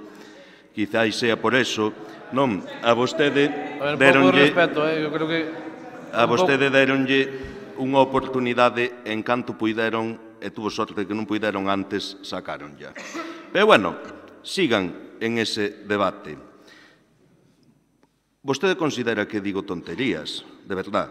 Prefiero decir tonterías que mentiras estúpidas, señor García. Mentiras que vostede recoñece non desmentindo, precisamente, todo o que lle acabo de preguntar se era certo ou non. Esa é a realidade do compromiso do Partido Popular co AVE a Lugo. Vostedes, dígame, se representa algo no Partido Popular, se consideran vixente o pacto do Obradoiro e, polo tanto, a obriga do Ministerio de Fomento de construir ou de facer o proxecto e despois a Xunta de Galicia e, ademais, construir a intermodal en Lugo ou non. Esa é a clave. Se vostedes teñen esa aposta tan decidida polo AVE, por que a súa moción non di exixir ao Goberno Central e á Xunta de Galicia cumplir, como ten cumplido o Concello de Lugo, o pacto do Obradoiro e desenvolver as infraestructuras e os investimentos necesarios para que o AVE chegue a Lugo? Porque non se atreven a dicilo e porque non queren dicilo, porque só queren disimular. E falar de outras cousas. E temos que falar da chegada do AVE a Lugo, demostrada con papeles, con interpelacións nas cámaras, con respostas escritas, vocais, que quedan reflexadas no rexistro de sesións, onde vostedes permanentemente, o Partido Popular, lle di non, non, non ao AVE a Lugo, non, non, non ao AVE a Lugo. E vostedes veñen hoxe a pedirnos aquí a complicidade ao seu non ao AVE a Lugo. A unha estrategia conxunta de silencio. Vostedes veñen a pedirnos o mismo que pedía no seu momento o Goberno desta Diputación o señor Feijóo. Que defendamos que o AVE chegue a Lugo e non chegue a ningún máis lado. Mire, ese é un problema que ten o señor Feijóo e que ten o señor Rajoy. Nos queremos que chegue a Lugo, pero non temos por que quitarlo a ninguén. Queremos que chegue a Lugo, non que chegue a Ourense. Eso é o que defendemos e o que vamos a defender. E mentras vostedes non desmintan isto, mentras vostedes non cumplan co pacto do Obradoiro, mentras vostedes non poñan máis euros que 100.000 po AVE a Lugo que puxeron nos presupostos do ano 2017, non poden contar coa nosa complicidade, porque non están apostando polo AVE a Galicia. Vostedes, para conseguir que o AVE veña a Lugo, o Partido Popular non ten que vir debatir ao pleno da Deputación. Ten que gobernar no BOE e no DOGA, pero aí non escriben. Veñen barullar daqui. No BOE e no DOGA non escriben. Non vai a ser que se licite o proxecto da intermodal, non vai a ser que se licite a construcción da intermodal, que se redacte os proxectos de construcción das vías de alta velocidade, non vai a ser que se gaste non un só euro, senón un só centímetro de tinta no BOE ou no DOGA para que o AVE chegue a Lugo. Gastamos palabras. E vimos aquí a falar de outros argumentos que sí que non lle aportan absolutamente nada á cidadanía. Sigamos así, señor García, sigamos así, señores do Partido Popular, abandéirense precisamente de sinalar aqueles puntos no que o Partido Popular nos está dando a espalda. Se pinta algo no Partido Popular, non veña aquí a decir que apoyemos que non chegue o AVE a Lugo. Vaya a Madrid, vaya a Santiago e dígalles, oiga, liciten, contraten, executen, adxudiquen e non minten, porque desde o ano 2012 levan mentindo, todos en Madrid e en Santiago, e hoxe vostede aquí. E a mentira de cara aos veciños de Lugo non a vai apoiar o Partido Socialista. Ave a Lugo no 2019, ave a Lugo igual que Ourense e que o resto de provincias galegas, cando queira, pero con compromisos, non con mentiras. Aí estará o Partido Socialista, que o ten demostrado. Quen asinou os contratos de licitación da intermodal? O Partido Socialista. Quen asinou a resolución dos contratos de execución do proxecto da intermodal? O Partido Popular. Esa é a verdade e iso non fai falta votalo, que iso está reflexido en esta documentación que ao acabar do pleno se quere entregolla para que polo menos saiba o que realmente pasou e non se quede co que lle dixeron. Sí, 3 minutos o Berga. Moi brevemente. Mire, non foron capaces de poñer a funcionar o FEBE para canto máis iban a ser capaces de poñer a funcionar o AVE. E non o digo moito en broma, porque o FEBE estano desmantelando vostedes. O FEBE estano desmantelando vostedes. E, desde logo, que non nos vamos a creer esta moción de engañabobos que traen aquí, porque se repasamos os puntos de acordos é que non dice absolutamente nada. Dice, instar ao Goberno Central e a Xunta de Galicia a que garanta a conexión de Lugo coa alta velocidade ferroviaria. Como decía o portavoz do PSOE, ustedes son goberno, ustedes tenen dúas armas importantísimas, DOGA e Boletín Oficial do Estado. Instar ao Goberno Central a que informen puntualmente dos trámites levados a cabo para executar. Vaya, hombre, se ustedes non tenen esa información tamén, se non lle la dan a ustedes, ou se non lle dan ao señor Feijóo, pois vaya, e acadar un pacto de todos os grupos políticos desta institución para unificar estrategias na defensa do AVE a Lugo e trasladalo ás administracións con competencias na construción da mesma, marear máis a perdiz. Pero xa lles digo, do mesmo xeito que non foron capaces de poñer a funcionar o FEBE, ao contrario, desmantelalo, Ustedes foron os que o corredor San Cibrao-Ferrol fixeron 7 kilómetros en 12 anos, 7 kilómetros en 12 anos, ou que simplemente tenen unha pequena dotación nos orzamentos para a autovía Barreiro-San Cibrao, que son perto de 30 kilómetros, e cada vez que miramos os orzamentos de Estado, vemos ali unha partida para estudio informativo, para proxecto constructivo, pois, desde logo que con esta moción credibilidade non ten ninguna. E sentindo moito, pois, nos vamos ter que votar en contra tamén. Un minuto para rematar. Bueno, resumindo, creo que está todo dito. O que sí que dá é certa pena esta Deputación Provincial de Lugo. E ten a que dar moito máis vista desde Madrid esta provincia de Lugo por parte de algúns representantes desta provincia. Que non sexamos capaces nesta Diputación de simplemente instar o Goberno Central e a Xunta a garantizar a conexión con Lugo, manda chover. Que non seamos capaces de exixir unha información puntual de todos os trámites que se van dando por parte desta Diputación o Goberno Central tamén manda chover, e que non sexamos capaces nin de plantexar simplemente unha estrategia común para defender os intereses da provincia de Lugo tamén manda chover. Debemos estar moi orgullosos todos, porque, mire, se o único que lles preocupa é criticar o Partido Popular, mire que tiñan tempo, Unha vez instado, se o Goberno Central non cumplira con esa instancia, había tempo a cumplir. Se non informaba como nós tiñamos dereito a exixir, había tempo a cumplir. E se na estrategia conxunta, que non era do Partido Popular, era a conxunta desta provincia por defender os intereses da mesma, non se obtía ningún tipo de resposta por parte do Goberno Central, tamén habería tempo a criticar o Partido Popular, que é o único que lles preocupa. É unha vergonza realmente que non sexa capaz de sair adiante nesta institución, gracias ao Goberno e aos seus apoios, unha moción de defensa do AVE en Lugo. A veces, algún fora de aquí pode pensar que temos o que merecemos.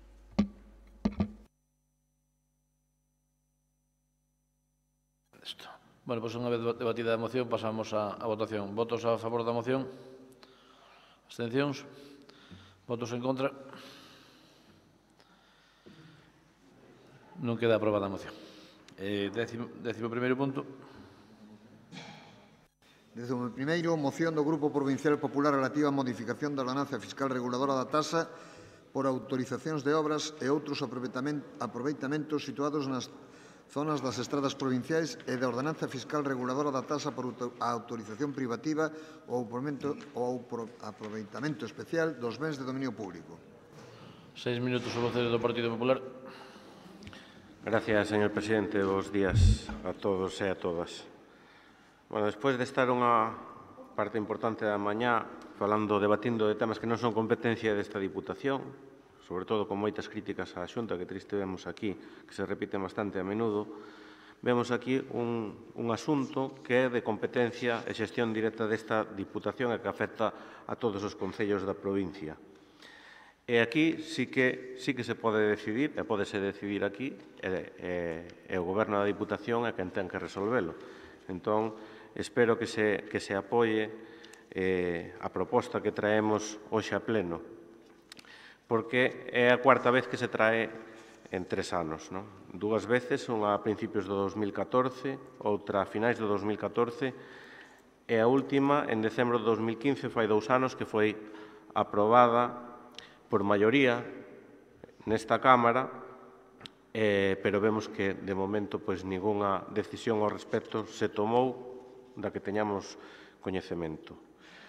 Estas dúas ordenanzas fiscais gravan de unha forma, podemos dicir que incluso inxusta, aos concellos, xa que calquera obra que teña que facer un concello de abastecemento, saneamento, que teña un paralelismo ou un cruce con a carretera de Diputación, está obligando os concellos a pagar unhas tasas completamente abusivas en moitos casos e que en moitos deles, como temos coñecemento de algún concello, superan incluso o custe das obras que hai que realizar. Entón, vimos hoxe algunha moción de abandono do rural, onde se di o que cobra a Xunta aos concellos, dos impostos dos concellos, pero a propia Diputación o Goberno da propia Diputación o que, ao non modificar estas ordenanzas fiscais, tamén está contribuindo a incrementar os costes do Concello e, consecuentemente, os costes para os veciños dos nosos concellos. Entón, pedimos, aínda que en decembro de 2015 se argumentou de facer unha comisión de estudio que creemos que non se fixo nada ao respecto, e para iso sirven as comisións de estudio, simplemente para dilatar os procesos, e non se fixo nada máis. Esperemos que no día de hoxe que se poda aprobar esta proposta, que de unha forma o máis rápida posible se faga unha modificación destas ordenanzas para que os concellos teñan que deixar de pagar esas tasas á Diputación por servicios básicos para os concellos. Na primeira intervención, nada máis e moitas gracias. 6 minutos, o vocero do BNG.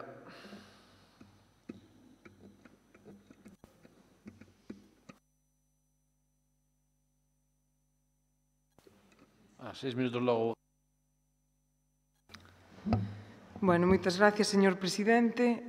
En primeiro lugar, supoño que nos vai a chegar este turno de palabra para debatilo, anunciar que o voto do Grupo Provincial Socialista vai ser a favor desta proposta, porque entendemos, como decía, que é unha proposta que redunda en beneficio dos concellos da provincia, polo tanto, desde a Diputación de Lugo, que creemos na estreita colaboración entre concellos e Diputación, non podemos opoñernos a unha modificación que lle vai a aforrar diñeiro ás administracións locais, entendendo tamén que, segundo o artigo 21, o apartado 2 do texto refundido da Lei de Haciendas locales, establece precisamente como supostos de non suxección e de exención tanto ao Estado, ás comunidades autónomas, como ás entidades locais que non estarían obrigadas ao pago de estas tasas por utilización privativa ou aproveitamento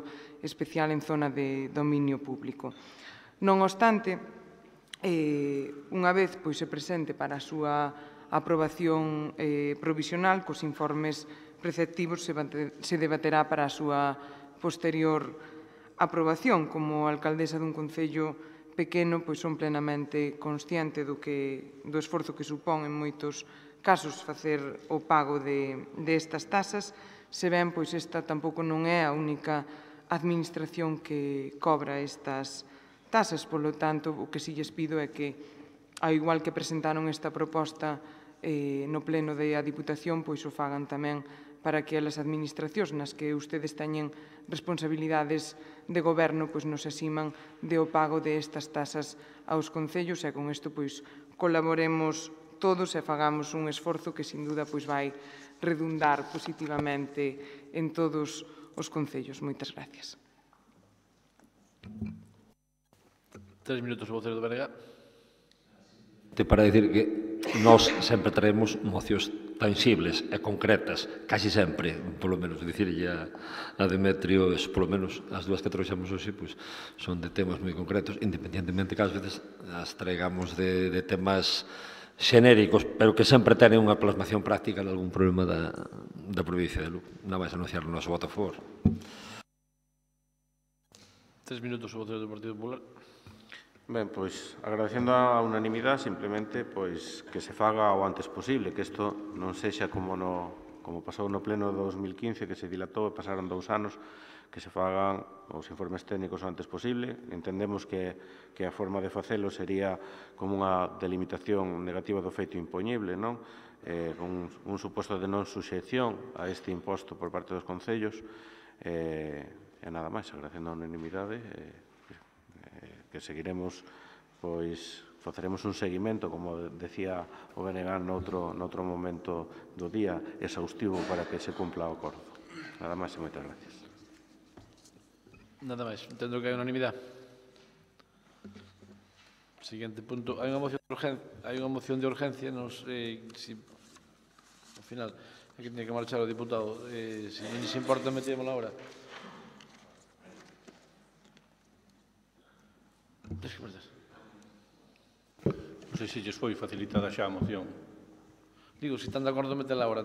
Tocaría antes do rogo de preguntas, pero ten que salir o diputado. Unha moción de urgencia.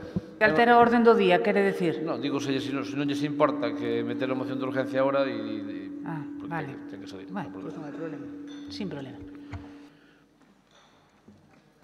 Sí, gracias, Saudos, de novo. A intención desta moción ven dada porque o vindeiro día 11 vais a celebrar unha poxa, unha subasta na que van a salir distintos lotes de patrimoniais, de ben patrimoniais do Estado e estes días vimos xa ao que nos levaban esas poxas, esas subastas. Por lo tanto, é a motivo de que se pretenda meter de urxencia e espero que seña aceptada esta urxencia para poder debatila brevemente.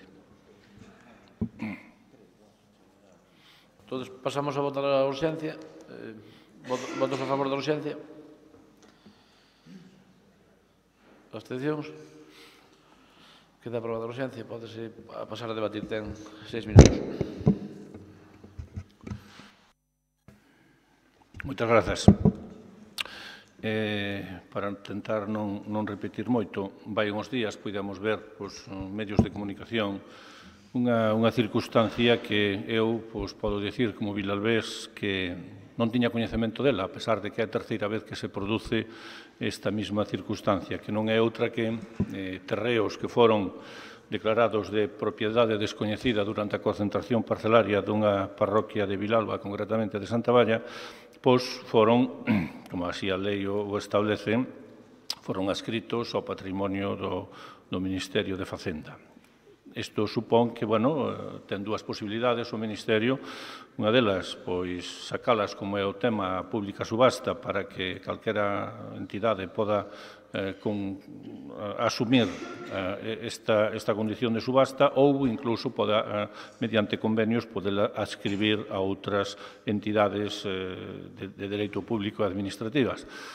É sabido que estes terreos son dunha importancia tremenda, unha importancia extraordinaria a hora de catalogar patrimonio galego, a hora de dar valor ao territorio e a hora de fortalecer todas aquelas situacións que as administracións debemos de poñer en valor e, neste caso, nos tememos que se esta poxa, esta subasta se leva adiante, pois podas caer en mans privadas. Por elo, e estamos falando xa de probablemente o xacemento paleolítico máis importante, ou dos máis importantes que temos en Galicia, entendemos que non debe pasar a mans privada. Cando isto saleu á luz pública, as entidades políticas, os grupos políticos, puxémonos todos en marcha, por decir de alguma maneira, todos non. O Partido Popular hasta agora non se puxo, e esperemos a ver se hoxe se pon. Iniciativas distintas diante da mesa do Congreso dos Diputados, diante da mesa do Parlamento de Galicia, iniciativas que hoxe tomamos aquí na Diputación de Lugo, iniciativas que tamén o vindeiro xoves no Pleno de Vilalba o Grupo Socialista levará a consideración do Pleno. Que se pretende? Bueno, aproveitar ao mellor esa circunstancia e esa fortaleza que ten o Partido Popular Vilalba, a Xunta, Goberno do Estado, Subdelegación de Goberno, Delegación de Goberno, Ministerio, para que, de entrada, paralizar esa poxa, paralizar esa subasta, que non se produza esa subasta e, mentras, polo menos, dar oportunidade a outro tipo de resolución desta cuestión. Pedimos dúas cousas moi claras. Unha é solicitarlle ao Ministerio de Facenda e Administracións Públicas, no punto 1, donde dice de Economía e Facenda, debe dicir Ministerio de Facenda e Administracións Públicas, a paralización, como digo, desta poxa, desta subasta, e despois, en segundo término, que facilitaría moitas cousas para a hora de non intervir nese conxunto arqueolóxico, que a Xunta de Galicia declare a parcela en cuestión, que son 35.000 metros cuadrados, ben de interese cultural. Isto faría dous fins en si mesmos. Un, paralizar e dar, como digo, oportunidade a realizar outra serie de accións con esta parcela, e dúas, unha vez que se declare ben de interese cultural, evidentemente a protección que este terreo terían serían xa suficientes para empezar a poñer en valor o territorio do que estamos falando nesta primeira intervención, nada máis. 6 minutos o voceiro do Partido Popular. Bos días. Bueno, moi brevemente, anunciar que non nos imos opoñer a que esta moción prospere, porque, bueno, todo o que seña aumentar a protección sobre os bens catalogados e sobre o patrimonio histórico é importante.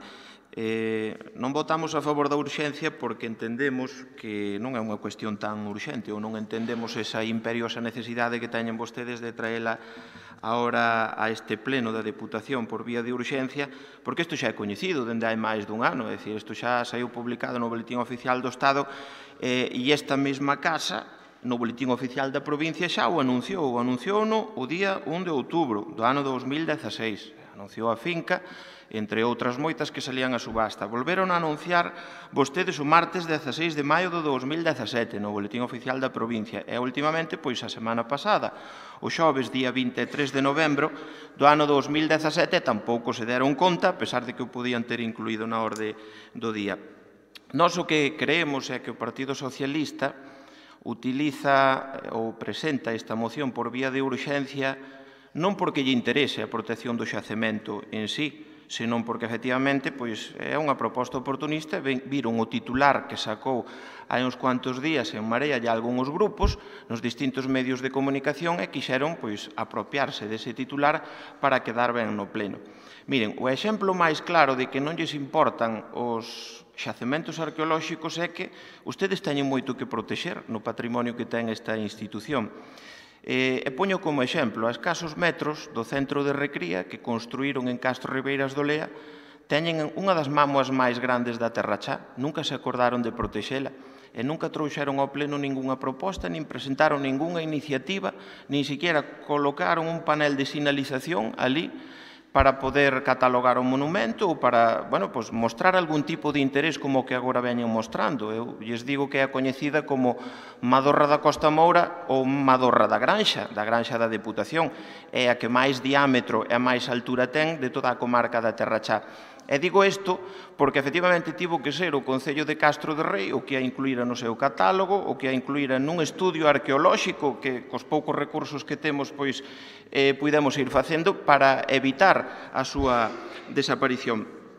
Eu o que creo en relación a este aspecto é que usted elige o foro equivocado para presentar esta proposición, porque isto tiña que habelo presentado no Concello de Villalba. Por que motivo? Porque, miren, hai numerosos casos de bens catalogados que sacou a subasta a Dirección Xeral do Patrimonio do Estado e houbo concellos que o solicitaron e lles foron concedidos ou lles foron cedidos de xeito gratuito. Polo tanto, eu creo que a competencia, que tampouco o inclúen vostedes na súa proposta de acordo, porque só o inclúen dirixirse ao Estado e dirixirse á Xunta de Galicia, a competencia e o correcto houbera sido que o Concello de Villalba dirixira un escrito á Dirección Xeral de Patrimonio do Estado interesándose por esa finca onde se sitúa o xacemento e conseguir a súa cesión. E se houbera conseguido facilmente. De todos os xeitos, hai que dicir que non é un ben esquecido por parte da Administración, é dicir, a Xunta de Galicia xa hai anos que o catalogou, xa está inventariado correctamente dende hai tempo, e, sobre todo, o petroglifo xa é BIC, é dicir, non é BIC porque se sitúe en terreno público ou en terreno privado, é BIC porque a Lei de Patrimonio de Galicia de oficio, declara que, efectivamente, todos os petroglifos son bens declarados BIC. Por lo tanto, eu creo que non hai que confundir a protección que teña o xacemento en sí coa titularidade ou co feito de que vai a cambiar de titularidade, sobre todo porque dos máis de 18.000 bens que hai catalogados en Galicia, a inmensa maioría, máis do 90%, non pertenecen á Administración Pública. Pertencen a mans privadas e non por iso se deixan de protexer por parte das administracións, neste caso por parte da Xunta de Galicia, e non por iso se deixan de lado. O que vostedes non poden pretender en ningún caso é que a administración ou a Xunta de Galicia, no seu caso, adquira todos os bens que efectivamente esteñan catalogados como é este caso. Por iso eu creo que efectivamente sin ánimo de opoñernos, anuncio que a nosa postura vai ser a de absternos, eu creo que están facendo a xestión equivocada, é dicir, movéronse por un titular a toda presa, un titular que leva 5 ou 6 días saindo nos medios de comunicación, pero efectivamente diríxense inoportunamente pois algún organismo, porque, insisto, isto ten que solicitalo o propio Concello de Villalba como administración local, porque, ademais, efectivamente, son os titulares do museo, se mal non me engaño, e, efectivamente, pois isto pode quedar para excavar pola propia administración local. Nada máis por esta primeira intervención. 6 minutos o voceiro do BNG. Bueno, vai por diante tamén o noso apoio total e absoluto ao que se pide na parte resolutiva, nos acordos que se piden. Aínda ben que é o único tamén que compartimos ca postura do Partido Popular en canto á urxencia. E creo que o tema das mocións urxentes ou o debate de mocións urxentes neste pleno habría que darlle unha volta antes ou despois, porque é un pouquiño escandaloso ás veces, por así dicilo. De feito, eu creo que dentro do Partido Popular non se pode facer ningún tipo de acusación ao respecto, porque aquí teñen traído mocións pola vía de urxencia que de urxente non tiñan absolutamente nada ni de lonxe. Ni de lonxe, non?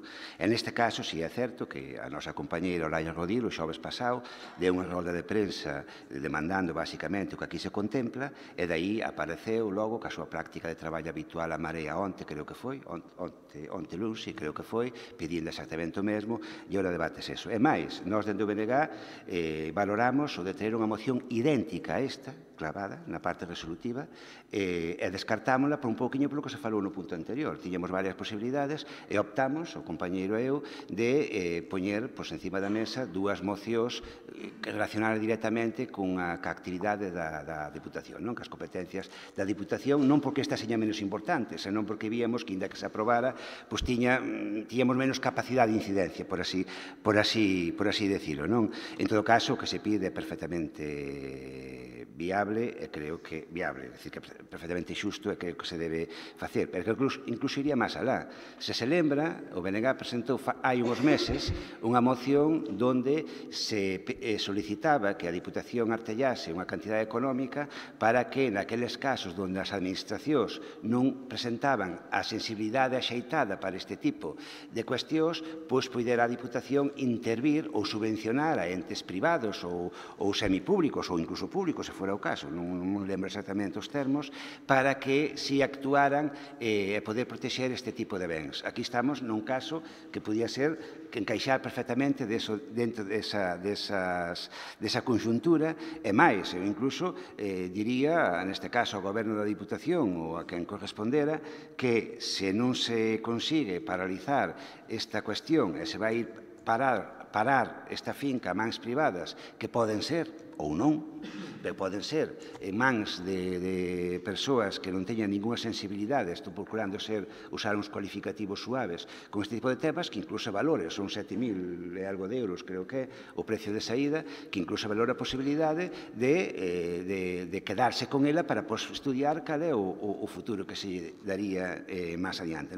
Insisto que é unha posibilidade que surgiu ahora sobre a marcha, habría que estudiar a súa legalidade, o seu procedimento, pero que non se descarte, porque insisto que uns xacementos que son os máis importantes de Galicia no Paleolítico Superior, creo lembrar, e non é precisamente a miña especialidade, que caen en mans de quen poida arrasar con todo, como pasou con outros moitos xacementos que houve ao longo do país, pareceme moi grave, non? E cando quen ten que facelo non o fai, por neste caso outra administración, inda que non seña da súa competencia, pois debera actuar. Pero, bueno, en todo caso, o primeiro paso sería parar o que é a poxa e, en segundo lugar, tamén declaralo ben de interés cultural para aumentar así a súa protección e logo estudiar outro tipo de mecanismos para poder conservalo para as xeracións futuras que a nosa obriga, en definitiva.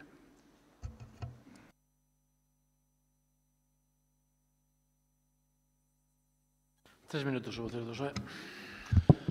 Moi ben, señor Balado. Evidentemente, eu recoñecín ao empezar a miña intervención que nas anteriores dúas poxas que houbera eu non tiven coñecemento, non sabía desa problemática xurdida. Eu recoñecín no mesmo momento da primeira intervención falar de outras circunstancias, de que se no Pexón, que se vostede é da súa obriga establecer no Pexón detallar no pexón a existencia desa mamo, é a súa obriga facelo, non? Entendo que sí.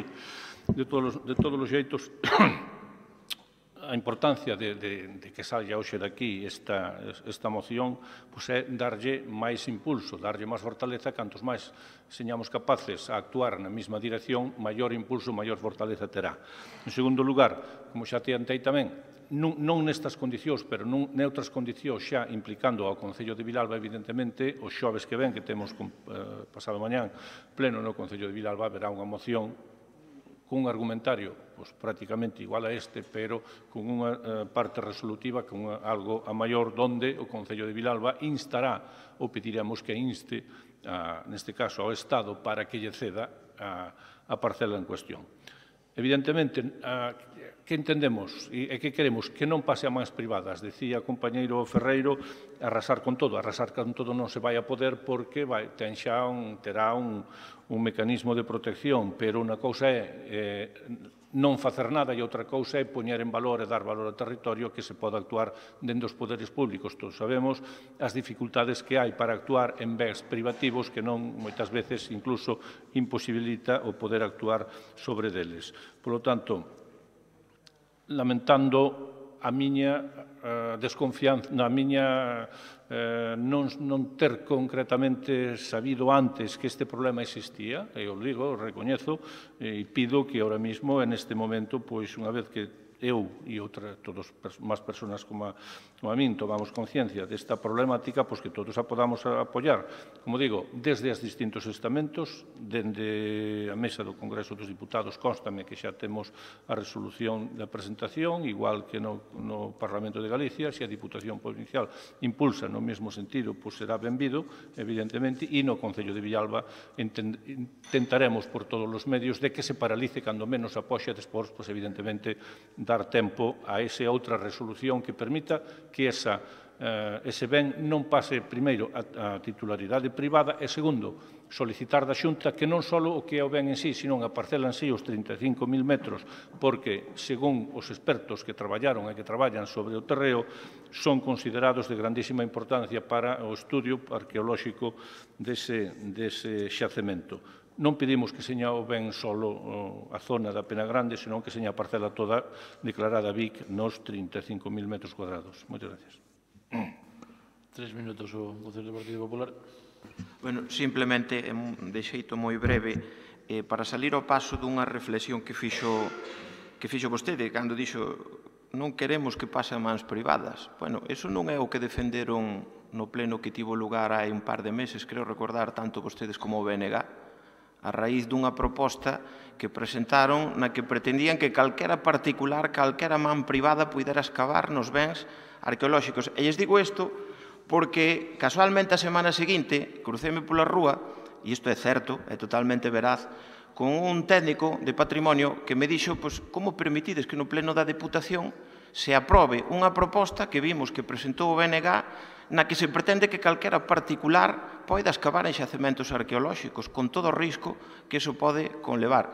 Simplemente era unha reflexión que eu quería facer, porque a veces o descoñecemento de certas cousas, por moi boa intención que teñamos, lévanos a adoptar as decisións que non son acertadas. Nada máis e gracias a todos. 3 minutos o Concello do BNG. Hombre, non se trata de transversar as propostas, Eu creo que estaba ben claro, e por escrito, e aí está a moción, incluso transcrita na acta, cos permisos axeitados e os proxectos visados por o propio patrimonio da Xunta. Creo que non é que calquer particular se colla o sacho e se poña a cavar nunha mamo, cos permisos correspondentes por parte de quen ten que dalos, e co proxecto perfectamente visado. E non se dicía que tiña que ir en mans privadas, senón que eran iniciativas de persoas que xa que falla todos os mecanismos anteriores puderan facelo, pero insisto, coa supervisión e o control e os permisos de quen ten que dalos. En todo caso, só dúas cuestións moi cortiñas. Por un lado, tamén, únome ao señor Vidal, algúns temos outras cousas mellores que facer que lernos o DOGA ou o BOE. E máis, algúns non temos que non lo lea por nós e logo non lo conte. Co cal, como lo pasamos mellor facendo outras cosas que lendo o Doga e o Boe, eu tamén recoñezo que a primeira noticia que tuven foi a rolda de prensa que fixa a nosa compañera Olalla. Foi a primeira vez que me enterei de que existía este problema, que, insisto, foi o xoves pasado. E logo, e xa remato, tamén dicía o señor Vidal que dunha maneira ou doutra habría uns mecanismos de protección. Home, eu vendo o que pasou con unha gran parte do patrimonio arqueolóxico no noso país ao longo dos últimos anos, permítanme que cando menos poña en dúbida os mecanismos de protección dos xacementos ou do que existe en moitas das fincas privadas. Eu, cando menos, sería suspicaz ao respecto e poñería as miñas dúbidas e creo que teño bastante máis garantías se esa propiedade, se ten a importancia que dicen os técnicos que ten eses xacementos, recae en mans públicas. Insisto que están falando do xacemento máis importante do Paleolítico Superior en Galicia. O sea, non estamos falando dunha cousiña calquera, dunha das múltiples ca súa importancia, pero non deixan de ser moito máis corrientes, múltiples mámoas que hai en calquer concello da Terra Chá, seña Castro, seña Outeiro, seña Begonte ou seña calquer outro concello da nosa comarca en todo caso. Estamos falando do xacemento máis importante do Paleolítico Superior. Unha cousa así eu creo que merecería estar en mans públicas para o disfrute e para o estudo de quen considera oportuno esa cuestión. En todo caso, reiterar o noso voto favorable e esperar que eso leve a reflexión de que algo teremos que facer para intentar preservar este tipo, ou evitar que se den este tipo de problemas. Un minuto para rematar. Moi ben, agradezo a posición do Bloque Nacionalista Galego. En tanto en canto, igual non era a maneira máis ortodoxa de presentalo, pero sí en canto a conseguir un final que todos desexamos e que creo que tamén o Partido Popular desexa, non? Falaba o señor Balado de non é o mismo falar de prospeccións que de excavacións, cos permisos ou non permisos, esas son situacións que hoxe mesmo, ora non veñen ao caso, falaba o señor Ferreiro, que claro, nunha propiedade privada, evidentemente, a protección existe e tú podes pasar e arrasar esa por inconsciencia ou moitas veces con consciencia e alevosía, pero entendemos que a nivel público, esa situación non vai a pasar, xa non é que non vai a pasar, é que vai a ter unha consideración completamente distinta á hora do seu estudio e da súa posta en valor. Por lo tanto, agradecer que esta moción saia adiante e o que sí, tratar de acelerar todos os trámites posibles para que esteña no destino, no Ministerio, esta intención antes do día 11, que é o día sinalado para a poxa, como está publicado. Moitas gracias. Pasamos logo á votación. Ou hai unanimidade? Votos a favor? Anuncioulle a abstención o compañeiro antes. Non oito, perdón. Votos a favor? Abstencións? Queda aprobada a moción. 12º punto.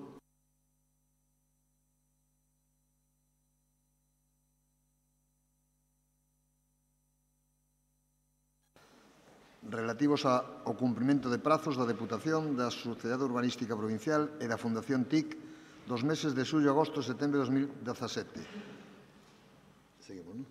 13º, dar conta da información económica da Deputación a 30 de setembro de 2017. 14º, conta do informe de evaluación do cumprimento dos obxectivos da Lei de Estabilidade Orzamental e Sustentabilidade a 30 de setembro de 2017 e previsións a 31 de decembro. E 15º, dar conta das resolucións da Presidencia adotadas durante o mes de outubro de 2017. Rogos, 17º, rogos e preguntas, que hai dous formuladas. Hai dous preguntas que contestaremos no seguinte pleno, non nos deu tempo a mirar nada hoxe. Así que, se non hai máis nada, levantamos a sesión.